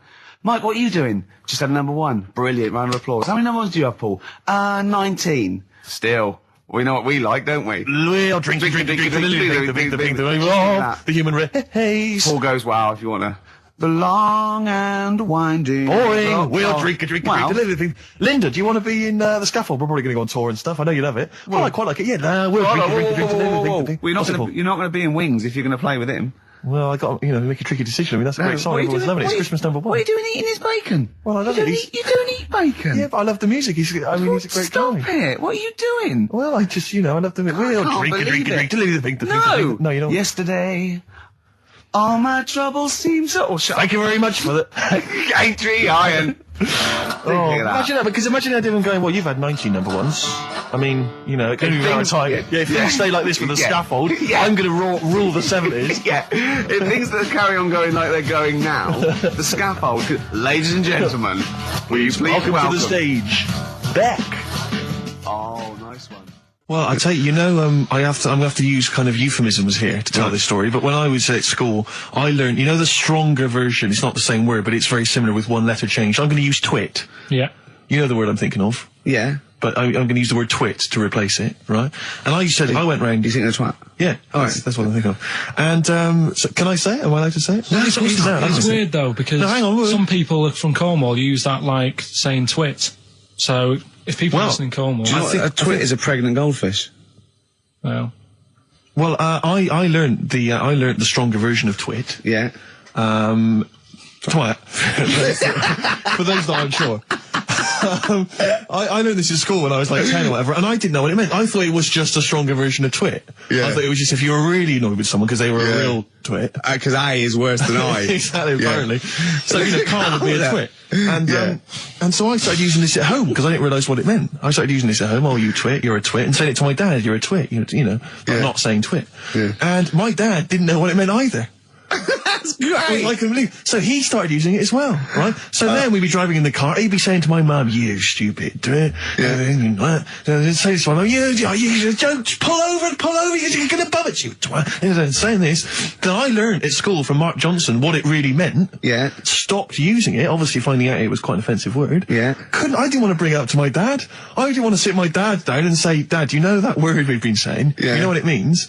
So now, to this day, I've never brought it up with him. So we'll be driving. I go home for Christmas, we'll be driving around, he'll be calling my mum that word. Left, right and centre. I think she knows. I think she's just embarrassed. Or she's just upset and she knows what I mean. She goes, "Why does he keep calling me this terrible word?" But he's the only one, I think, in our family who doesn't know what it means. No one's got the guts to say. I don't know whether I should tell him this Christmas. What a twat. I know. Cool, we've got some great tunes lined up. We're going to play today our favourite singles. It's a favourite tune, some of which didn't quite make it as singles maybe, but tunes of the year, because obviously Christmas very soon and we'll be away for a short time. And, I think next week we'll be doing our favourite Christmas songs of all time. Yeah, I'm worried we're not going to fill 2 hours with that. I mean, how many times can you play Shakin' Stevens before... Fairy Tale of New York. Yeah, exactly. I mean, that's the only one, isn't it, really? That's the best one. That's the best Christmas song That one's good, ever. but obviously there's Joni Mitchell's The River. That starts with a kind of Christmassy feel. Beautiful. I don't think if there's anything else. Not a great deal. The Waitresses, Christmas wrapping. Is that one? Is that brilliant? Mine. Is that good? Yeah. So This Is Christmas, John Lennon. Paul McCartney came out with Simply Having a Wonderful Christmas Time. Christmas time, yeah, exactly. Yeah, but John's was Happy Christmas War is over. Yeah. Of course it wasn't, but but I mean, at least he wanted to be. He was dreaming of it. He was dreaming of it. Yeah. Bless him. And to show how much John Lennon's dead as well. I don't know if anyone's... Yeah, no, they do. That's just another bit of I like John's protest against war. He stayed in bed for a week. Yeah. I've been doing that. I've been protesting against war for ages. Yeah. I'm eating hamburgers absolutely. against war. Absolutely. I just go into Burger King on the way here. I went into the counter. But of course, that's not product placement there. And there's a number of other burger joints that people may wish to go to if they choose. I often go to McDonald's. Yeah, exactly. But I went into Burger King because it's close. It's convenient, but then often McDonald's will be convenient. McDonald's is just convenient. Depends where you are. Just as convenient depending where you are. And I said, could I have a cheeseburger and small fries? Take away, please. And he recognised me. He went, "Oh, I've seen you on telly enough, won't you?" He went, "There's your meal." So I went, "Thanks." He winked and went, "I'll put large fries in." Brilliant. So that's so it's paying off at last. True genius is being rewarded by the burger joints. Because I mean, there's been a couple of times where I've been with you, and we've gone to a restaurant and someone's given you a free meal or whatever. And it's the way that it's like you don't ask for it; it's just kind of offered. But I don't know what they're expecting in returtion. Nothing. I mean, do they think that you'll go away and you'll always think fondly of Chad who works in Burger King? I just think they think, oh, I don't know. They make. I'm going to give him a little treat. Yeah. I know, I don't like it, but then I'm always grateful, and I never... Yeah. But the thing is, I'm slightly embarrassed. Did anyone around you hear what had happened? No. Because I imagine the resentment, just the whole room No, they on didn't. You. I had to go around telling them. I went, I said, "Excuse me, did you hear that?" He goes, "No." He just gave me the free thing because I'm on the telly. And I went, "I don't recognise." I went, "You don't recognise me?" I'm terrified now that that someone could be listening at Burger King HQ. I'm assuming this is an unorthodox procedure. And that little fella's got fired. Well, they know it's Leicester Square now because I just mentioned it, so they know which Burger King it is. Oh my God.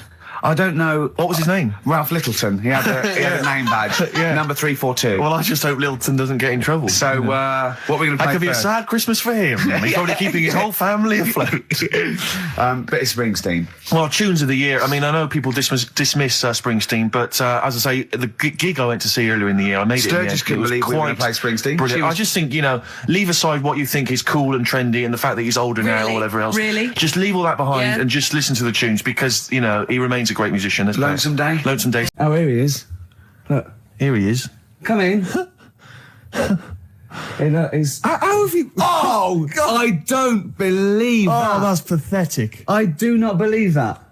That's absolutely pathetic. Now, they won't believe this, will they? No. Right, if I say that Jonathan Ross just got his massive member out, and he is a big lad, come and sit down. I've got your tickets, Mr. Gervais. Thank you. What's going on here then? I mean, why are you dropping off tickets? Well, because, you know, in the spirit of the Comedy Awards, we like to have the rising young stars of the British Comedy Awards. That's right, and that's me. Well, we couldn't find any this year, so we've asked Ricky whether he would sit in the rising young star seat, and I wanted to deliver the tickets personally, so there's no excuses if he doesn't turn up later. Yeah. I always suspected that you were sort of pretty well endowed. Yeah. And now we've seen, you know, it's on webcam. That was just one of my cocks. That's the one you're wearing today.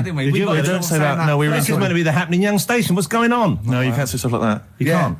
Just careful what you say. Look after Julian Clary. 10 years in the wilderness, and he comes back in the person line. 10 years in the That can happen wilderness. to you. That's Jesus you're thinking of, isn't it? Just because you're on everything at the moment. I walked in here and I came in here and I thought this is the young happening place, and what do I see in here? 3 old men sitting What are there. you talking about? I'm only 28, 27. You're wrecked. You all look wrecked. Well, that's because we're always partying. I was looking for some youngsters. Where's the youngsters? I wanted to see some tight leather pants. I wanted to see some foxy chicks hanging on you every word. What is it? It's a bunch of old blokes and a bloke up there washing up in a sink. But look at him. He even dresses for radio. Look This at is him. ludicrous. It's amazing. Looks like you're I love the fact you were on the phone to Gervais last night, weren't you? Asking his advice. Yeah.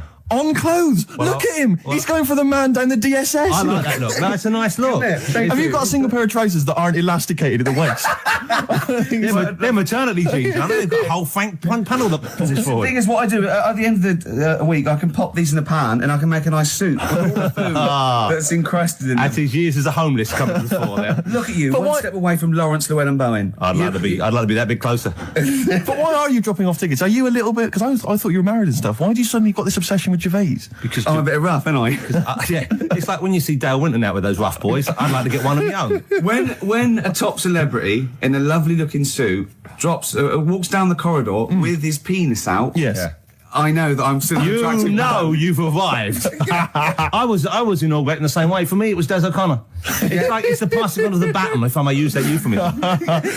and you've been battened. But it's fantastic. Well, it is a pleasure. I don't think I'm complacent just because I'm mixed with you. I still wake up and think, I don't believe it. I'm mates with Jono. Can I just point out one thing? Jono. I was listening to the show last week and I heard you, as always, revealing a little too much about yourself, if you don't mind me saying so. Yeah. Steve tried. Not as much as you. No, but that was just for the benefit of the room. Yeah. And talking about when you used to occasionally urinate in the sink. Yeah. When you were around my house last time and I came in and you looked a bit shifty. No, please reassure me. It was more ownership. That Yeah. I was like, I went to my territory, and then other people that come in and go, has Gervais been round here? It's like just marking my territory. Because my coffee the next morning had a hazelnut tang to it that I don't remember putting in. Can I just say something? Because I mean, I used to, mention to you, Gervais, when we first started getting involved in the business. Yeah. I should say, if there was one celebrity I'd like to be friends with, it's Jonathan Ross. Yeah. Lo and behold, Ricky's befriended Jonathan Ross. I'm nowhere to be seen. But Not Ricky invited told me- round. Ricky told me that I could be his friend, providing I never extended the arm of friendship. Right. with you. Yeah, if you ever... I thought as much. He tries to keep everyone else down he works with, from the office, all the other shows. He tries to keep them down. He said, I didn't even want I'm you number coming in. one. I wanted to meet you on the steps. Yeah. I didn't even want to tell you you were around. But you called. He went, who's that? And he saw your name come up and he went, well, can I meet him? Well, you're all coming tonight, aren't you? This isn't Radio 2, by the way. These links are way too long. This is snappy radio. We have to play out... Yeah. You might The be kids have lost interest. But the kids want to hear Coldplay, Catatonia, You know what I like? Faithless. How about some more of that instantly forgettable hip hop you play each week? One of those obscure hip hop hooray. That's the worst feature on British radio. You should be ashamed of yourself. Wait a minute, I've heard your quiz on Radio 2. You're having a laugh. The hip hop's had its day. You took me that one. Put it away. Put it away. I'm Carl. Carl, how you doing? I'm all right. Got a question for you. Quiet man. Got a question. Yeah. The Pope. Yeah. What semi-precious stone does the Pope wear? That is easy. Go on. Topaz. Is that the right answer? I don't know. I might have wrote it down. I'm really sorry, Jonathan. That's not what he publicly admits to, but I have to know because I was hanging out with him at the Groucho one night and he was saying, oh, look at this, look at that topaz, go and buy that, look at that. Vatican City. Look at that. We can make a nice ring out of that, he said. Didn't go anywhere, but thanks for asking. I better go. I've got to go and buy some winkle pickers. Thank you very much. Okay. Enjoy Nice to meet it. you, Stephen. Yes. Carl, I wish I could say it'd been a pleasure, but actually it was quite creepy. See you later. Now, Steve, you know how Carl won't do anything outside his jurisdiction. He moans about stuff. Whinges He's got constantly. one job. We're doing about 5 things in the week. Always plate spinning. We just turn up and he's always available. He moans about it. He goes, oh, lucky you caught me, right? He's chatting. He's one of those people that, whinges enough and people think he's overworked, so he got Mondays off, right? He's just a whinger. I haven't got Mondays off though, have I? Yeah, well, anyway, 2 hours on a Saturday. This is what the phone message he left me Wednesday on my mobile, but I just is chatting about certain things that are going on at the moment. What he does need to know. Duncan, who he mentions, is my agent, and you know you'll understand a few other things. But this is the sort of message I get from Karl, right? Whinger. Old messages. Alright, 12:10, Wednesday. Just getting loads of people calling me all the time about shit. Yesterday, DVDs signing for BBC London. I don't work there, but I've been dragged into that. I've got a woman on leaving a message from Talk PR going on about do you want to go and see Pop Idol again? Right? They're just saying you and some listeners can go, so I'm sure you'll love that. I've got Jim Benner wanting you to introduce the tin buckets at the Astoria, so can you just like let Duncan know that I'm doing his job whilst he's sat on his arse with his thumb firmly up his arse? Can you let him know that I'm running around like a here sorting shit out for you? Alright, see you later. Message left So, do you know what I mean? I know, but that's the kind of phone message he's leaving. Do you remember who he was before you? But he's even annoyed that he gets a phone call. I remember he got a phone call for you to do a voiceover and didn't pass it on. You missed a voiceover. That was thousands of pounds. No, I did pass it on though. I told you. You said someone had phoned. Yeah. That's not good enough. But who's that? Well, she didn't say, and I didn't ask. But Of course she said. She didn't say. Rubbish. So you didn't take the number down? Just when she went, oh, can you tell Steve to call me? And you went, yeah. Yeah, well, I just thought you'd know her already. I should have known. It was a woman, so I should have known. He's having a go, you see? Unbelievable. I don't know how it's come back on me. You're the one who was picking on it. Yeah, exactly. I'm saying. I'm defending. Why is he having a go at you? He never picks on Ricky because he knows you are his bread and butter. Seriously, do you know what I mean? The only reason he's got Mondays off is because you're still doing this show. Yeah. That's why he's scared of you. That's why he's like, he has a go at you on the phone, but he always picks on me because he knows, you know, I'm a pushover, I'm a nice guy. He's scared of you. I can't believe I don't know how it works. Is that true? Steve, I'm always sorting you out. I look after you.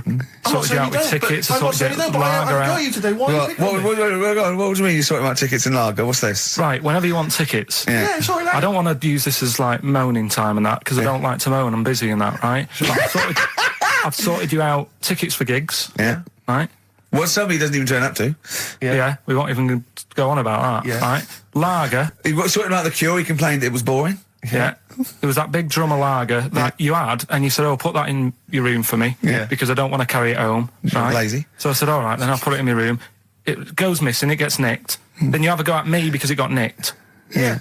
I get you another one. You make me carry it around town for you for half an hour, then you say, oh, I can't be bothered taking it home. Can you take it back to work for me? Yeah. But interestingly, this is like a year ago, so it's obviously still pressing on you. Oh, hang on, and I forgot the one when we had an argument over 50p. When I went out for a coffee. You didn't want to give me 50p back that you owed me.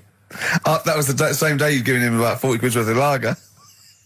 But see, this is my problem. This was my point at the time. It's not the 50p in terms of money is not what's important. The fact that you think you don't have to give me money back because it's only 50p, that was the point at stake. It's me who makes a decision. Oh, don't worry about the 50p, not you. It's only 50p. I'm not going to give it to you. Do you know what I mean? There's got to be rules, otherwise it's chaos, Karl. Come on, mate. All right? I don't want to fall out about it. No, that's not all right. Should we kiss and make up? FM 104.9. I'm Ricky Gervais. With me, Stephen Merchant and Karl Pilkington. Now, Steve, you know how Karl won't do anything outside his jurisdiction. He moans about stuff. He's got one job. We're doing about 5 things in the week. Always plate spinning. We just turn up and he's always available. He moans about it. He goes, oh, lucky you caught me, right? He's chatting. He's one of those people that whinges enough and people think he's overworked, so he got Mondays off, right? He's just a whinger. Yeah. I haven't got Mondays off though, have I? Yeah, well, anyway, 2 hours on a Saturday.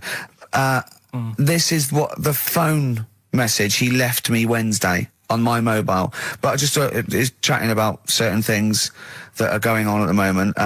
What he does need to know. Duncan, who he mentions, is my agent, and you know you'll understand a few other things. But this is the sort of message I get from Karl, right? Whinger. Old messages. All right, 12:10, Wednesday. Just getting loads of people calling me all the time about shit. Yesterday, DVD's signing for BBC London. I don't work there, but I've been dragged into that.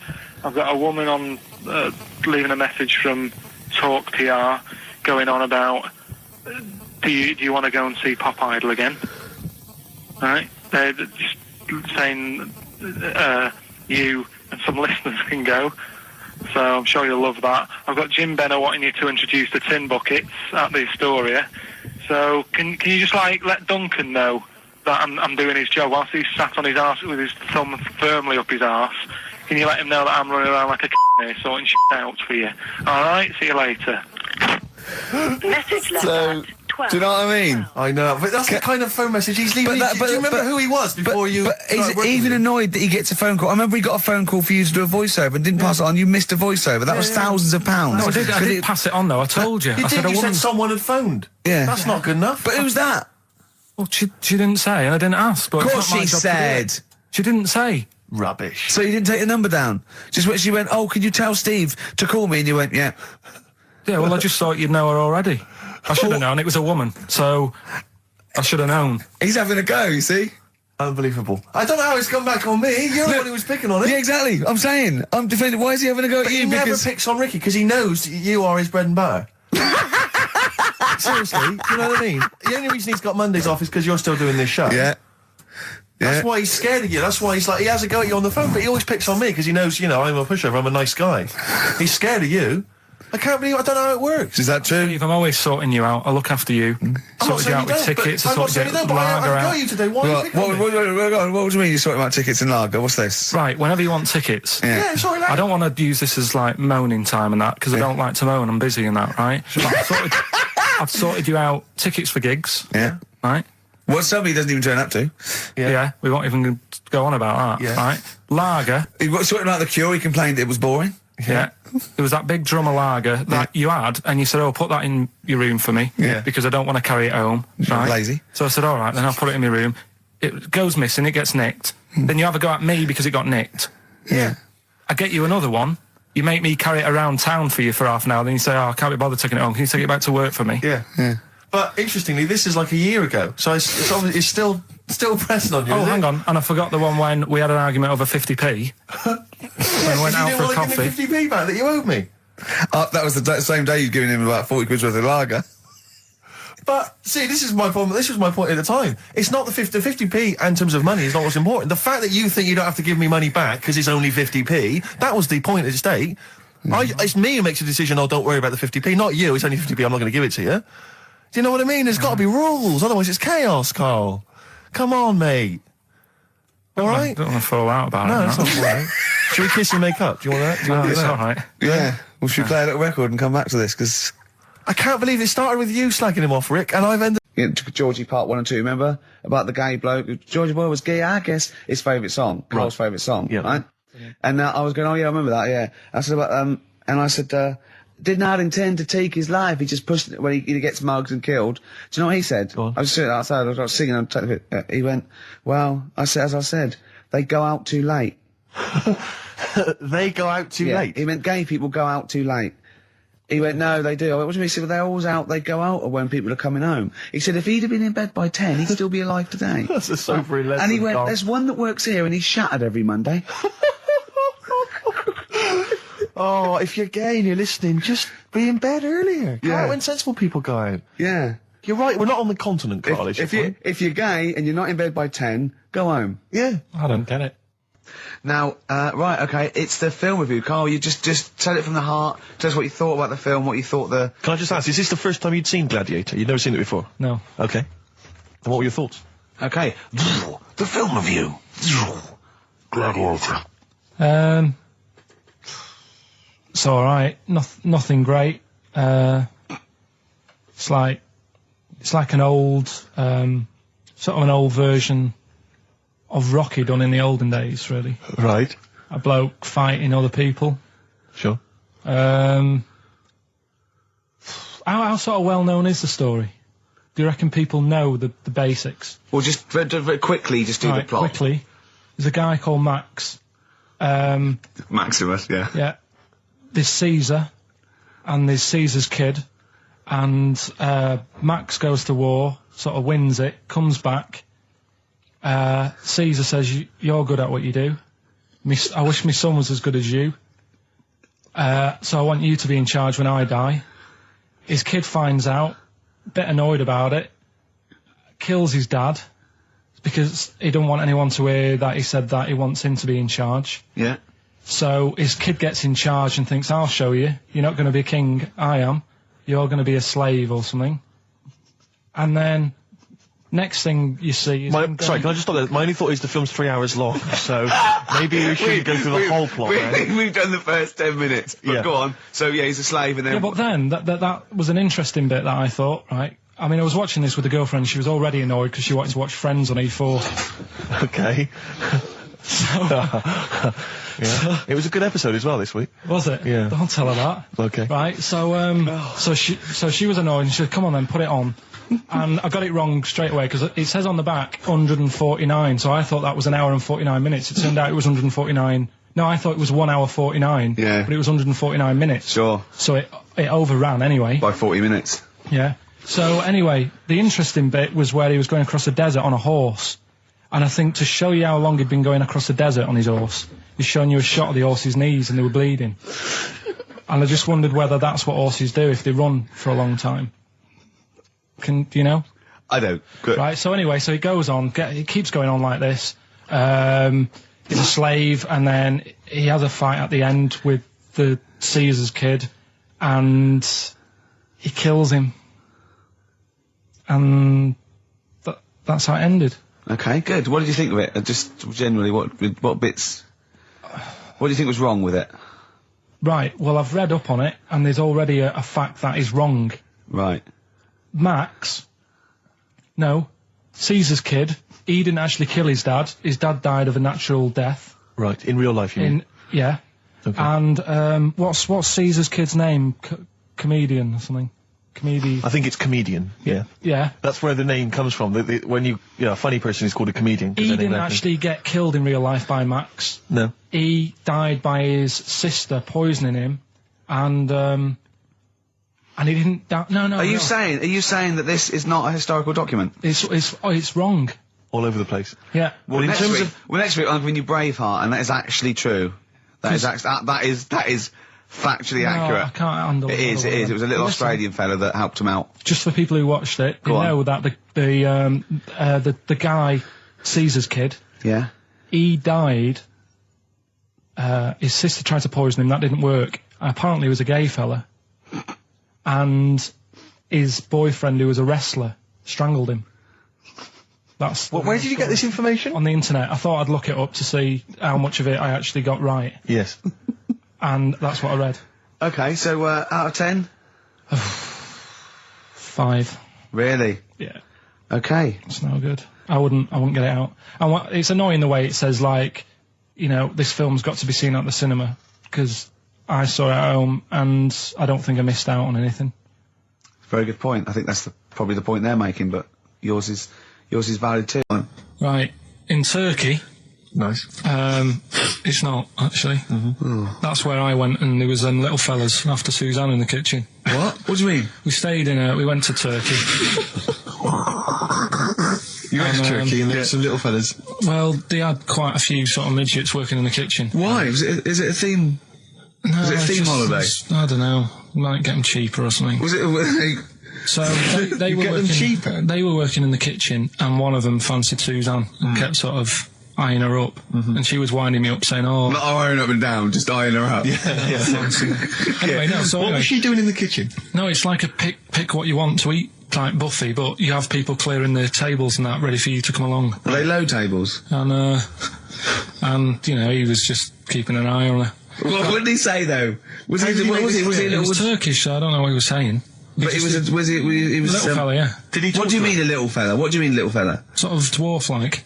What do you mean dwarf-like? He had magic powers, or he was 4 foot? No, what do you mean, Carl? A little bloke, just like a normal bloke, but small. If you stood him in the desert, you wouldn't know. BB Hart and says, right, Carl. You should watch out for the monkeys. Yeah, underground. Those underground monkeys are dangerous. You can't just say there was a little midget fella who was eyeing up my girlfriend and then leave it. What do you mean? What was happening? This is a story to us. This is much more interesting to us than, and she was deaf, right, and she hit her head. That's much more I don't understand how how it manifested itself. Did he come over and say something? No, do you know when it's like girls know, don't they? When someone fancies them. What do you mean there was lots of them as well? Do they? That's worth knowing. Listen, right, come on. Right, so you went to this holiday, yeah? Yeah. And you went into the dining room or something? Yeah, downstairs. And you looked over. You thought, this is all. There's no one serving. Yeah. And they go, Wait a minute. Hold on. You looked down and there was a little waiter. There was loads of them running around busy. Why though? Why did they get summer? What do you mean? Because it was summer. They had more of them. They come out in summer. They come out in summer. What do you mean they had more? What do you mean? Because it's busy, isn't it? No, but they hibernate in the Why winter. were they all midgets? I don't know. Maybe it doesn't heat stunt your growth or something. No. Well, they just happened to. Maybe it was a thing that they did for tourists or something. I don't know. I just got on with my meal. It was a holiday. Do you know what I mean? God. Right, So it's a midget serving. I'm not going to ask any questions. Right, okay, yeah. So they're all little fellas running around, and this one always was like, you know, oh, do you want a new serviette? You know what I mean? Going out of his way to sort of... for turning on the charm. Yeah, he was going out of his way. The others weren't. Right. I think what was happening is he'd been working with Santa all the winter. Yeah. This is sort of little summer break. This one He was hadn't your seen a girl. waiter, and so he was being polite to you. Maybe. But what did Suzanne say then? Well, she was using it to wind me up. What was she saying? Always. Oh, just like, you know, look. He may be small, but he's built like a... Yeah, he's all man. So... Were you jealous of a midget then? You were jealous of him? It is a bit annoying, isn't it? Why? It wouldn't bother me as much now, because I've been with her for ages. Right. But at the time, that might have been one of our first holidays, and it's like... You don't want to be what's going on? I paid for this holiday. Yeah. And then you get off with a midget? Yeah. Oh. So anyway... But it doesn't matter, because you got chatted by a bearded lady. So. yeah. Tell you what, no, that's got nothing to do with that. What were you going to say? What were you going to say? I was going to say the hotel was half board, and maybe... Oh, right. I thought you were going to say it's just one of her shortcomings. So listen, right? Play a record. He said he's, you know, oh God, it's like a child or a cat when it's confused. He went, Steve reckons in ancient Greece, right, it was better to shag a bloke than a woman. And I went, well, yeah. I mean, that's about the male being sort of a first-class citizen, much better, wasn't it? An aspiration the to point sleep with a was, Carl, beautiful man than a beautiful woman. Women were lower-class citizens, so therefore men were seen as higher class. So to have sexual relations with a man there was no shame in that. No. In fact, it was looked upon. And I as a said, good well, you know, ancient Rome. I said, you know, Nero, he'd sit in his big jacuzzi and he used to get, you know, pretty boy men to just go into the water and just nibble at his testicles while he was having a wash. He didn't do that. He did. No. Yeah. And he's not a gay fella. No, well, no. I mean, you know, I don't know about Nero, but I mean, it wasn't a case of a big delineation between what was heterosexual and what was gay. It was just, you know, whatever you... So what did this fella do then? This one who's having his... Well, he was pretty much top boy, Nero, for a while. He was in charge. And, you know, and you did what you're told. If Caesar or... But why were people going round there? Why didn't they go, oh... No, they weren't dropping in. It wasn't like the door was opening. I was going to see what Nero's doing. You'd have probably been like a delivery boy or a stable boy or something, you know, and you'd have popped round there and you'd have gone, there, right, Nero, there's the tablets of stone you wanted. And you go, Pilkington, why you are here? Pop under... I don't know why he's French. What is that? I don't know why he's French. Just pop under the water and nibble at my testicles and you'd have done it. Because he was Nero. I wouldn't. You would have. Well, there's no way I would have done. Well, you would What have. have I done? I've dropped a pizza off. Yeah, you why put am I around to there? Nero's place with pizza. Right, I'd say I've done my job. Right? Yeah. That's not the sort of tip I wanted.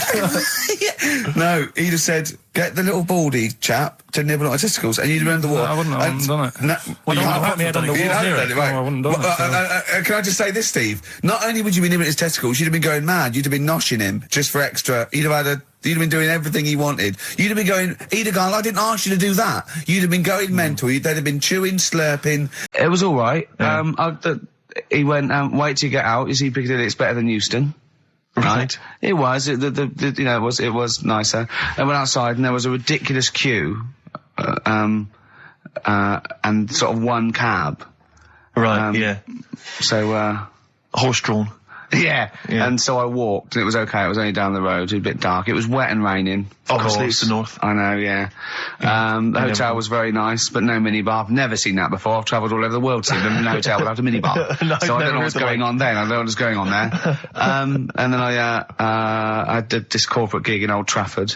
Pitch was up, don't know what they were doing, but, you know, very impressive, big impressive. I think they're the richest football club, aren't they, Carl? Yeah. You did a gig at where? Old Trafford. It was in a function room. Oh, there, well, I thought it was the stadium. No, I'm not that big yet. No.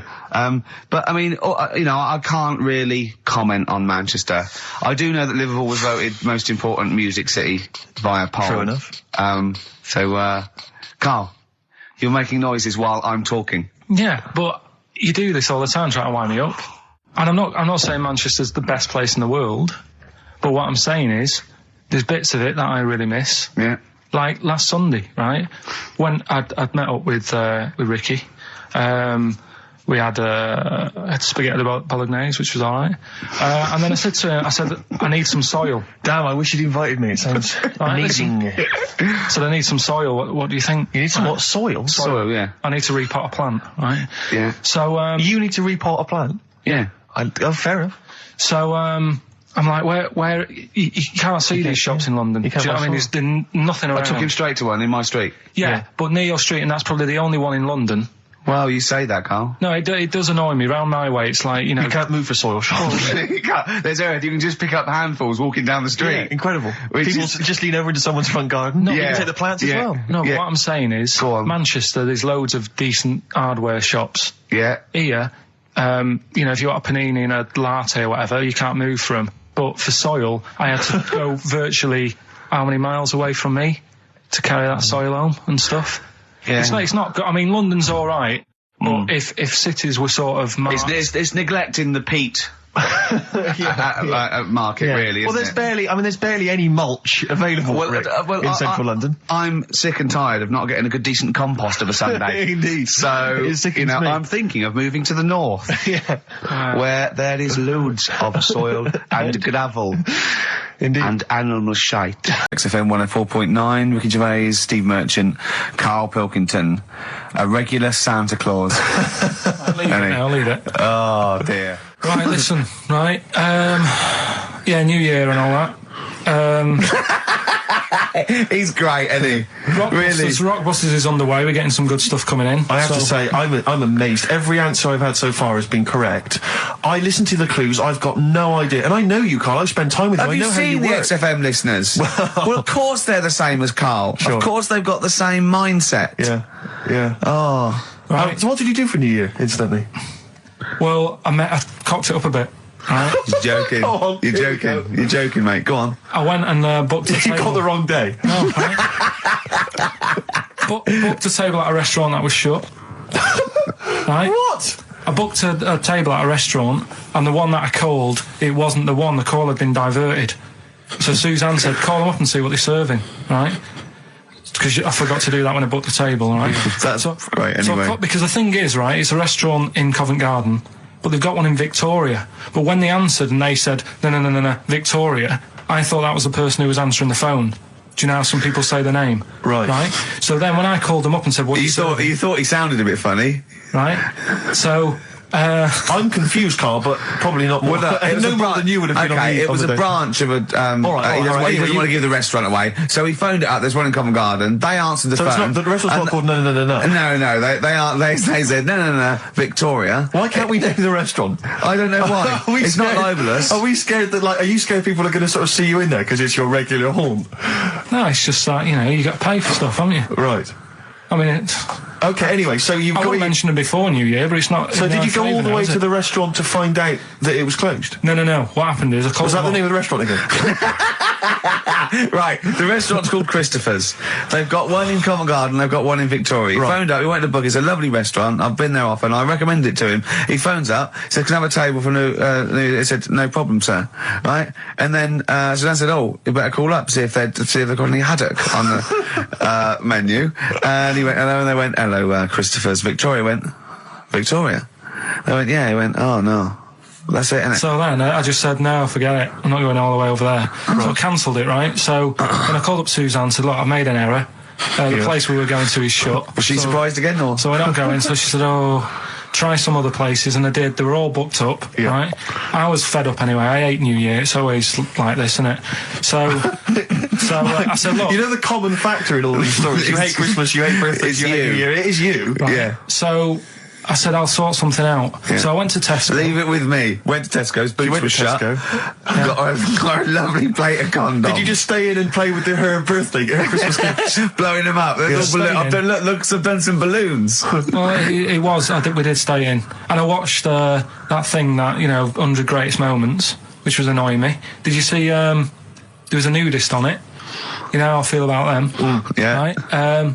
Did you see him? Man with two knobs. There was a man with two knobs on it, and a nudist who just wanders about the house. But it said, and when he visits people, I was thinking, who lets him visit? I go, exactly, yeah. But he must go there with trousers on and go, hello, lovely to see you. Go, just pop all these off. Well, not really, no. And I tell you what annoyed me the most, they had a white sofa. If you were a nudist, you'd get a darker one. Right? So anyway, right, so we ended up watching that. That annoyed me. And then I was tired by about 11, and I said, oh, let's go to bed. And she said, you can't. And that annoys me, the fact that because it's New Year, you got to stay up. And it's like, well, why? Can't we just... They should bring it forward, so in case you want... To quarter to 10.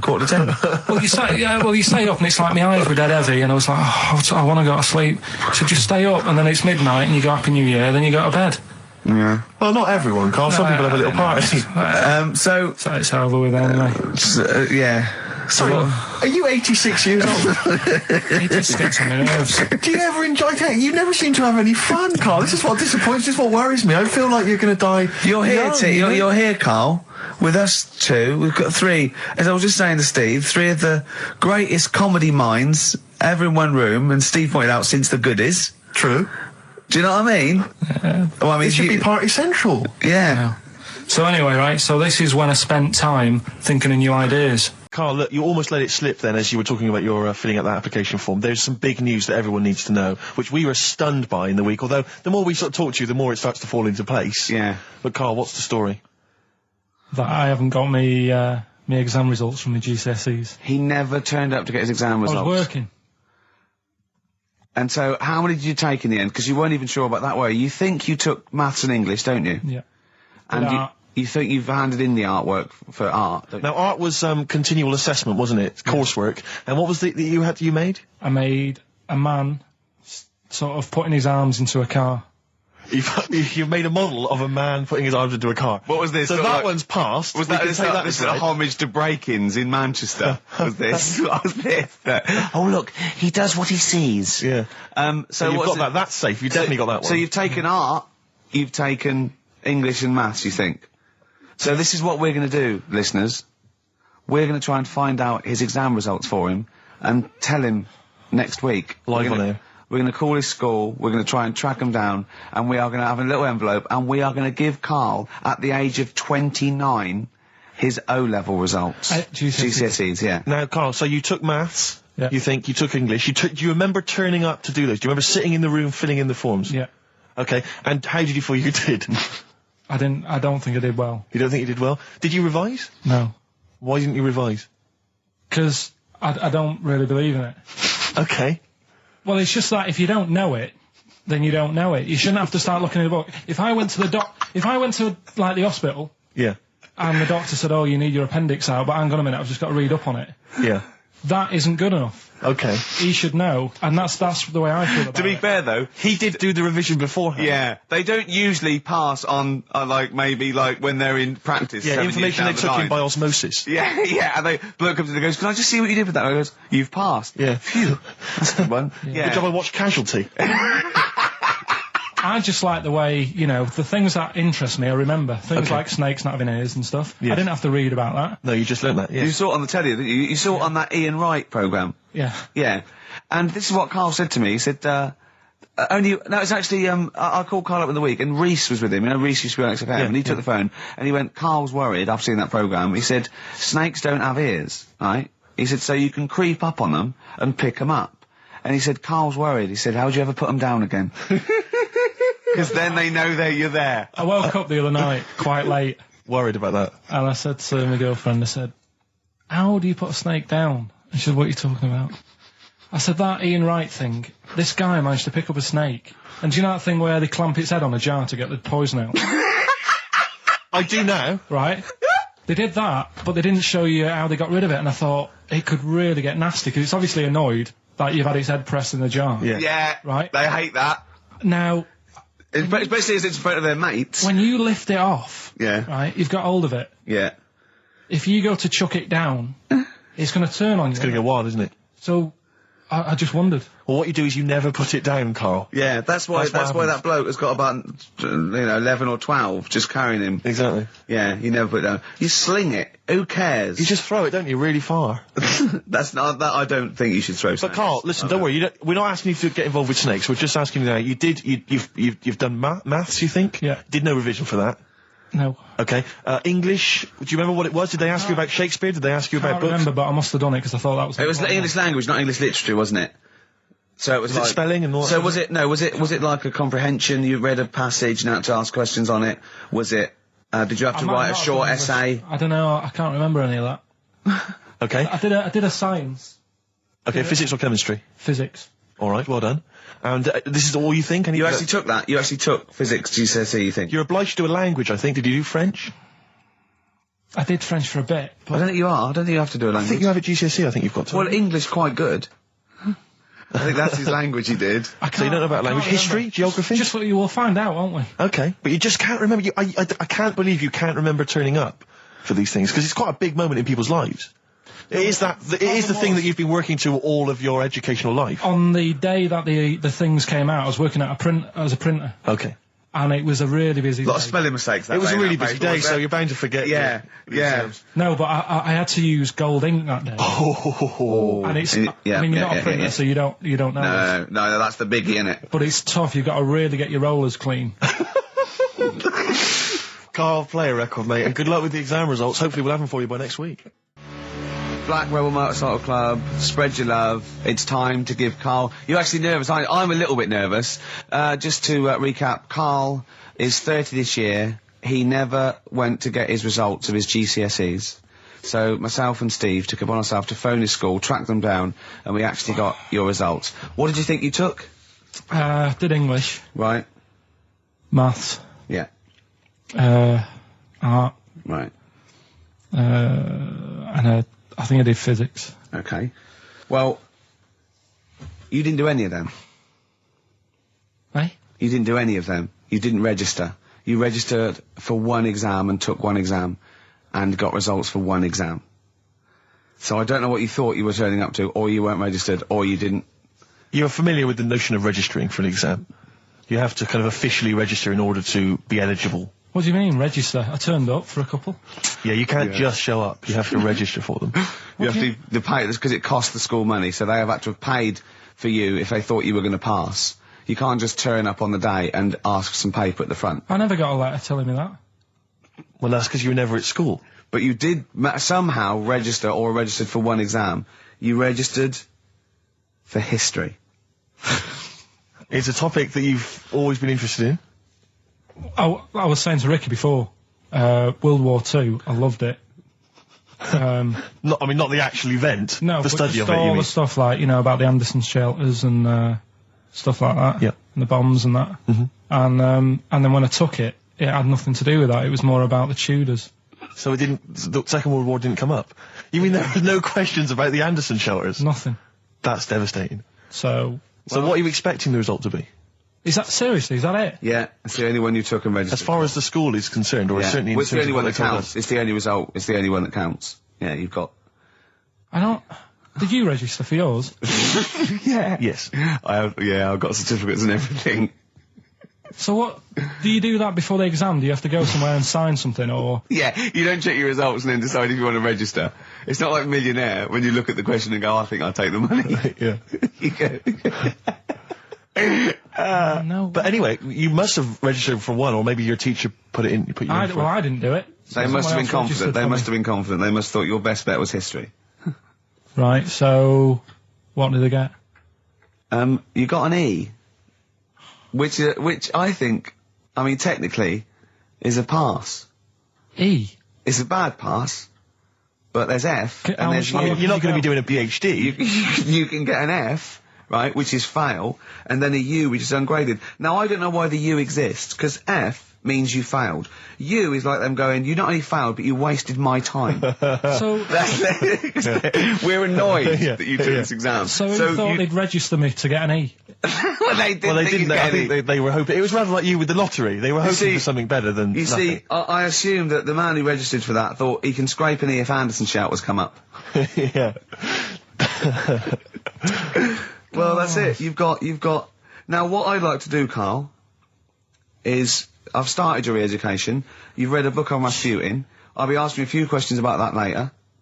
I've got another book for you to read next week. Next week, I'm not in the mood. What? Not in the mood. Oh, come on. Look, what's that? What does that say?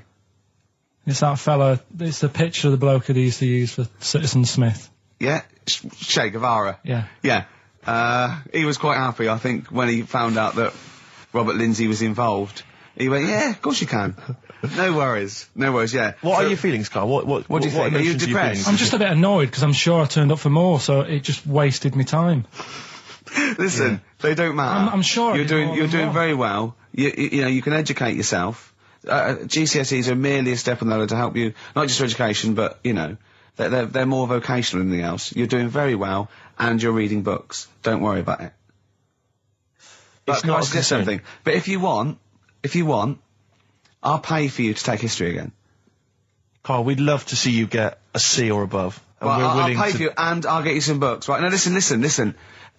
We can, let's get, I reckon, when are the exams? June? Something like that, yeah. We'll try and register next week, and I reckon you can get an A or B. I'm history. I'm In busy. history. No, don't worry about it, it's just easy. I get you Brody's notes. If Heat magazine, they love you, Carl. They could probably sort something out. They could probably pay for a tutor. They got a lot of money, they sell a lot of magazines.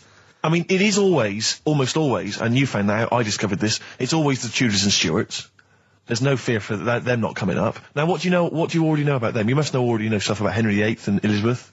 No, because it's too long ago to even get interested in. Do you know what I mean? You can't. Is that why you relate to didn't- it. Okay. The Anderson thing, it was like, God, you know, I bet my mum and dad were in an Anderson shelter. You know, this is interesting. What, when they... Oh, my granddad would have, like, had something to do with this.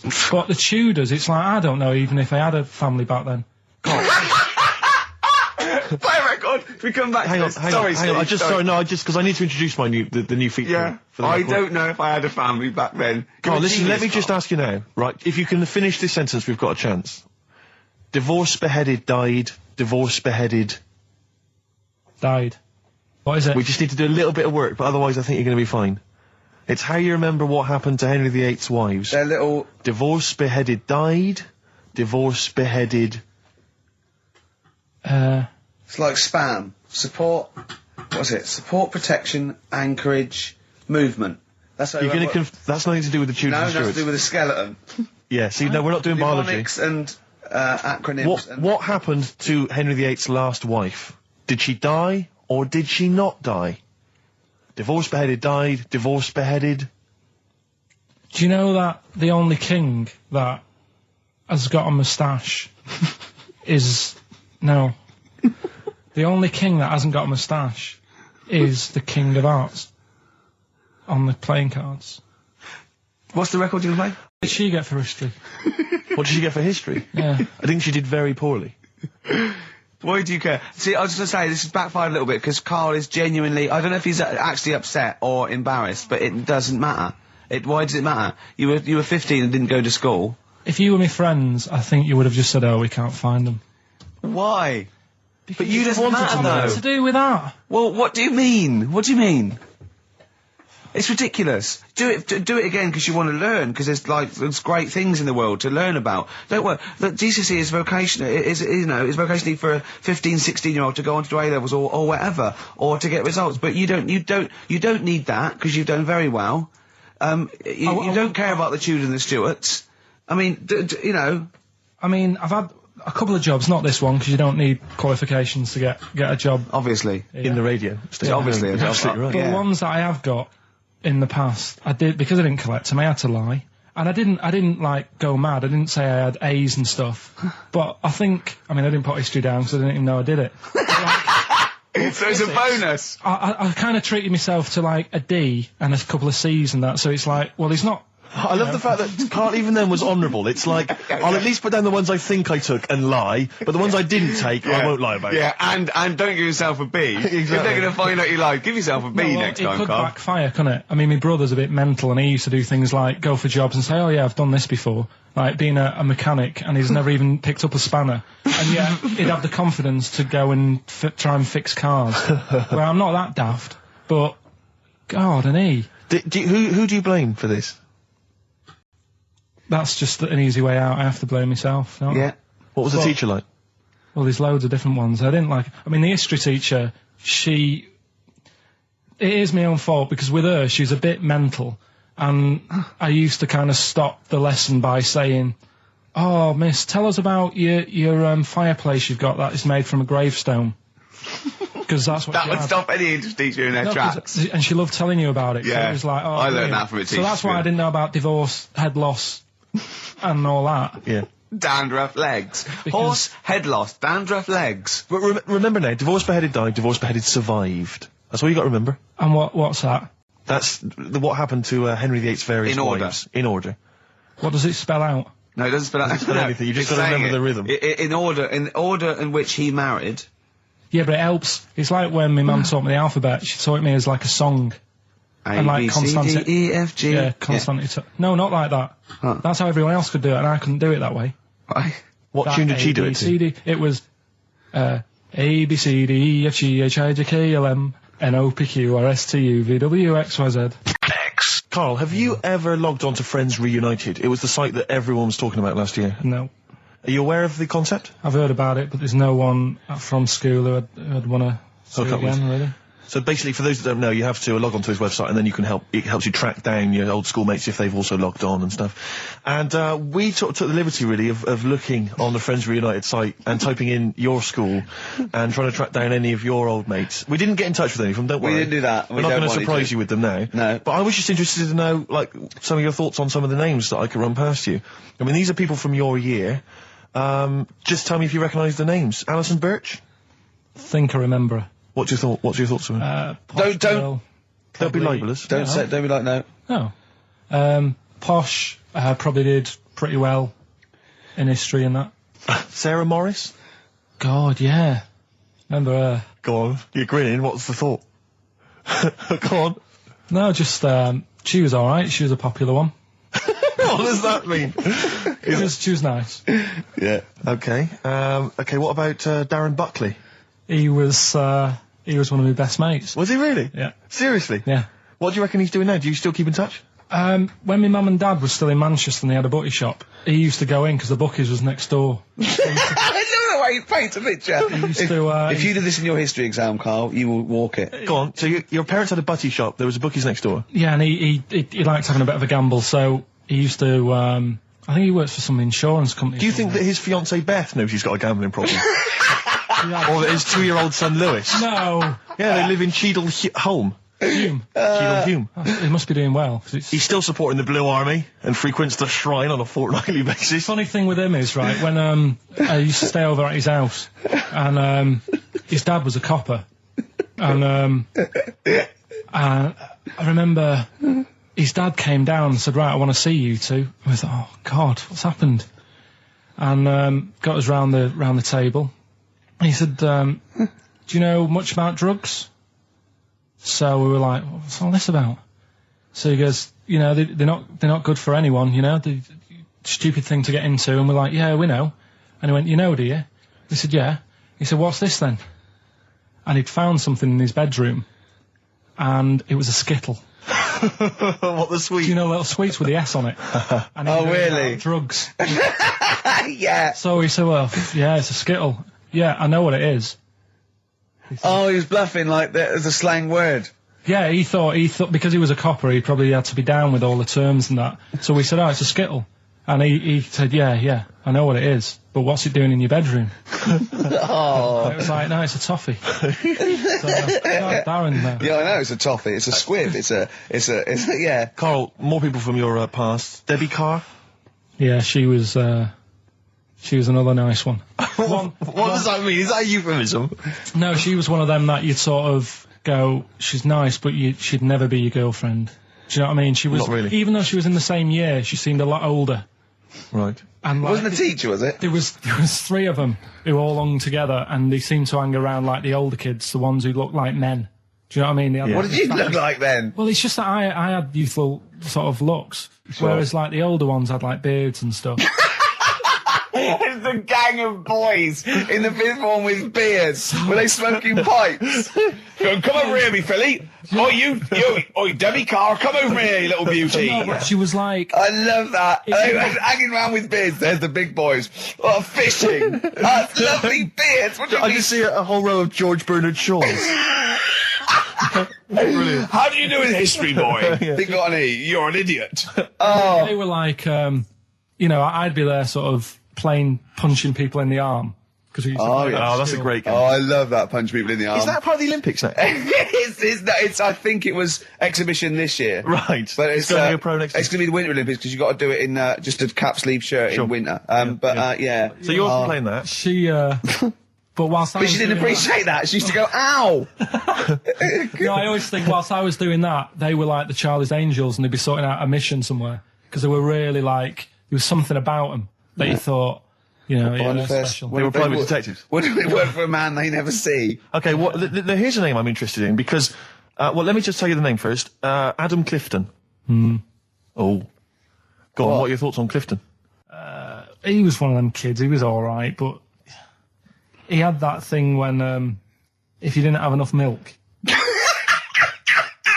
he had like, wrinkly hands and like white bits in his nails. Oh! Because you didn't have enough milk? Yeah. So therefore, you didn't like him because you didn't get enough milk? This is not to be confused with the 2 people with the big heads and the web feet, is it?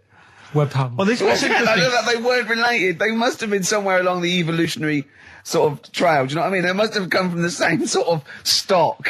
But no, you wouldn't have liked him. He's just one of them people. He was all right, but before you say any more, on Friends United, you can leave a little message which explains what you've been doing and what your life's like now. And most people leave maybe 2 paragraphs. Yeah. Adam, I've printed it off. He seems to have printed. I think there's about 6 pages here of stuff. He keeps updating it, and he just basically lists his memories about everyone. Okay, at the school and what he thinks of everyone.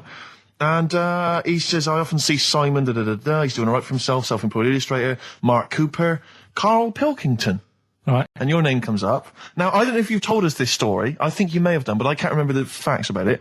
It just says Karl Pilkington with his pet bird. Was it a magpie? I can't remember. He brought it to school to show everyone and it flew away.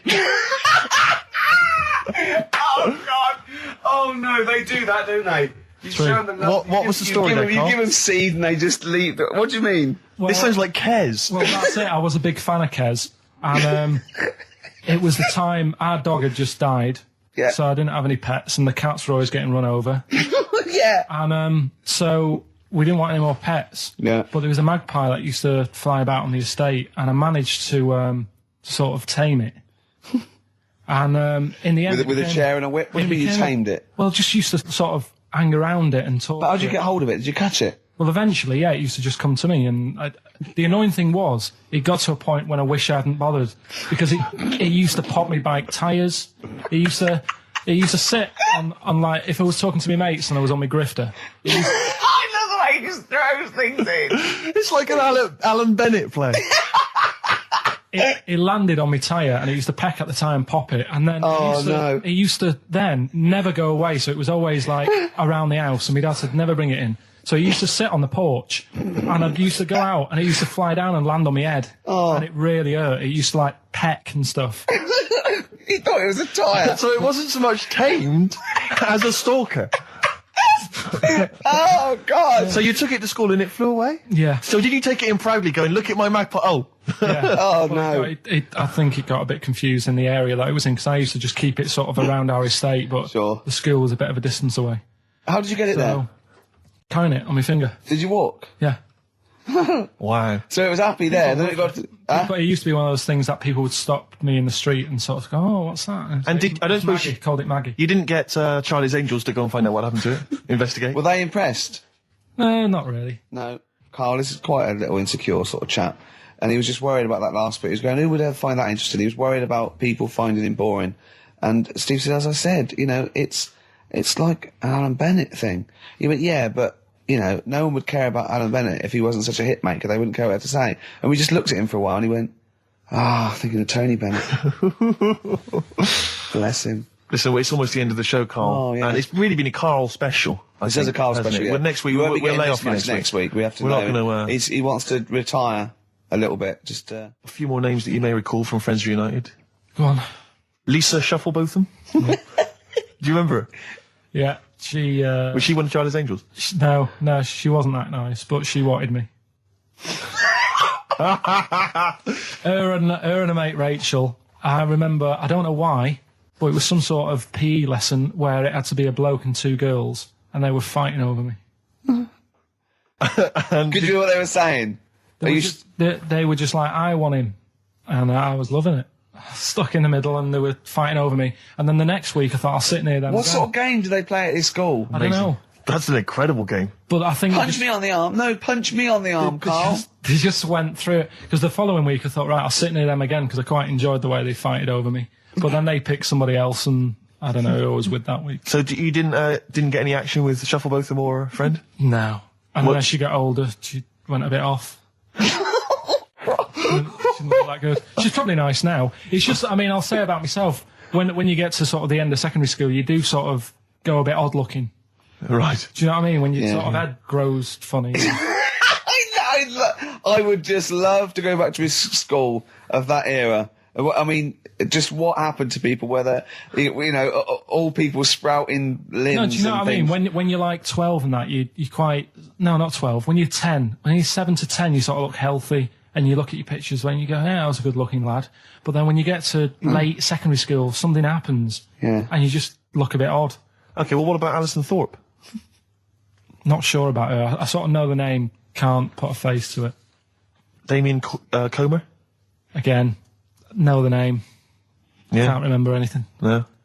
Yeah. It's a shame. Well, these are pretty much all the names I could find. We've had some interesting thoughts, though, and interesting anecdotes. Yeah. Anyone in particular that you'd like to say hello to that maybe listening now? I think I would have mentioned Darren Buckley if you hadn't brought him up. Oh, right. He was like me buddy. Yeah. Did you ever see the Magpie game when you took it to the school and confused it? No. You're joking. That was the end of it, was it? Yeah. So where did it go?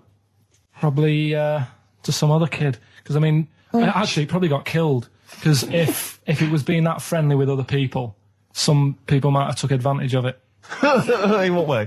Well, there was a programme on the other week about... What, in the way that Shufflebotham was trying to take advantage of you? There was a programme on the other week about bear whisperers. Yeah. And some blokes got really friendly with a bear, and then when they were leaving that area where the bear was, they said, we've caused a problem here, because there's some bear hunters coming in and moving into this area, and it's going to get a bullet if it acts like this, so they had to scare it away, and that's what I should have done with Maggie. I should have terrified it a little bit, so it wouldn't trust humans. Just introduced it to some of your schoolmates, I'm sure would have freaked it right out. Well, the ones with maybe that was why it fled. It didn't see. It didn't see those two fellas with big heads and webbed hands coming towards it, did it? That would have terrified anything. It's like a scarecrow, like two walking scarecrows. Listen, have we got time for a song for the ladies? What's happening? We've not really thought. Quick, just do it. Just do it. Thanks very much. Well, hang on, no, we haven't lined anything up, have we? I was going to play Mary Lawson and that for you, and then is this going to be the final track? It has to be. It would be. Yeah, we've blown it. We've blown it on the Carl special. We have indeed. I'll play it next week. So Carl there's got an E at history in GCSE. Any history teachers, anyone who can help Carl out, I think we should try and register him and take it this June. So what's your homework for this week? You've got to read about Che Guevara, haven't you? The revolutionary leader. Yeah. Okay. Do you know anything about him at all? Have you got any basis? I just know that if you want to use his face on your business, it costs a lot of money.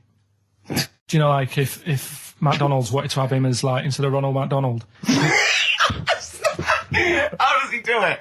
Steve, how does he do it? He said, I'd never go on a reunion, though. He said, I'd never do that. What, a school reunion? Yeah, and he wouldn't want to see anyone. And I went, well, I said, wouldn't you want to see those two lads with the big heads and the webbed hands? Oh, yeah, these were people you went to school with, weren't they? Yeah. Well, I didn't knock about with them. They were in the class. What were they called?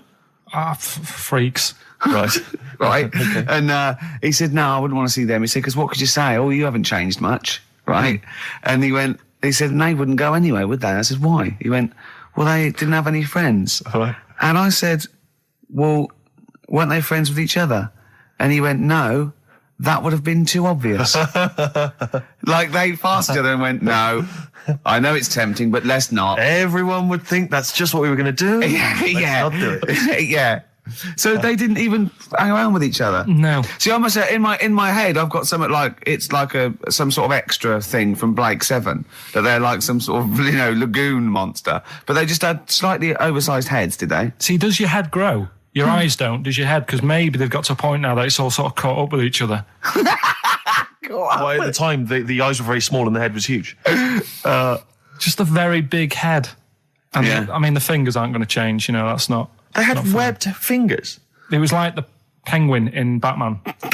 Really? Are you sure? No, honestly. Are you sure they weren't wearing mittens? No, seriously. Yeah, it wasn't home economics. They weren't getting something out of the oven, a very hot dish, were they? Every time you saw them. But why were there two, but they weren't related and they weren't friends? I don't know. I suppose it's like asthma and that, innit? Some kids have it. And it just was a coincidence. Yeah, but asthma's quite a common thing. Webbed hands, Carl. Yeah. I don't know. You don't think of it, do you, when you're a kid? You just sort of... when you first see them. Yeah. There goes the frogmen. Do you do that? I imagine you get caught staring at things. Yeah, do you go up to people with problems and go, Mummy, is that a monster? Well, I was telling you one about when I used to go with my dad in the taxi. Oh, yeah. Tell us this story. Well, your father was a taxi driver? My dad he had loads of jobs, which he did back then, and they don't do that anymore, do they, people? They don't have loads of stuff. Sure. But at one point, he had a black cab, and I used to go with him. Used to get a beer crate and put it in the front of the black cab, and sort of sit just next to the meter. And anyway, we got this call, and the guy on the end of the radio said, "Oh, you've got your son with you, haven't you?" So he said, "Yeah." So it's just like, we've got to pick up at number 11 Village Lane or whatever. And I said, all right. And it was this woman. It was like a woman version of the Elephant Man. Wow, the Elephant Woman. Yeah, it looked like... it was really strange because I was in the front of the cab, and when you're a kid, if something looks odd, you're a bit scared of it, aren't you? Yeah. And my dad was like, look, be all right. And we're driving towards her. Look, don't worry, son, I've got loads of buns. And just to I'll just throw one down the street if it lets you run after it. You're being mean, right? How old were you, 18? No, I was about 12 or something like that. 11, 12. And as we got closer to her, it looked like she was holding like a bag of spuds on her shoulder. For a snack. Right. And her head was all a bit mangled and messy and that. And my dad said, whatever you do, don't stare at her face. Yeah. And she got in the back. Because you turned into stone. Well, she got in the back, and I had like the mirror, the driver's mirror thing, and sort of having a look, trying to work out. And he said, don't stare at her face. I couldn't work out where her face was. It was that weird. Oh, God. So I'm not sure you're from Manchester. I think you're from like Narnia or something.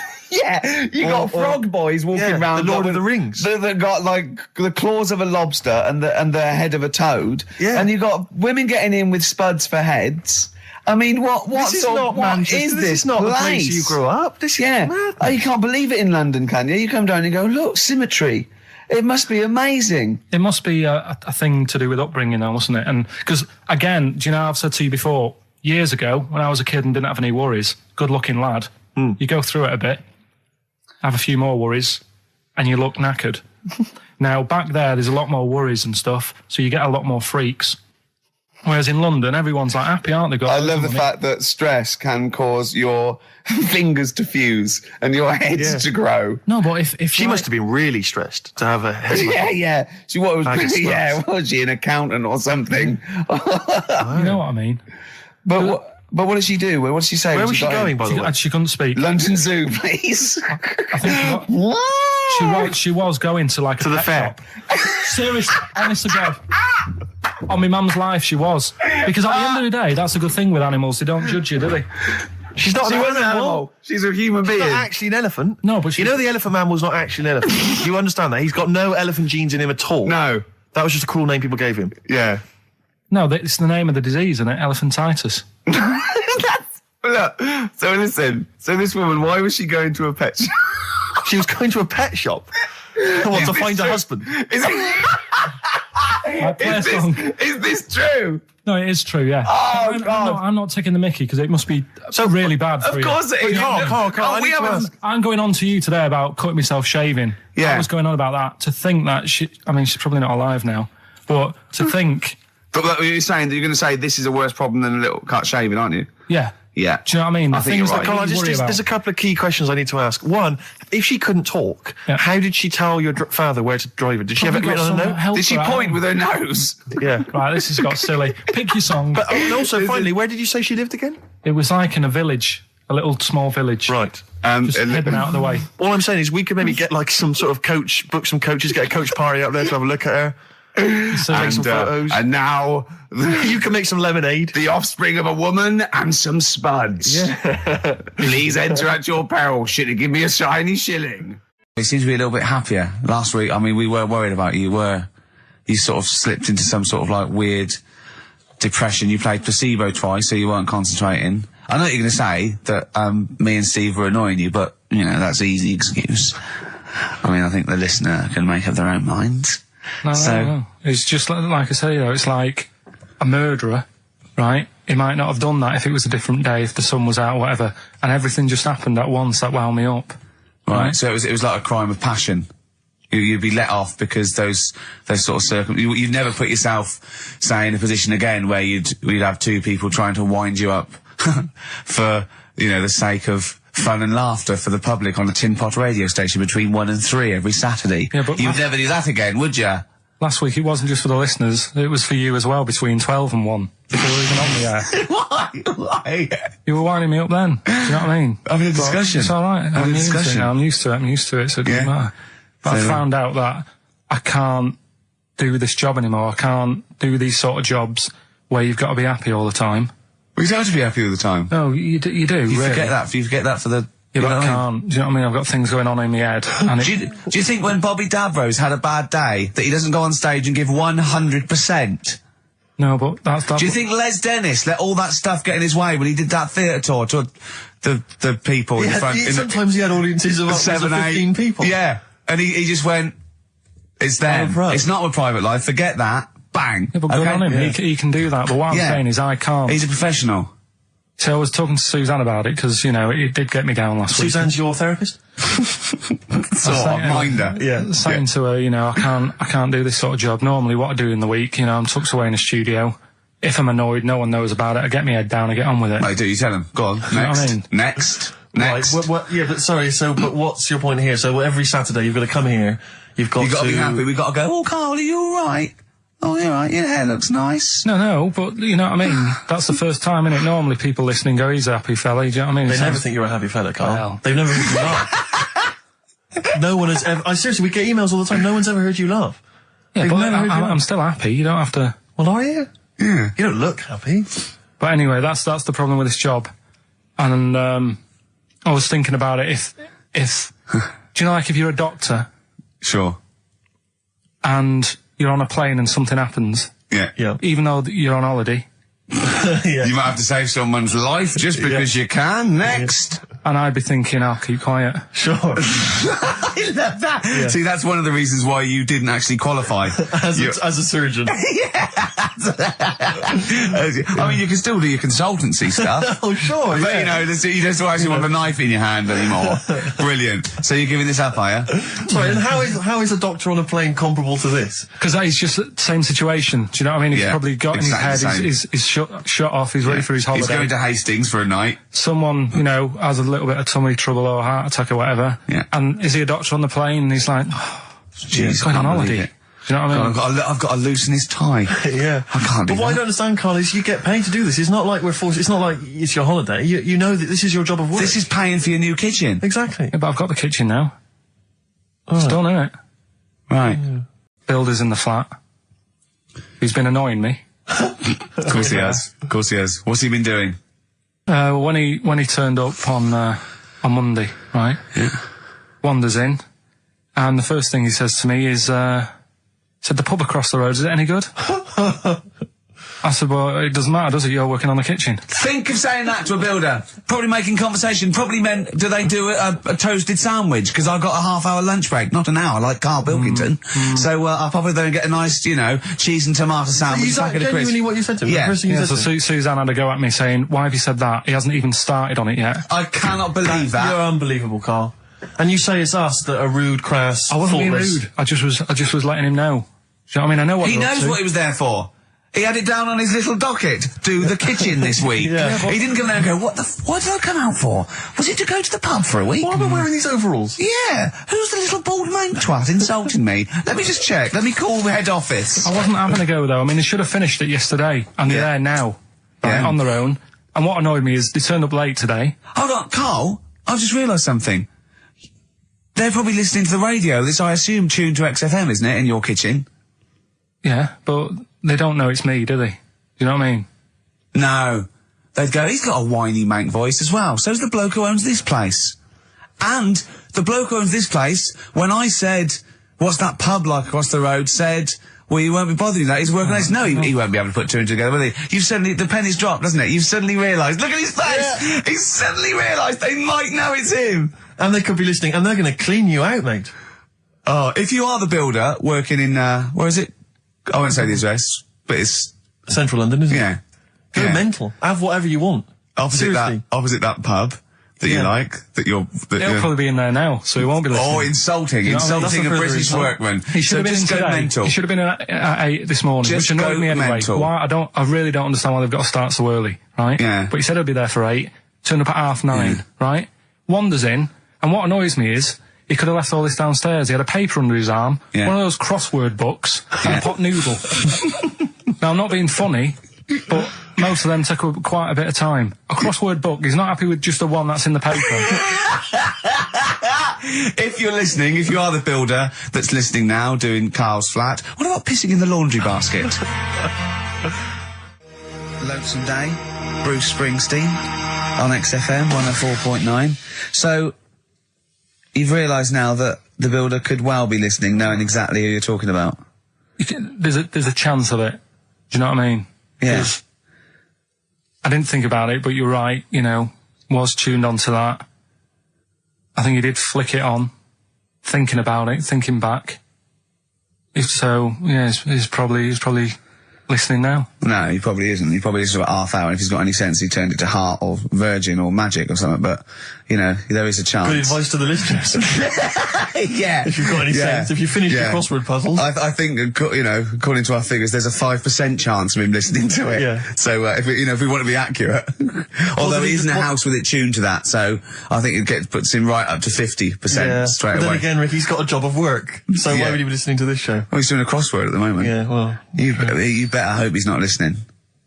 Well, I mean, they do annoy me. I'm sticking by it. Yeah, anyway, go on, you might as well keep digging. Yeah, go on. No, I'm just saying they do annoy me, the way they wake you up at 8 and then... Well, that's when they start work. Because I told you, I mean... Oh, we'll leave that one then. Yeah. No, but it's like the other day when they came in, I always like to test them. Do you know what I mean? When I had some work done on the last flat that was in, right, that was renting, the builders were in, sorting the shower out and that. They woke me up about 7:30. Yeah. Right? Were you in the shower? No, Good thing about cleaning the shower, there's never any hair down the plug hole. Yeah. Right?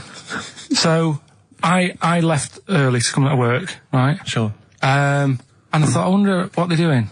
I wonder if they have started. So I walked back to go back in. They'd left the flat and they were outside having a Starbucks. And it just annoys me that they couldn't do that first. Do you know what I mean? Have your breakfast first, then come and wake me up. But don't wake me up to then get me out of the flat and then say, right, let's go and have breakfast. Well, they've probably got to get in, haven't they? What for?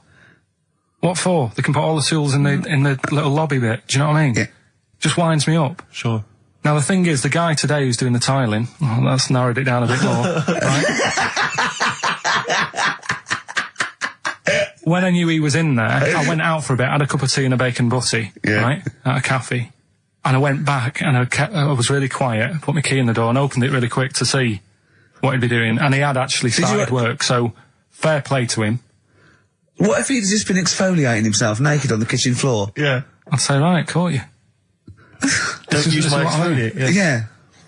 So, yeah, go through if you're listening, go through the wardrobes upstairs. Go through the wardrobe, get some stuff, yeah. They won't get anything. I've put everything in places where they wouldn't think of looking. For jewellery and stuff. So you're thinking that... Where have you put the jewellery? I'm not saying. Go on. So you're thinking that they're going to thieve from you as well? Okay, so if you're listening, don't think about the obvious places when you're looking for the jewellery. No. But I do things like... I would do things like, you know, just pop a little bit of urine, maybe in the salt cellar or something. Yeah. Just do something. I'd say what I do is I take the toothbrushes in the bathroom, just pop them in the toilet, flush it, and then take them back again, just pop them back in there. Leave them nothing. Leave them out. When they were coming last week, I brought the biscuits to work. Suzanne was like, "No, you didn't really? No, mates. You brought your biscuits into work. No, it wasn't a tin. It was just a packet of good quality cookies. Good quality cookies. Oh. Yeah, you thought I'll be down to throw them. Oh God. But that's what Suzanne always says. Don't know, you know, why you like this? Because you know, it's not as if you've been sort of harmed as a kid or anything. But I like the fact that you just once said to us that you don't need friends. You don't like friends because they're a bit of a pain. Because they call you up and they want to be with you. Yeah, but mates are a hassle. I woke up today, right, and I think it was might have been on 5 Live or something this morning in the bedroom, right? And they were talking about how it's Nelson Mandela's birthday, 80-odd, 20,000 people turning up at his party. I thought, I'm glad I'm not in. I couldn't be doing with that. 20,000 people. Think of the carpet afterwards. I mean, a good percentage of them will put out fag butts on his carpet. After Tommy Walsh and Charlie Dimmock, what's her name, did lovely patio and a water feature, he's gonna come back and he's gonna go, oh, it's ruined. And what's he doing for his birthday? Karaoke? Chinese meal? Bit of karaoke? I wonder what Nelson Mandela's birthday party is like. Big cake. Bit an enormous cake. Yeah. The Spice Girls jumping out. Yeah, the Spice Girls, isn't it? Well, everyone. I don't know. Yeah. We are the only 3 people that hasn't met him. I thought everyone's file would have been in the cake. Yeah. Yeah. Just in case, you never know. And, if Winnie calls, I'm not here. Have you not invited her? No, of course no, definitely not. Poor Nelson. Happy birthday. How old is he? 85. Oh, well done. Well done. No, God bless him. God bless him. Oh, 85 today. Oh. Right. Just suddenly struck me something. I don't know if I mentioned it before. You mentioned you tried to catch your guy out when you came back once. You opened the door really quickly to see what he was up to. Did I ever tell you when I was at university? Now I'm very tall and I've got enormous feet. Size 14. Size 14 shoes. And when I was at university, everyone, it seemed to me, was wearing Dr. Martens. It was like you had to wear a pair of Dr. Martens. It was kind of the rule. Dr. Martens is too big for you. Yeah, so that's a big pair of Dr. Martens. That's where the myth of the old woman who lived in a shoe, I think, came from. People with my size shoes. Anyway, I just literally kind of moved to university. I'd been there for like literally a couple of months. And obviously in that first period, you're quite keen to kind of, you know, reinvent yourself, strike yourself, you know, try and give an impression of perhaps being quite sophisticated, worldly, cool, all those things that, you know, you've left behind all your childhood friends, so you're trying to, you know, develop something. But you didn't bother, you didn't. What, sorry? You didn't bother? No. Just remind us again what exactly songs or phrases, because I know a lot of people put it out of their mind week by week. It's a phrase that's, you know, been said on the show a few times, right? You remember classics, like, what was? We had hairy Chinese kid. Yeah, there's this hairy Chinese kid. Stop squeezing my head. Carl, you're an idiot. Carl, you're an idiot. Yeah. You know, some classic phrases. Classic phrases. And so you use various old-time songs and you put them all together and that spells out the phrase. Before we play that, let me tell you now, you can win. Look forward to this. What's this? The new album from the Star Spangles. That's called Bazooka. Is that out, is it? Never heard. When's Bazooka out? Never heard of it. The best summer holiday album in the world ever. You've got the treats on there include the Fast Food Rockers and Laz Ketchup. Yeah. I'm waiting for their second single, because I don't know what that's going to be about. Sure. Is it going to be a bit more fast food? Maybe like Pret a Manger? Yeah. Yeah, lovely. This is very good. Yeah, 2-disc set, the best of David Bowie. Inspiral Carpets, the best of them. Still don't know how they spring that over 3 seasons. No idea. Bowie's is one. Yeah. We mentioned it last week, the American Song Poem Anthology. That's kind of a kooky collection of songs. And we've also got a couple of DVDs here. Stephen King's Rose Red. I've never heard of it. Straight to video. Yeah, made for television. Yeah. Will never be seen at the cinema. And I'm sure there's a lot of nerdlingers listening, so they will be loving Richard Dean Anderson in Stargate SG-1. Free inside, there's a collector's card, plus you can win some exclusive memorabilia. Brilliant. So I think a pair of their... Right, all you've got to do is listen to these, 13 songs, probably, to a well-known stupid phrase. It's only seven different songs, right? Well, just get the most you can. Just be rough. Artist or song, it'd do, right? And the phrase is about me dad nicking from telephone boxes. Right. You got to give them a clue because they've got to know what they're listening for. It's hard enough when you know. Dad is never going to stop robbing from telephone box. Is that it? Yeah. So what are these songs then? Go on It doesn't matter that some people don't know what that's about, do they? Doesn't matter. No, they don't. Well, your father's a thief. Email only. ricky.gervais@xfm.co.uk. Let's hear it. All right. From...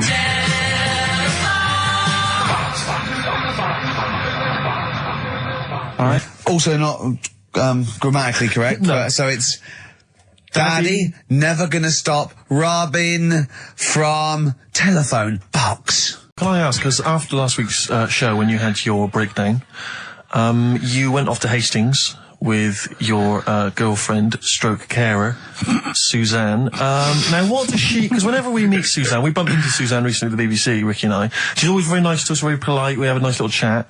But I'm always wondering, what is it that she thinks of us, really? You know, because I'm assuming you immediately go home and whinge. No, but they tortured me. You saw they tortured me on air.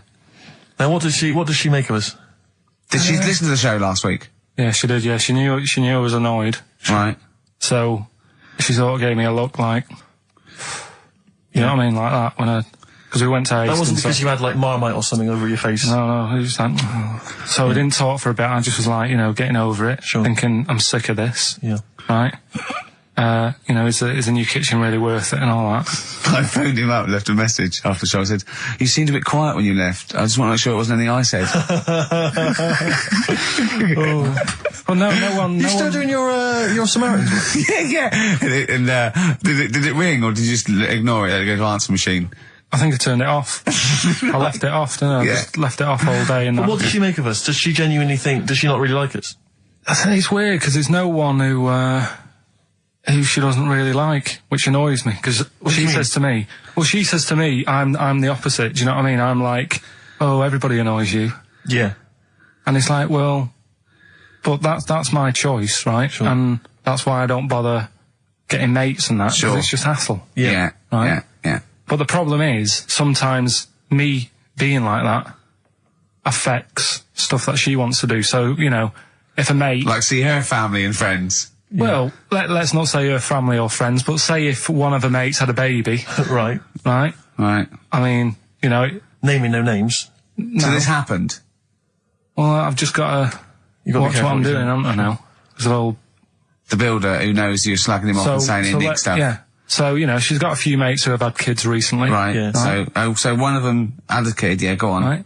And, she wanted to go and see it, right?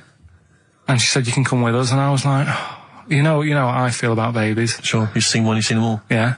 So, They all look like Mouse Smith. Why do I need to see another one? Yeah. Right? And she's like, yeah, but come and see it. You get on with them. Come and see them. And I was like, it's a long way away. Yeah. You know what I mean? That's probably narrowed it down again. Yeah. So, and that annoys her, because I can't be bothered. Do you know What I did mean? you say? Did you say, oh, no, I'm not coming to see him, I don't I'm like not him? going all the way to Swindon. What is he, did he, yeah, or Birmingham, or Cornwall. Yeah, well, you know who you are, if you had a baby, Yeah, sort of in the last, and Carl didn't show up. Carl didn't show up, and Suzanne said, what Suzanne, what the excuse did she say? You were working or busy or? No, well, to be fair, I was working, right? And they are nice people and Oh, stuff. now you're backtracking, because No, now, I'm just do saying, they listen? Yeah, Do they listen to the show? They might do. So they listen to the show. So once again, you've got an anecdote where the people who you've admitted to not liking to see their baby or care about them are listening to the show. No. Maybe I don't know. Maybe the builder's listening once They're again. nice people, I like them. Just sound like their baby. just sneeze in the chili pot. When the kid's older, I'll go and see them. Yeah. Just, you know what I mean? When it's got its own little character. As a baby, it could be any baby. You know what I mean? It's got nothing to offer me. I know what you mean. It could be a toy baby. But you know what I mean? It could be a bag of sugar. On our way to Hastings last week for me. You know, that's where I went to chill after the. Of course, and that's where you decided you couldn't give 100% to the public if you weren't having a good day, like me and Steve do. Come rain or shine on a tin pot radio station that really doesn't, you know, keep me in frappuccinos these days. But we'll say once again on air, this is official, and this is not to put pressure on you, that me and Steve are going away for a couple of months on the 16th of August to do the office special, and if Karl doesn't come back, nor will we, because I see it as a three-way thing, and that's the truth. Rick, you've said that a couple of times now, as though you're expecting a flood of emails and calls. Nothing. No, I'm just trying to get in pressure because I know for a fact that they want us to come back, and I know. I think maybe not the listeners though. No, the listeners don't care. The listeners couldn't give it. They don't care. Who stands in? Do you know what I mean? Instantly, what frequency is Magic? It's 105.4. Worth checking out because I had a great. Heart is 106.2. I think. Virgin's 105. Bloody good station. What is that? 105.8. Yeah. Which is check press good for details. But there's a new Ride album out, gentlemen. I think you're probably quite excited. It's London's Heart 106.2. It's released on the 4th of August, and it's all the BBC sessions, all the stuff that Ride did over the years for Virgin 105.8 for BBC, and this is one of them. It's called Time Over Time. I think it was from the album Going Blank Again. It's very good. Play it, Karl. I play that for Pippa, who requested some Ride. That's from a new compilation called Waves, and it's the BBC recordings that Ride made during the 90s, and I think that was originally recorded for BBC Radio 1. That's a good station. Radio bloody 1. good station. That's a good station if they're interested. Radio 1. So one of the... I think they pay quite well as well. Well, I enjoyed working for them. I know we used to work for them for a period of time. Until we got fired for slagging off. Simon Mayo. I think it was Simon Mayo. Yeah. Do you remember that? I can't quite remember it. Well, we used to do this thing, Mary and Hobbs at night, and we were getting a bit busy, and so we were constantly handing in shoddier and shoddier work. Right, we used to hand it like that and hand it to them. A theme there. A theme, I know, yeah. And to the point where they kept going, like every other week they go, we couldn't put it out. Why? Well, because it was the most offensive, or it was inaudible, or it was twaddle, or you didn't record it. You know, there was things like that. Yeah. And then I think the straw that broke the camel's back was Simon Mayo had just broken the Guinness World Record for DJing, and we were going, oh, that's brilliant, yeah, in the air-conditioned studio with loads of scrotes getting cappuccinos for him. That's not work. Our dad used to build walls, you know, that's work, not sitting down. If he wants to break a record for work, and we went off on things like, I know... We were going, we know birds who do leisure stuff to feed their smack addiction. Yeah. That's work. I want to see Mayo on his knees outside McDonald's giving a rent boy a blowjob and all this sort of stuff. I want to see him hanging up in some kind of leather strap. In a Amsterdam torture garden with 13 blokes jizzing on him, all with beards. Yeah. But why aren't you still there? When did Wimbledon finish? A couple of weeks ago. Right. Found myself sat there, right? I'm not having a go. I know we stopped Cheeky Freak of the Week and all that, right? So I'm not going to be having a go. Christ, I sat there. I'm scared. No, I'm not having a go. You've always got to remember that. Go on, just get on with it. Get on with it. I'll apologise after. I'm just saying, watching Wimbledon, it wasn't, you know, one of the major games. It was little fellas in a wheelchair having a game. Little fellas in a wheelchair. Right. But for me, I mean, you know, great. They're doing a sport and everything. Don't put it on the telly. What was up with it? It wasn't like, a rally going on.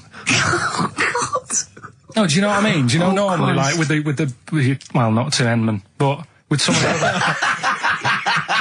with some of the other players and that, they're playing for ages, aren't they? It's like, oh, who's going to win this and that? Yeah. None of that. It was just like, hit it, net. Oh, Christ!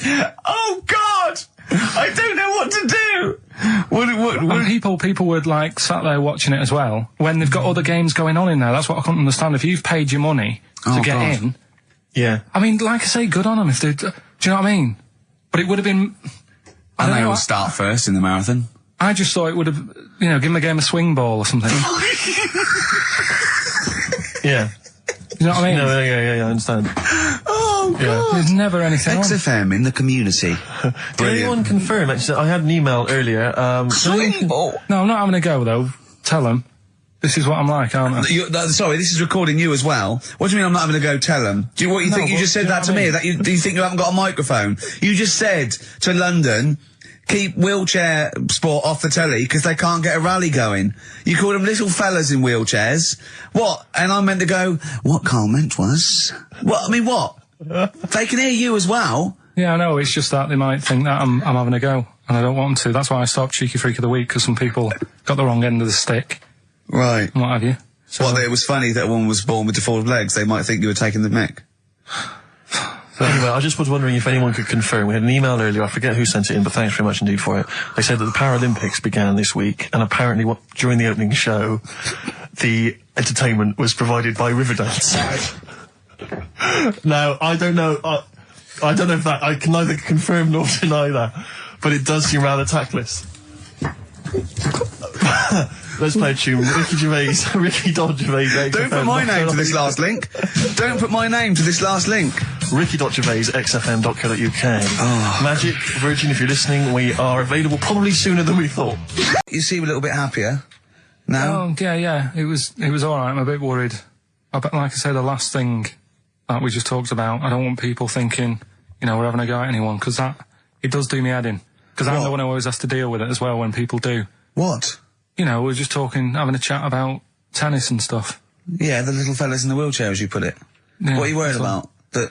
Just that they think we're having a go and that, because sometimes I do have to take calls and deal with it, all this stuff, right? You don't see that. You don't see the hassle I have to go through. No, but I don't often say things where I'm likely to get a complaint from someone. But I'm just saying it wasn't meant to be taken badly, do you know what I mean? You're allowed to say you thought the quality of tennis, because they were confined to a wheelchair, was poorer than, say, Sampras versus Agassi. I don't think that's in question. It wasn't as good a game of tennis. That's what all you were saying. You weren't saying they shouldn't play or... Wreck the grass. Right, mess. Well, stop while you're ahead. I'm just saying as well. I can confirm, incidentally, we've had several emails, I can confirm that Riverdance opened the Paralympics in Dublin recently. So I'm sure that was very good, very entertaining. Leave it then. Yeah, no, I'm sure it was entertaining. They're very good. Who was it that thought? Was it Jimmy that thought it was short for Paraplegic Olympics? Really? I've no idea. Yeah, it's Parallel Olympics, isn't it? It's yeah. Right. But as we pointed out, that would be pretty much blow football. Yeah. There wouldn't be many sports in the Paraplegic Olympics. It stands for Parallel Olympics. I'm educating, Carl. Don't let me like that. I'm educating. I'm not saying funny little fellas in wheelchairs playing up the grass. What? I'm always educating. I'm always telling you about stuff that I learn about and that. That you get off-handed over, and it's about a monkey who became king. No. No? Have you got monkey news this week? Got a little bit of monkey news coming up. What does he do? Drive to Spain, rob a bank, or get married? No, we've done all them, haven't we? We have done all them. Yeah, it's a good one. It's a good one. And in fact, it's a bit related to what we've been talking about in a way. Oh, God. That's good. Last week, after your nervous breakdown, you went to Hastings. Yeah. Can I ask, why the hell did you go to Hastings? It's so arbitrary. What do you mean? Why go to Hastings? You lost him on arbitrary.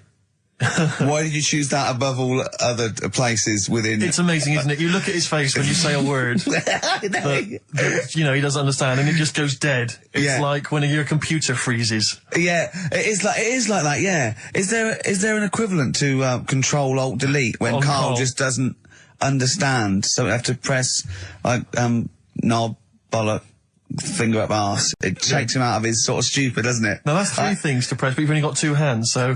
Wow. Yeah, I know. God, what would I do? I'd have, hold on, so I could have the thumb of my right hand, pop that up his arse. I'd have probably my index finger of my left hand on his knob. How would I press his testicles? What would I use? I'd have to use some other part. Shall we try it? Yeah, let's go around there. Let's set out. Look, come on. What? Sit down. I just think it's time you had a little kiss. Sit down. You've done so well. I've already had a little... What happened, Carl? He loves it. I'm just going to give you a little kiss. Just for the webcam. Right, hurry up then. All right, on the lips. No, not on. Oh, come on. Oh, God. I love it because he hates it so much. You wouldn't get that radio on. But maybe I could have kissed Chris Moyles. What? I could have kissed Chris Moyles on Radio 1. Milesy. Give Milesy a little kiss for all his good work. Do you enjoy that? Yeah, it's good, yeah. What happened to Chris Moyles' show? Is he not on anymore? On TV? Yeah. No. Turns out he was too fat and talentless. Yeah, Hastings. Yeah. It's alright, yeah. What's there? Not much.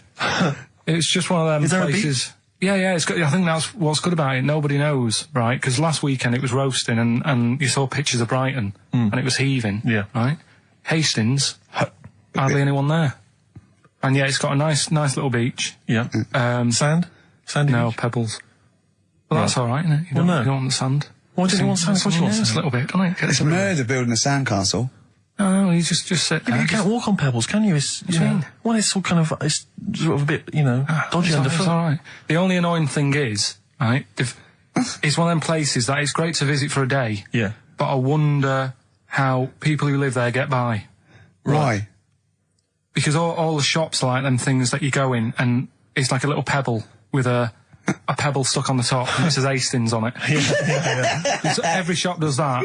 If you want bread and milk, you're done for. It's murder. Yeah. There must be a supermarket. I didn't see any. Seriously, it's all novelty things like that. Yeah. And then when I got back into London... Their houses. Yeah. Just covered in pebbles and, like, seashells and stuff. The funny thing is, right, it's the first time I sort of noticed somewhere like that. When you go, what do you do if you just want some Brillo pads or whatever? I'm walking in London... Never concerned me, that. Never needed Brillo pads in my life. No, but you know what I mean, the sort of things that... Yeah. It's a bit tricky to find, but in London, you've got the coverage. Yeah. Now, the weird thing is, I was walking home from... We had a drink the other night, right? Yeah. Walking down the road, and there was a shop that just sold, in London, chess pieces. Yeah. Is that the one on Great Portland Street? Round the corner from it. Yeah. Yeah. Well, I think that's mental. I remember being in Brighton once and seeing a shop, and all it sold was the foam you put inside cushions. Yeah, there's one of those at Pentonville Road. But I don't know who opens a shop like that. I know where these things are. There's a hole in the market. Yeah. What was that shop we walked past yesterday? And it was like something really, really... chef uniform shop. Yeah. It's Dundee Street. Yeah. I'll tell you what, I opened a chef uniform. Mainly sort of check trousers and white hats. But there must be a lot of chefs around. I'm eating all the time. Someone's making the food. Yeah. The funny thing is, on the chess shop, right, they mustn't have been doing that well. And someone must have, the bosses must have been sat there going... Not really working this, is it? Yeah, right? People only buy one chess set in their life. Yes. Right. Yeah, but the funny thing is, on the door it just said, come in and browse. Which I thought was odd. Did you? No, it was shut. Right? but the funny thing is, right, so you can imagine them sat there going, oh, it's not doing that well. And it's changed, they've actually changed the name of the shop now. Yeah. And now it says chess and bridge. Right, they've had to expand. So they've opened it up a little bit. Yeah. Yeah. But still... What do you buy for bridge, if not I don't know. cards? I don't know. I don't know, I don't play bridge, but I don't know, I don't think you need a lot of stuff for bridge, except a pack of cards. I remember going... a table. When I was on Three friends. On holiday once in Devon, past a shop. I don't know, if you ever need it, or if you ever need an antique marionette, let me know, 'cause I know where there's a shop. Okay, yeah. Antique marionettes! I know. Again, you only need one, unless But you're a I want collector. to know who goes into this business. Well, son, what are you doing? Going to university to do law, father. Well... There's a factory there that makes the little plastic bits that goes on the end of chair legs. Do you want to take it over from me? We're not ready, no. It's all set up. Yeah. It's all set up. Oh, God. All right, Dad, but just for a couple of years. Someone's got to make them. Someone's got to make the little plastic bits that go on the end of chairs. Well, if you make them, call us on 123497734. Weird though, isn't it? Weird though, isn't it? Right, listen, songs of phrase answers next. We'll go out of the way. I'll tell you what, play it once more so that people have got a chance to actually enter. Hang on, If you can't be bothered. keep talking. Oh, I can't be Should be ready, Carl. This is terrible. Here we go.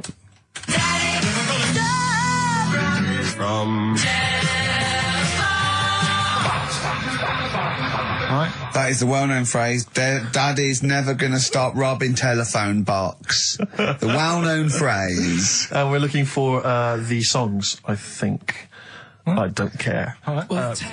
Libertines on XFM 104.9. I'm Ricky Gervais, with me Steve Merchant. Over there is Karl Pilkington. I'd be great for Heart. You really would. Wouldn't I? You really Virgin, would. I'd probably. BBC Radio 2 would be my first. All one. Late night one would be good. All good stations, all professional stations. Yeah, 4 weeks to go. 4 weeks to go before we may give up or we may come back. Who knows? It's all up to Karl Pilkington. Can I just extend an apology? I was a little bit crass earlier, and I made some unsavoury remarks about Radio 1 DJ Chris Moyles. I'd like to apologise. Funny man Chris Moyles. I would like to apologise for that, but it gave me an idea. You, the listeners, who do you hate? email in ricky.gervais@xfm.co.uk. I just think that we've never really used XFM as a kind of, well, as a research tool, really, and it seems to me that we can get great opportunities. And it's this, we don't sort of do this thing, we don't go on there and sort of like slag off other people and people in the public eye. Well, we pick on targets that can't fight back. Helpless, the elderly, you know, people suffering in some way that really, and particularly we don't want to pick on people like Chris Moyles, who's got a big platform, much bigger platform. We want people who can't answer back. Yeah, so, who do you hate? That's us. Who do you hate? I don't want people you went to school with or your boss. Do you know what I hate, Steve? Who do you hate, Rick? Right, my top three, just in the top three, would be Hitler, Mussolini, and General Pinochet. Really? No, probably Moylesy, Harry Potter and Jamie Oliver. Nice. But what are your top three? No, don't make them comical, don't make them... These are the people that wind you up. When you see them on TV, if you hear them on the radio, if you see them in a magazine, they just... they make your kind of blood boil. Might be us. It could be us. I'm expecting that. We know that... we're not stupid. We could take it as read that it's us. Yeah. And then if anyone other let's than us, assume it's us, so we want other people. Yeah. But I want to draw up the top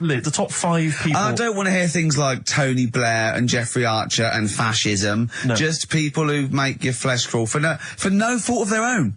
Well, really? Well, sometimes their own, because they're talentless or fat. But that'd be good. That'd be a good long-term poll over the next 4 weeks. And then in 4 weeks' time we go, well, we're off. We're in the top 10. Exactly. But here are the other 9. So I think it's just genuinely going to be quite interesting. So ricky.gervais@xfm.co.uk. Maybe who you hate and why. It's like giving a reason in the diary room. Yeah. You can't just nominate someone. You've got to say and why. Sure. But if you can't be bothered to write and why, just nominate. Yeah. Because that means we've got a lot of reading to do if they start doing that, Rick. Yeah. Keep it down to one sentence. Yeah.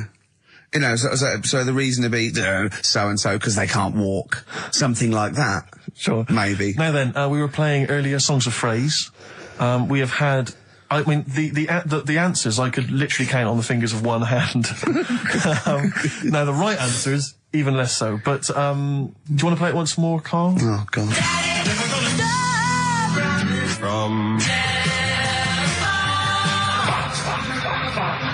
There was 7 songs in there. Right. Read them out, Colin. What are they?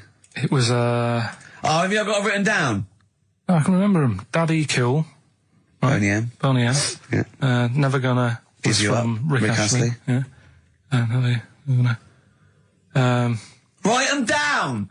Stop. Sam Brown. Right. Stop. Robin was Miss Robinson by Simon and Garfunkel. Mrs. Robinson. Yeah. Hang on a minute. That's not Robin. Oh. From Russia with Love, Matt Monro. Right. Telephone hanging on the telephone, Blondie. Yeah. And then Box, Living in a Box. Living in a Box. Well, listen, no, Brilliant. I don't think anyone got them all right. No. If you did get them all right, I'm sorry, but I gave up checking the emails a long time ago. So, I'm going to give it to Michelle Flower, because she got a few of them right. So, well done, She got a lot right there, actually. Well done. Good, well done. She got 5 out of 7, so well done, Michelle. And you get all those great prizes. Incidentally... You're talking about people who annoy you and that. Yeah. Right? Not many sort of celebrities annoy me, because I think, well, some people like them. You know what I mean? Yeah. But things that affect me, like the builders. Right? You're a philosopher. Go on. The builders annoy me, right? Sure. Yeah. And you could say that's a bit of stereotyping, but all the people who I've met who have been builders have always annoyed me, right? So that's because they've been working on your house in your space. I mean, that's like all the builders that have been round your flat making a noise when you're trying to get some sleep have annoyed you.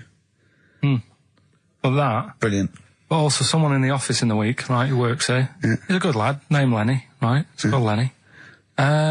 He proposed to his missus using XFM. So like he popped in Zoe's show. Right, his girlfriend sat out there. She didn't know what was going on. She was asked to come in. Even she wasn't listening. She was out there. she probably had a Walkman on or something. Yeah. Well, just that. She was just to Jono.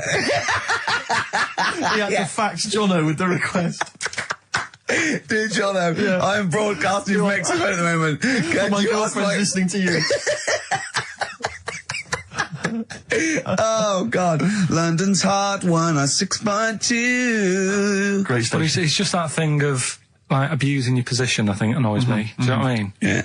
Because I just was thinking, if he worked for a cab company, would he have done that over... That's one of my hates. People abuse. Do you know what I hate?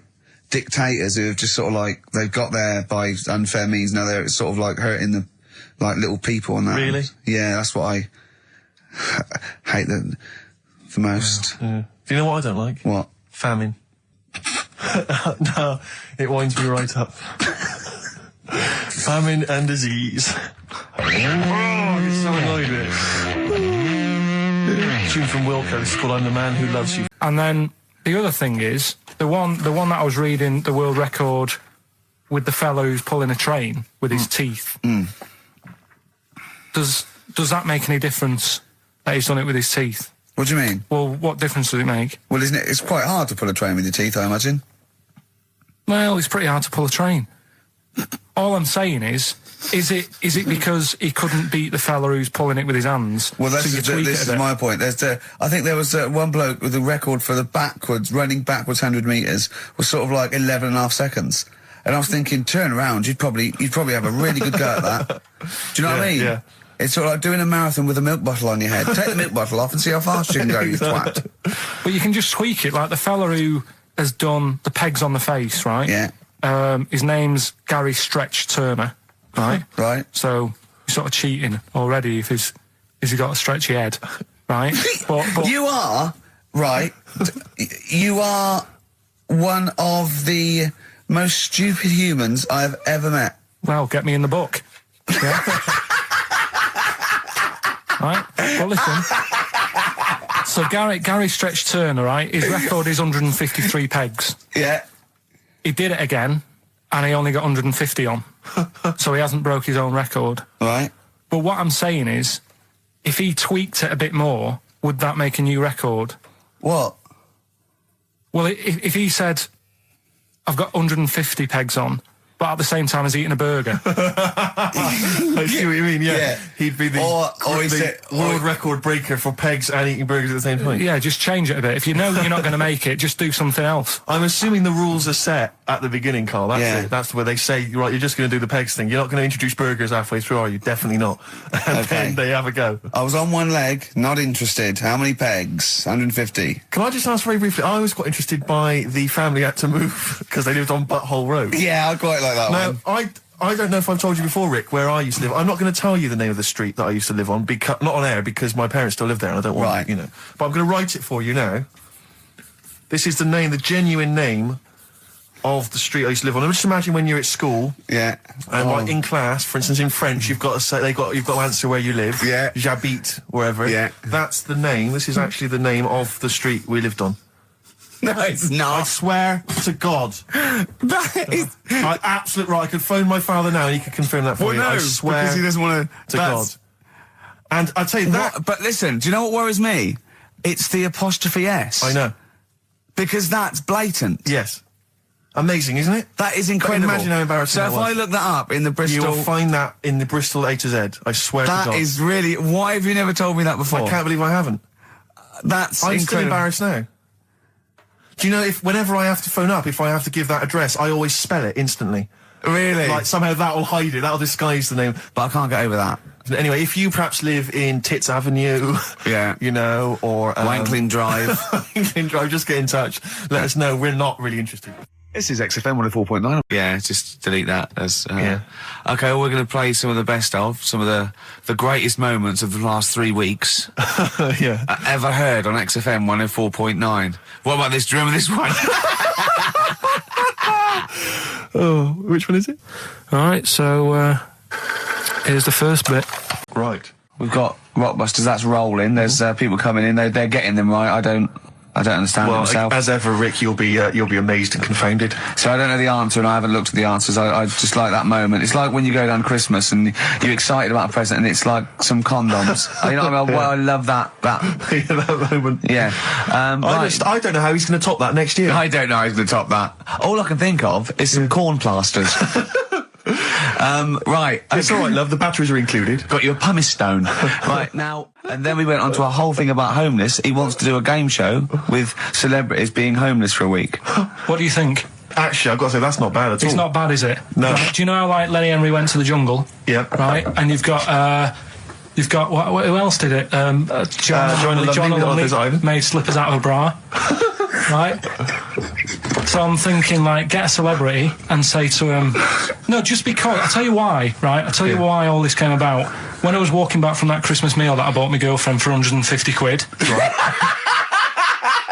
Lest we forget. Right. I was walking down Mortimer Street and there was an homeless fella there, and it was like, oh, you know, it's really, really bad. But the weird thing is, it was about, I don't know, probably about 8 o'clock. Yeah. No, about 9. Right. And he was asleep. And I just thought, do homeless people ever think, you know, I think I'll have an early one tonight? Right, that's what got me thinking. It's a bit weird, the whole lifestyle of it, the fact that he had an early night. So, like, the fact, what if it's a bit weird that he's sleeping not in a home, but on the street? No, it's just that if I was homeless, I'd probably stay up quite late, because it's not nice. Do you know what I mean? What are you talking about? Just being homeless isn't a good thing, is it? No. People forget how bad it is. Yeah. Right? But surely sleeping gets you out of reality. They sleep because they're tired. They can't sleep very well, so they need all the sleep they can get. Yeah, but sleeping's nice if you've got a nice big bed. What, you think that they can go, I'll stay up, I'll go to bed at 2, I'll go straight to sleep, and I'll pop up at 8 when the alarm clock goes off? Well, that's just what I was thinking, right? So I was thinking how bad it is, and it's, you know, especially this time of the year, you know. Yeah, it's terrible. It's the really worst thing. And to sort of give it some publicity and get a bit of help behind it, get celebrities, someone like Phil Mitchell, maybe, off EastEnders, who's a big fella, he can look after himself, put him in a shop doorway, have some cameras set far away in a building or something, they can film him, and it's up to him how he raises money for food to eat. He could sign autographs. Well, they wouldn't know him though, would they? Because you never look at a homeless person. You get, what's her name? Gail Porter. Yeah. Gabby Rosling. Right, yeah. Narinda from Big Brother. Yeah. Who else would do it? I got a game show idea. Les Dennis, I reckon. I got a game show idea called On the Game. And what happens is, you get Narinda from Big Brother. It was your girlfriend's birthday, wasn't it? Earlier in the week? Or last week? On Monday, yeah. And, I mean, obviously it was a triumph with the stuff you got her for Christmas. The condoms. The box of condoms. Box set of condoms. Oh, yeah. Not just the singles, the whole set. Yeah, a complete collection. Brilliant. So what did you go for this What'd you time? get her? Yeah, but... No, but it's her birthday. How long have you been together? About 9 years. Okay, so, ooh, God, it must cost you so much. No, but it starts getting tricky, doesn't it? Because I spoiled her a lot in the first few years. Yeah. So then Here's a packet of rubber bands. Enjoy them. Oh. Well, it's what she wanted. Okay. I mean, you're making out as if... No, everyone wants paper clips. Come on, what did you get her? Got her a new pair of gloves. Right. All right, well. And? What, nice leather ones from Selfridges or Harrods or something? They were good ones, the sort she likes, so... They weren't... Well, they weren't the little woolen ones that she had. Yeah. I thought that was a joke when she said he got me these, because I laughed. No, but I know that's the one she did have. When they said it's his birthday, right, it was her birthday Monday, and me and Steve wanted to get her, and she went, he got me these, because she had those little woolen gloves on. I laughed, because I thought she was joking, Carl. That's what she wanted. Right. I've told you before about buying presents. Did those gloves have your name sewn in them? And a piece of string that ran over the back of your duffel coat? You know, I've never been into getting presents and that. I had the problem at that Christmas one, that time with the Victoria Plum. Yeah, we'd hate that. We'd hate to bring that back. We've done that. Because you talked about the book, because it's kind of to do with your dad, isn't it? He's a very bad gift buyer, was that the problem? Well, yeah, my dad just wouldn't bother. It was my mum who sort of made an effort, and she sort of worked out half of what I wanted, then she left it to me dad to get it off someone, see if he could get one cheap or whatever. I love the fact that usually people talk about, like, drinking heavily or violent abuse, right? Yeah. But here's what he's been left with and scarred with from parents is bad gift buying. Yeah, and that's the Victoria Plum incident. In the greater scheme of things in the world, that's not a bad thing to have, is it? Right, there was this, this is what it's like about getting presents and stuff, right? With my mum and dad. Go on. My mate, Colin, right? No, Colin Bailey. Oh, right? Yeah. He had a little Sinclair Spectrum, right? Computer, which was like the thing to have at that time, right? Yeah. You used to always go round to his house. The deal was... Not the one you had to play through the window because you weren't allowed to. No, that's another lad. Oh, right? yeah. This is a different lad. And the deal was, he came to our house and my mum gave him a pie. And then I'd go round to his, and I'd stay there for a few hours playing, you know, Hungry Horace and stuff like that on it. Right? Now, my mum and dad knew that I really wanted one of these computers, right? So I waited about a year. Came round to Christmas Day. I thought, I reckon might have one. Turned out they bought me the wrong one. They bought me a ZX81 instead of a Spectrum, right? And Christmas Day, I'm there trying to load the games up. It's not working. I'm thinking, what's wrong, right? And the thing with me, when I was a kid, I used to get quite sort of agitated. This is the moment, right? I found out that it needed a RAM pack to make it work, right? Looking in the thing and it's saying, and make sure you put your RAM pack in the back. And I was like, oh, where's the RAM pack? And my dad's going, I don't know, I've got you the main bit. That's it. So I was that wound up, I just was sick, right? Just sick. I didn't feel sick or anything, I just was like, oh God. Went to the sink, just sick. Because I was that on edge about it. I said, come on, we've got to get one. And my dad's like, Tandy's shut, we're not gonna get anything today. Ruined again, Christmas Day. That was after the year when my train set got blown up by our kid. The following year, no RAM pack. And now you ask me, why don't I get good presents? He's scarred. He just I'm gonna die. Honestly, I'm gonna die. He's just clean sick. Yeah. There's no RAM pack. Did you get to the bottom of it? Why wasn't there a RAM pack? You have to buy them separate. Oh, okay. What do you mean I can't play Frogger? Oh no. So, wasn't there another incident when you threw up? Spontaneously threw up? Through sheer anxiety? I do get it. It's not so much now because I've relaxed a bit, but as a kid I used to be quite on edge all the time with certain things. Do you think that's what happened to your cat that kept being sick? That it didn't get the food it wanted and it just threw up? Do you remember that? Yeah. God, so they shaved it. Yeah, but again, you see, the cat thing, I mean, it's mad. I was thinking about it the other day, right? I used to think I had quite a normal upbringing. You didn't. Right? And someone was talking Your about mother once told you not to go to school because it was windy, Carl. It was not a normal upbringing. The cat was being sick, so she shaved it, so it was easier to clean. Right, well, my mum and dad went on holiday, right? And I stayed at the Rosses down the road. Oh, yeah. Only a kid, must have been about 5 or something, right? And I was always running around in the house. I had a lot of energy as a kid. What the Rosses did, they had this cat that was dead violent, the most violent sort of angry cat I have ever witnessed. A tiger? It was, honestly, Steve, if it was bigger, it would have been, because it was just always having a go at you. Yeah. If you went to pat it on the head, it went to bite you and stuff. And what they used to do with it, to stop me running around, I'd sort of be running around, and then I'd get a bit tired, and they'd say, have a lie down on the settee. So I'd lie down on the settee and I'd nod off. And what they used to do, I'd wake up and I'd put the cat on my belly. Right? So I'd be scared to move because it's like it's going to get me. But it would keep you there. It kept me there, and it used to sort of slaver on me, and they'd sort of, go out or whatever, and I'd be lying there. That's not normal, is it? Carl, sorry, were you created by the Brothers Grimm for one of their fairy tales? What kind of a life is that? A cat paperweight to keep Carl in place. He keeps blowing around. It's windy. We'll have to weigh him down. Be careful. Your mum probably told him that it's a windy day. You got to get something heavy on him, otherwise he just gets blown into the road. God bless him. Well, were you on Richard and Judy yesterday? Right. Yeah. Tell us about that. It was good. It was good fun. Yeah. It's a bit surreal. Is it? Yeah. It's nice. It's nice though. There's something charming about them. Do you know what I mean? They go off on tangents. They sort of digress.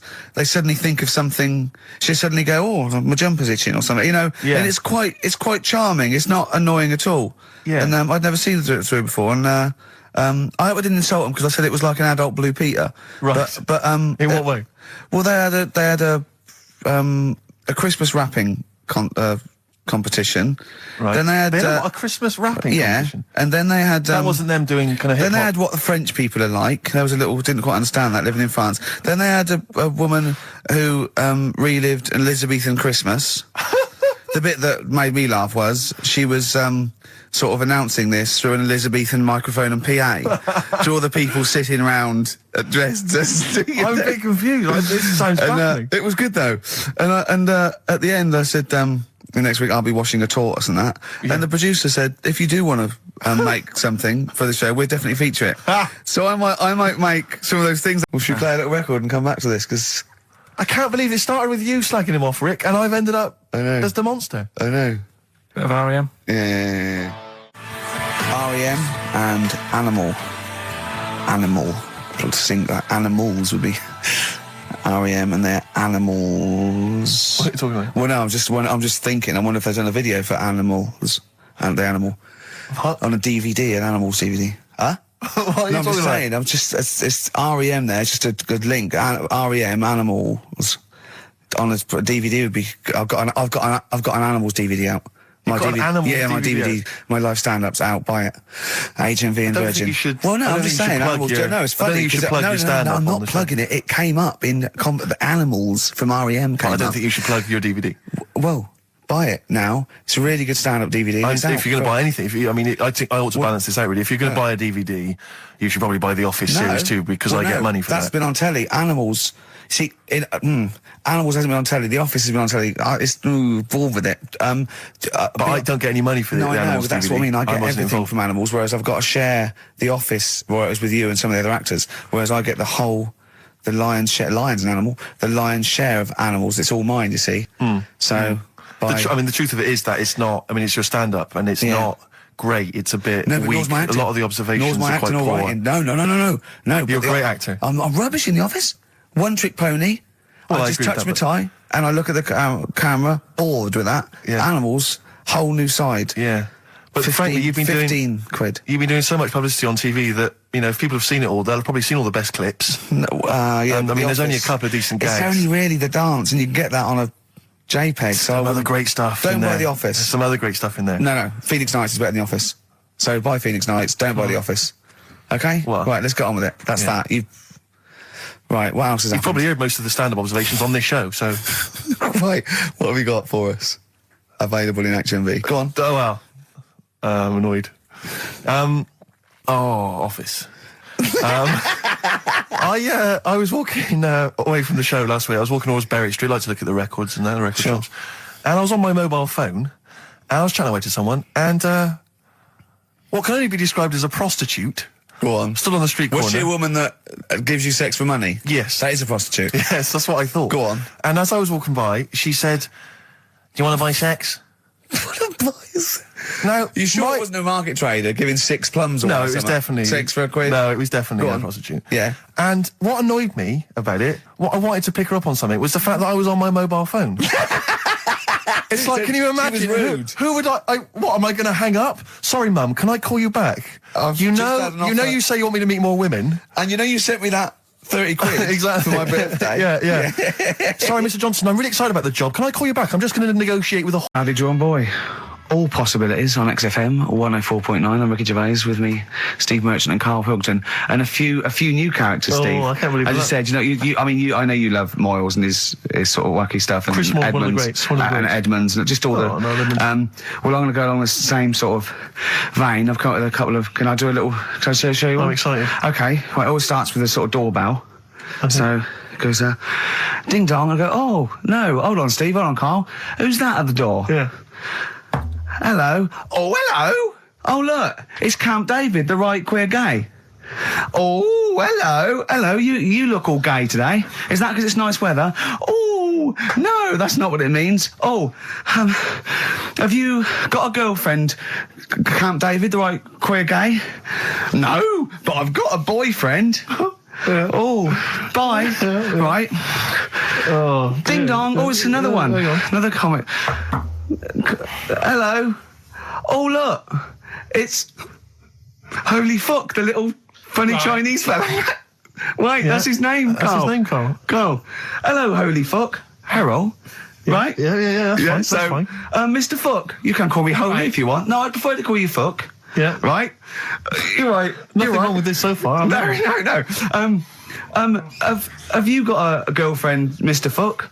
Achoo. Oh, you haven't got that SARS, have you? Yeah. No, that's my girlfriend's name. See? Yeah.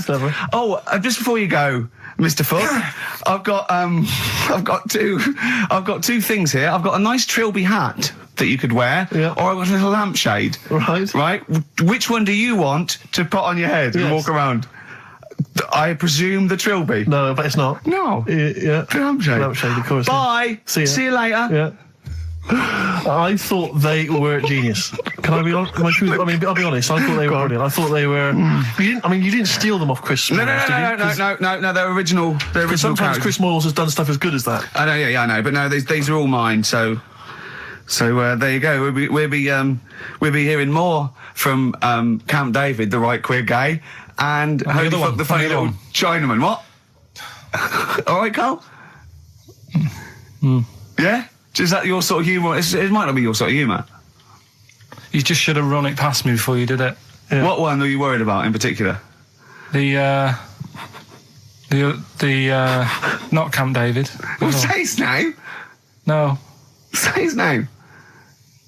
Which one? I don't know which one you mean. The Chinese fella. Well, I forget who that was. What was his name? I can't remember. Well, if you can't remember, it can't be that good, so we'll leave it. We won't do it again. Right? I'll tell you what I've got, Steve. Oh, what? I'll tell you what I'm thinking. Go on. Right. Do you know, like, TV programmes sort of get rested in the winter? Ding dong. Oh, no. Hang on, who's this? Oh, go on. Hello again. Not now, Mr. Fuck. We're talking. Bye. Is that Holy Fuck again? Yeah. Okay, Carl. Look at Carl's face. Right. Okay, that's it now. I'm not answering the door anymore. Right. Okay, go on. Right. Yeah. Ding dong, ding dong, ding dong, ding dong. He's trying to get in. Don't be impolite, Rick. Come on, Rick. He wants to come in. No, it's too late. It's too late. He's gone away now. Go on. Right. Anyway, what I'm thinking is, Rockbusters coming back for a bit. What? What are you talking about? He likes my idea. He likes my characters. He doesn't like that idea. If I what, Carl? No, I was going to say if I came up with what? With that Chinese fella. What was his name? For a sketch. You wouldn't have liked it. Let's do Rockbusters and see how it goes. I know you weren't a fan of it, but. Hang on, yeah, but to be honest, Carl, he dissed Cheap as Chimps, and we know that's a brilliant idea. Hang on, sorry, we all agreed that Rockbusters was a piece of old toss. No, I didn't. I said it needed resting. That's why we stopped doing it. I said it needed resting for a bit. I don't remember that conversation. What do you mean it needed resting? We abandoned it because it was appalling. It started off as a nice idea, but you just gone crazy. Let's play a record and come back to this, shall we? What do you want to play? Bit of sugar. Oh, yeah. Brilliant. That cheer us all up. I don't know why you were thinking of bringing this back. I'm genuinely worried about this. Well, it's true. It originated in America. Yeah. So many of these things do. It's a brilliant point, Carl. I'd like to hear from anyone listening they'll just lie, wouldn't they, I suppose? Yeah. I don't even use sort of flies. No? Usually. I sort of pull my boyfriend, my sort of tracksuit. That's why I wear sort of like elasticated waistbands all the time. Exactly. Just sort of speed. Yeah. You got to get in there with the minimum of effort. Yeah, and out. Sure. Often I won't shake. No, no. To my detriment, because it often leaks out a little bit later, doesn't it? Ever been out on a date with a girl where it's just trickled down your leg and you wish it hadn't, and you're thinking, what if she gets my trousers off later? She might smell or see it. What? What? I don't know. I don't know what I said there. Right. Feeder, come back around on XFM 104.9. You're listening to Ricky Gervais. Yeah, I'm with him as well, Steve Merchant. I was thinking of dropping that. What? Thinking of dropping that, just going, because it's just too, that's all that. I'm Ricky Gervais, with me Stephen Merchant and Karl Pilkington too. I mean, get to the music, so it's, hi, I'm Ricky Gervais, this is XFM. Sure. Here's Radiohead. Yeah. Something like that, come out, that was Radio at XFM, I'm Ricky Gervais. Tony Blair, what's he all about? Yeah. That sort of, snap, fast, because I quite, on a serious note, and you've always been saying it, I listened to an old show, because when Karl was compiling those things, I listened to an old show, and I listened to me, and I'm really concentrating now because I sounded like the most inarticulate, brain-damaged older drunk I have ever heard given a show. Yeah. I mean, I was shocked. Not finishing sentences, leaving out words, slurring, just doing noises that you understand because you know me. Yeah. So I'm really going to make an effort for the listener. Yeah, it's not going to happen, is it?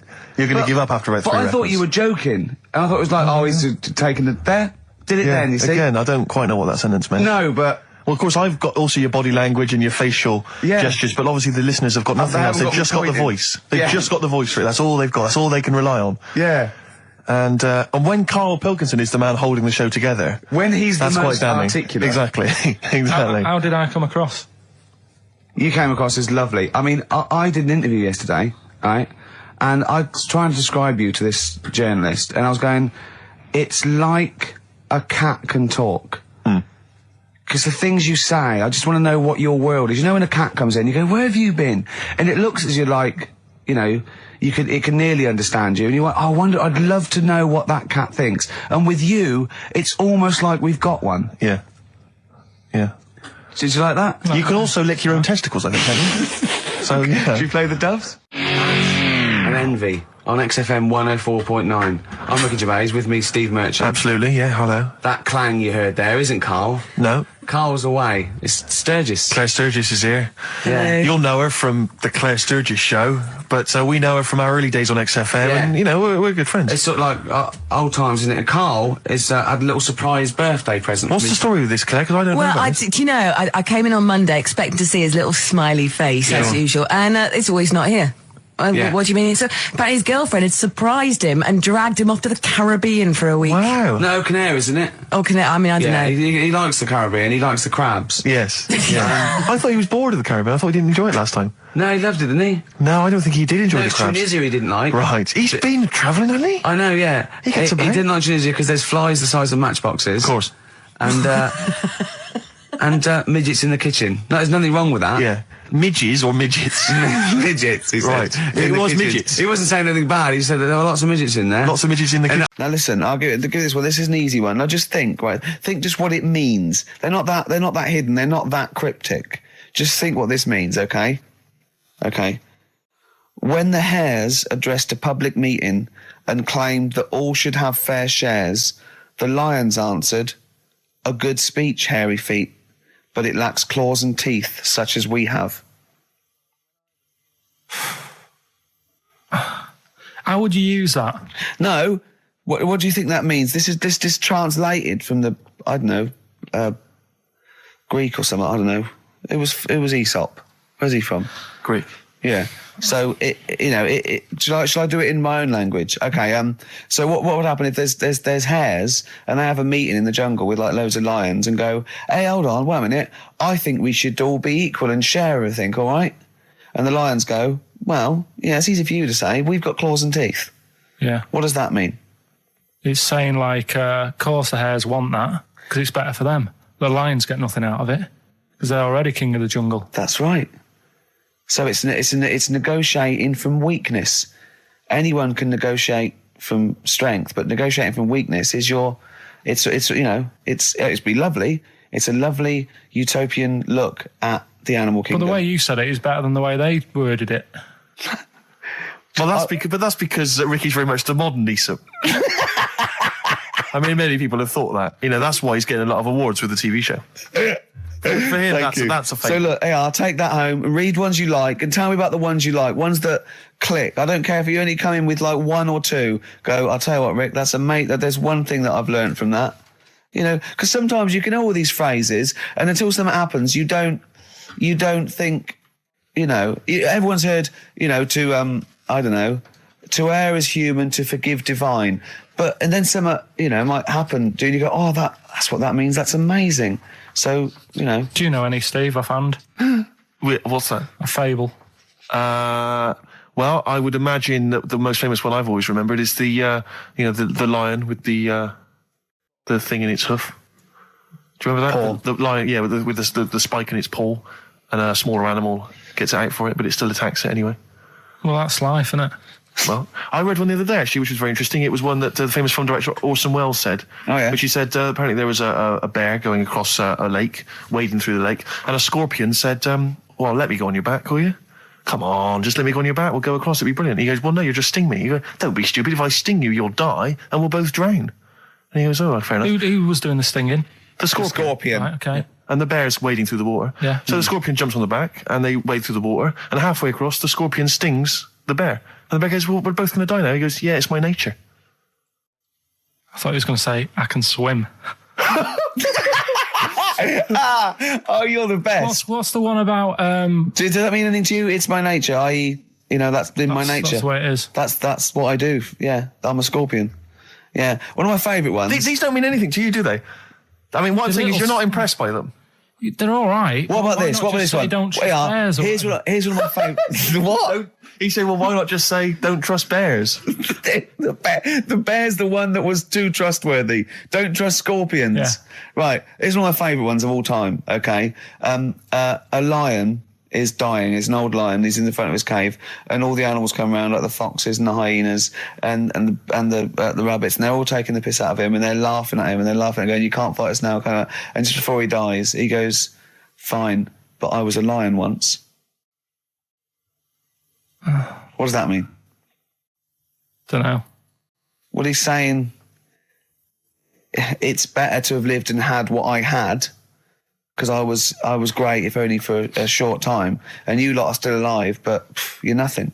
You're rabbits and hares. I was a lion once, so I'm Are they happy. always using animals for these stories? Well, yeah, I could change it to refrigerators and household appliances if it would make it help, but animals, I remember the one about being ill a lot, and you say something about go on. If you keep doing that, if you keep having time off, well, I won't believe you. That's the boy who cried wolf. Is that right? Yeah. Do you know that one? Have you heard the famous one? This is probably the most powerful one. When you're pulling a face, and they say, well, if you keep doing that, the wind changes. I've heard stay like that. Because you know that's scientifically proven. That can happen. That can happen. Should we have hip hop hooray? Yeah. Are you queued up for that? No, but go on, you... Carl, sort it out, mate. I was going to... No, come on, this is what I asked you to play, mate. If you've not, you're getting too big for your boots now with your showbiz lifestyle. You're not paying attention, are you? You're not playing the record if we want you to play it. Heat magazine's favourite. Yeah.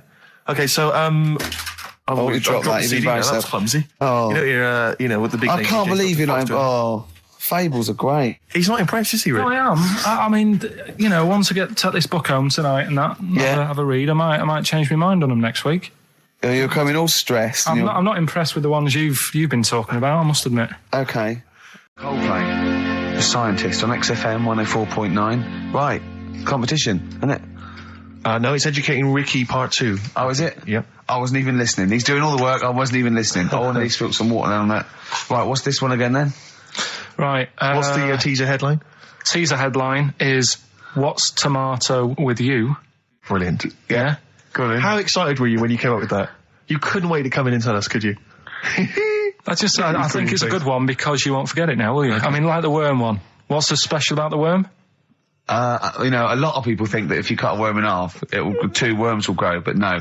What happens is if you cut the head end slightly nearer the tail than the head, the tail will die, but the worm with the head will be okay. So, it's exploded a myth, and it taught me something. Right, so the second one, part 2 of Educating Ricky. What's Tomato with You? Yeah. What this one's about is, ages ago... It's scientific. There's never a date. There's never a country, a location. Okay, settle down, children. This is A-level history. Right. Once upon a time. Yeah. When a mental place with swords was a king. Forget his name, but he was a loony.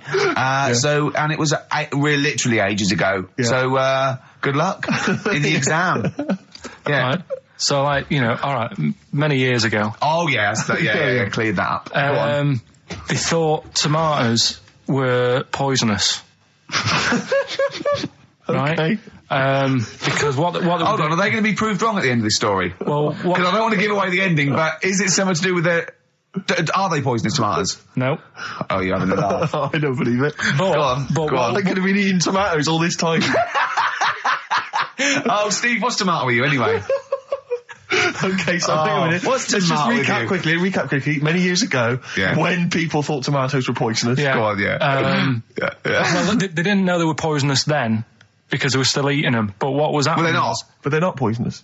But hang on a minute. All right, and it's not. I'm just going to listen. I'm not even going to talk. Okay, I'm not going to tackle it anymore. If you remember, years ago they didn't have like pottery plates. They had lead plates. Right. What are you talking? Just let him talk. Sorry, what year is this? Let him talk. Come on. Plates made out of lead, and what they'd end up doing, they'd say, right, do you want a tomato? And they go, yeah, all right. And they'd put the tomato on the lead plate and cut it, and because of the acid in the tomato, right, it would sort of make the lead runny, and the lead would go into the tomato, and they'd say, oh, it's lovely this, and they'd be eating it. They'd get food poisoning, lead poisoning, what have you, and they'd be really ill. So they thought tomatoes were poisonous, so they didn't eat them for many years. And when you say they, do you mean the people of Narnia? Yeah, this didn't happen. Where was Carl. this happening? Sort of in Britain and that. You put him on the spot there. Oh, I hope there's no uppity pupils at this school when they go, what do you mean, sir? Oh, if you're gonna... Oh, I'm fed up with you. Do you understand? No. So the No, you've got... No, right, okay, first of all, Carl, where'd you get this information from? Where did 14 I get times that? as well? Do you know... You can't remember? I don't know where I got that from. I don't know where I got it from. But why don't you think that makes sense? But what? Someone once got lead poisoning from a tomato? Not just one, loads, and then all of a sudden... No. Why is this educating me? Because I'm telling you that tomatoes... I can't take anything away from this. Yeah, I don't know what to take away from this. What have I learned? What have I learned? Don't mix lead with tomatoes. Why is this educational in any shape or form? What are you telling me? A long time ago in the land of Glunk, right, where the ninnies did slib, right, they thought tomatoes were poisonous because they ate plates of lead. What are you talking about? Yeah, but we all know tomatoes aren't poisonous. Is that what we're taking from the story? Is that the moral of the story? Don't believe these people that I'd never heard of before. What are you talking about, Carl? I think it's a bit weird. It's a bit weird, yeah. It's the same people that were spreading those malicious worm rumours. My hangover's coming back. I've got to get some water. Play a record that was rubbish. It's the big one. It's what people tune in for. They probably tune in about 10 to these days. For Monkey News. With, Karl Pilkington. Can we hear the jingle? Only 4 to go. Oh, chimpanzee, that Monkey News. Right, this one's about it's been emailed in to me. Right. I haven't really had time to check it out this week. No, you're joking. Been busy. Ooh, I hope it's not stupid. Goes back to 1908, and the person's saying it's a good story and that, and they're surprised they haven't picked up on it yet. Right. The Olympics, right? In 1908 in London. Apparently it was meant to happen in Italy, but it was cancelled. Don't know why. Right? And it happened in London. Anyway, 400 metres. Right, it was meant to... there was a fella who was going to do the run, right, and the favourite to win it was this Bulgarian guy, right? Who was like a newcomer. Okay, these are a few things it cannot be. 1, he injures himself, so a monkey steps in and wins. 2, he does a drugs test, it turns out that he is a monkey. So if it's either of those, right, I'm gonna go mad. So anyway, the fella, right, this favourite, everyone's putting the money on him, thinking, yeah, he's gonna do it. Is he hairy? Is this bloke hairy? So anyway, the race happens. Yeah. And everybody's lined up, ready to run. And, everyone's saying, yeah, he's going to win. And suddenly, a bit of murmuring going on, people going, oh, what's going on here? Right. He's eating a banana. And there's a fella in the lane next to him. Yeah. Right, he's going up, who's that? He doesn't look familiar. Oh, Christ, Carl. Right, doesn't look familiar. Who's he? Weird. What's going on? What's going on? What's going on? Yeah, what is it? Or who is it? I mean, not what is it? So they go in... So they say, well, he might not be that any good. Do you know what I mean? He might not be good. He might... It's just a bit short, isn't he? He's only 3'6", and he's hunched over on his knuckles. So, I didn't realise it was fancy dress. Yeah. So I don't think he's going to be any good. So the race starts. Oh, he's put his finger up his arse. That's weird for a runner to do that before a race. It's weird, isn't it? Yeah. Race starts. Yeah. The fella that no one recognises wins it. People go, what's gone on here? Yeah, sure. Do you know what I mean? We had our money on the favourite. What's gone on? Who is this guy? Yeah. Anyway, he stood up there, right? He's looking well happy. Yeah. He's lifting the trophy and everything. Right. Long arms. That trophy's higher than... So anyway... He's only 3 foot, but the trophy's 9 foot in the air with those long arms. I'm suspicious. Go on. They had the picture in the paper the next day. Sure. And everyone's going, yeah, he was fast and everything, but... quite hairy for a run. Oh, I'll tell you come what. on. Quite hairy for a run. Because normally they shave themselves, don't they, to make them faster. And how did he manage it? It's really hairy and that. So anyway, he wins the stuff. He walks away with a cup. The people who are in charge of the running, or like the Olympic Committee, look further into it. Turns out it was a chimp. Right, keep talking. No, don't keep talking. Why encourage him? Shut up. This is monkey news. If you can't handle the news... It's news from 1909 and I haven't heard about a chimp winning the Olympics. Be quiet. What happened there then? 400 metres, right? Now, the thing is... talk shit. The only thing was, it took so long for the Olympic Committee, right, to find out that it was a monkey. It was going going manic. It went into loads of races. It was picking up loads of, like... No, shut up! Right? He became a celebrity. It was doing endorsements on TV. Don't talk shit! It said he managed to win the same race 4 years later in Athens because... How did he get to Athens? But it's a joke! They're winding you up, Carl! Weird. It's not weird. It's right. I do not believe it. Well, that's okay. There's only 3 of them to go then. Right, because we're probably all leaving in 4 weeks' time, and that's the end, I've got to get onto a sort of mainstream radio station, because I don't think there's any other sort of tin pot place like this, is there? No. So I'm going to clear up my act a little bit. I've got an album from the Capital Radio Library, and it's the best punk album in the world ever. So if Cap's listening, I'm just going to show that I can do a mainstream... I'm play a classic song and I'm going to announce it right and everything. So if you get a job on a decent station, you'll take me with you, will you? We're a pair. Brilliant. So, okay, here we go, right. If anyone's listening, just to show that I can do mainstream radio, okay? Well, that's all. Okay. Well, you're getting nervous. Okay. Come on. Shall I get a monkey and do it? It's all right. Okay. Well, that's about all there is time for today. You've been listening to Ricky Gervais with me, Stephen Merchant. Across the way, K-Man Pilkers. We're going all the way back now, a classic song from the late 1970s, and this is Devo with Mongoloid.